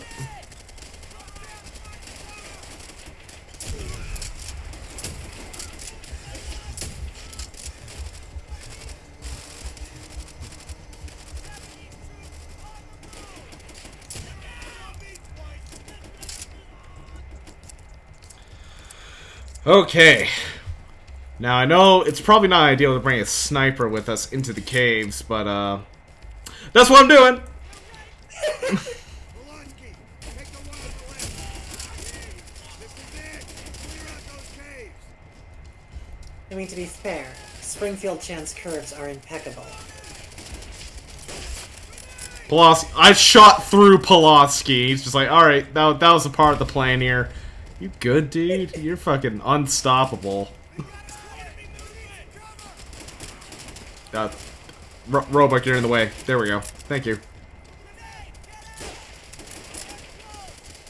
Could you imagine if you were a fucking troop in the caves and you just hear a sniper going off all the time? It's like, what? You're not supposed to be here! Come on!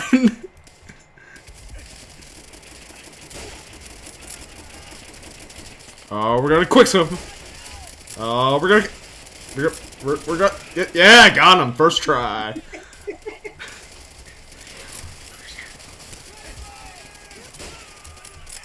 Alright, we gotta move up. Go here, pop ham.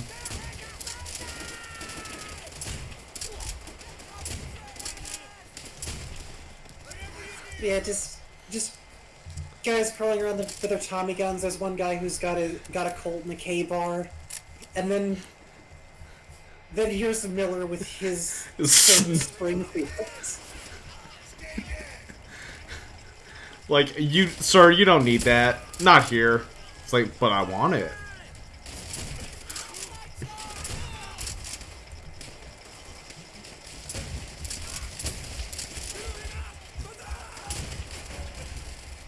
Damn, they just got me. Ugh. I don't have channel points yet, but stretch and hydrate will be one of them. Well, I might make that just a all-in-one. Stretch and hydrate as one.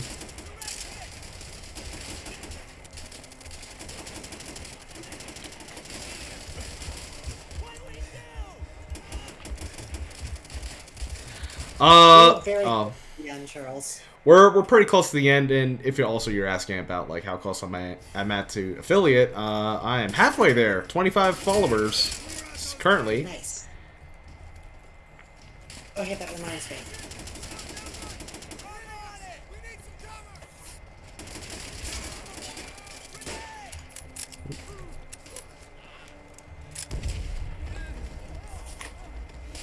Oh, I can't wait for my tonally dissonant alert to go off. I think I got straight wood on that shot. Yeah, I did. Now you're down. Like a gopher, just pop up Boom. Pop down. I mean, gophers that just have shotguns and try to kill you actually sound pretty terrifying. So that's an idea you could have in your next book. That either that or I'll save it for some incredibly off-kilter one-shot. The gophers strike back against the farmers after they placed many, many traps that took their men.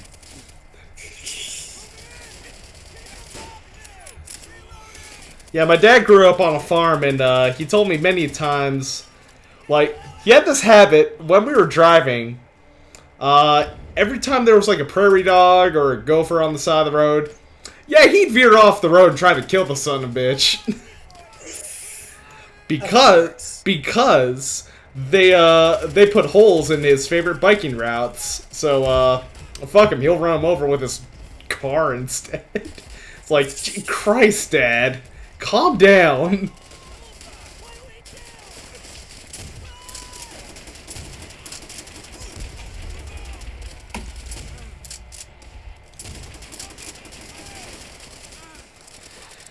Well, that's just life on the farm. I never really... Pulaski, you have literally... I am stuck here now. Dude. Please.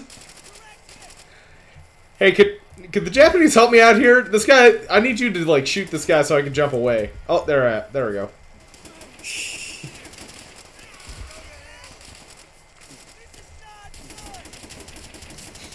I'd like that one Marine just go, this is not good! Like, I don't know what... Oh, God, no. Oh, fuck. You!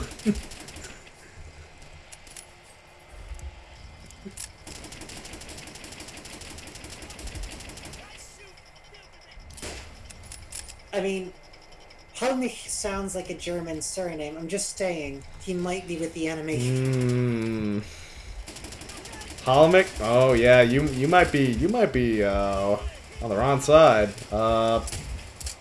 No, I missed. No, I missed. Oh my God, he dodged that.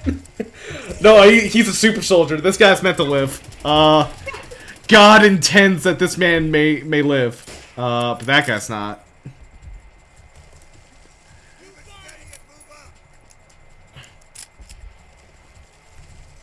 Okay, straight up, I thought some, like, Ape Escape music was playing for a second. Oh, that's something I want to stream in the future, Ape Escape. Come on, guys. Come on, where's that bonsai? There it is. Got another one in you? Pulaski ran by that guy and just let him kill me. Damn, what a heel. Back here.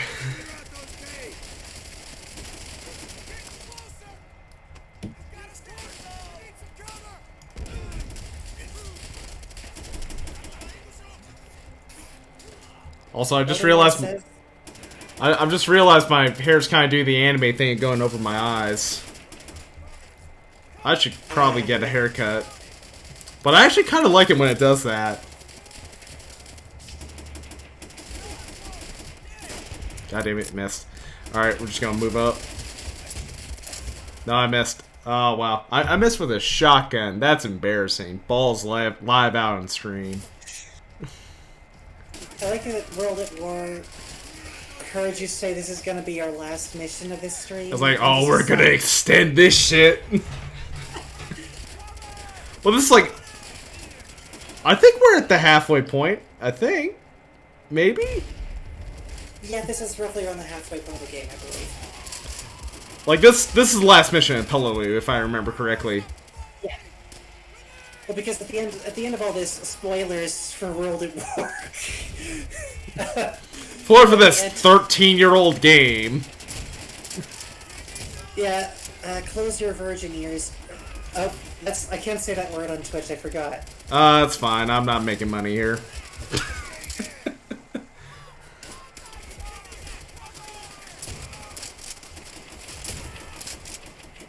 Anyway, close your sensually deprived ears against these spoilers for this incredibly recent release. But anyway, at the end of this, we fight our way into the room where they were firing the coastal gun that shot the Amtrax in the first mission. In a way, it's kind of bookending this whole section. Yeah.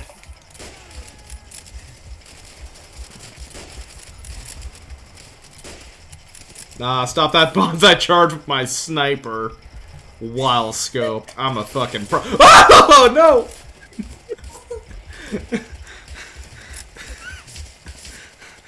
Someone type exclamation point the best. God.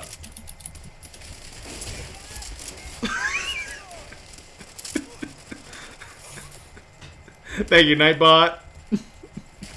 As Charles mentioned, by virtue of your hair, that you're turning into an anime boy. That's been kind of a running theme with streamers recently. They all are turning to anime boys. It's weird. Well, you got the hair. Charles is confirmed to have the Shonen pro tag vibe. Yeah. You guys good back here? They're pinned down by this one guy. There, I helped. Look, Anta, you didn't see how quickly he was working the bolt before you got there.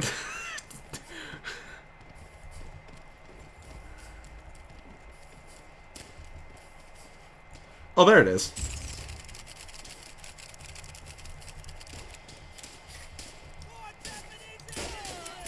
I think I shot that guy in the nuts. That's unfortunate for him. Yeah. Charles says, but I'm an anime pro tag that's actually had sex before. Well, Charles, sometimes bold new stories come along and they push the medium forward. You're a trailblazer.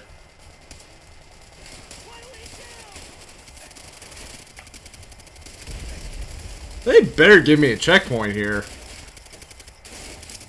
I don't know if they're going to, because I'm pretty sure this is the last thing. Yeah, this is the last room, but like, man. There we go. I'm pretty sure they don't. Oh, never mind. I was wrong. I had a vivid but apparently false memory of trying to clear this room and dying to the last guy in it and having to start over from the start of the caves. Oh, throw that back.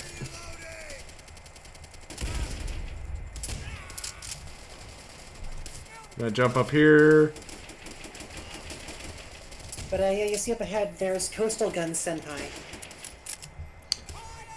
He was there to greet us at the start of our adventures on Peleliu, and he's there to see us off at the end. Yeah, we did it! Woo!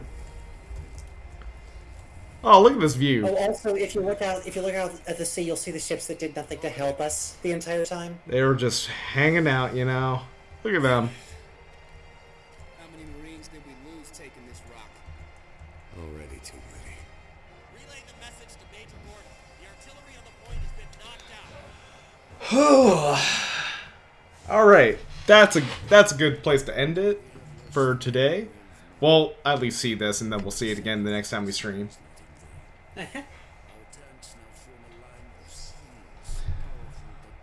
The classic Russian strategy of throw as many men at the problem as possible. It will fix itself. Mm-hmm.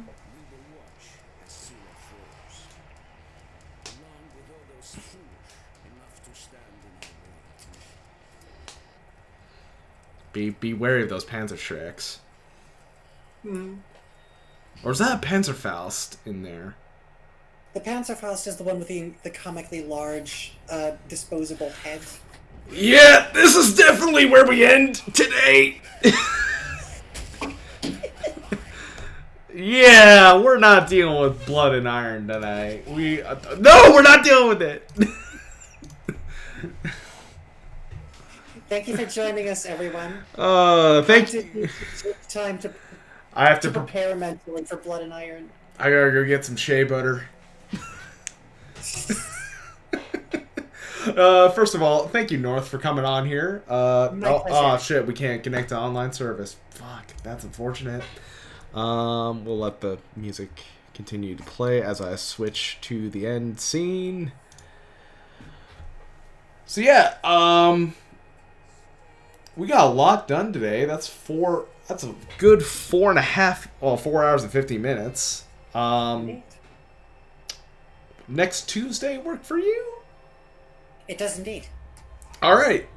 I'll schedule that. Another World at War stream. Hopefully we can burn through the rest of the game, depending on how long certain missions take. But thank y'all for coming out here. Thank you, North, once again. Go buy her book. Go follow her on Twitter at Northborn Sword, or Northborn_sword. Is that the handle? Yeah, should be. Just going to full sell mode right now, you know. Mm-hmm. I greatly appreciate it. And follow me on Twitter at Vagabond Haunted. God, my branding sucks. I'm waiting on Haunted Vagabond to become available for me, but it's on a fucking dead, like, RP account for someone who, like, played some random character on Pretty Little Liars. Makes no sense. It hasn't been used in 5 years. I want Haunted Vagabond. Give me what I want. Anyways, thank y'all for coming. You can catch me. Well, I'm probably not streaming for the rest of the week because I gotta build a D&D session because it's like part 2, where very nice. I split the party. We had adventures of Ziggy and Seabass the other night, so now I gotta take care of the rest of the party, the 5-man. I might throw in an adult Black Dragon at them.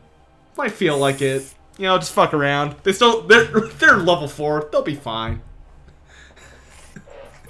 I'll just give them a couple of my OC NPCs to help them out.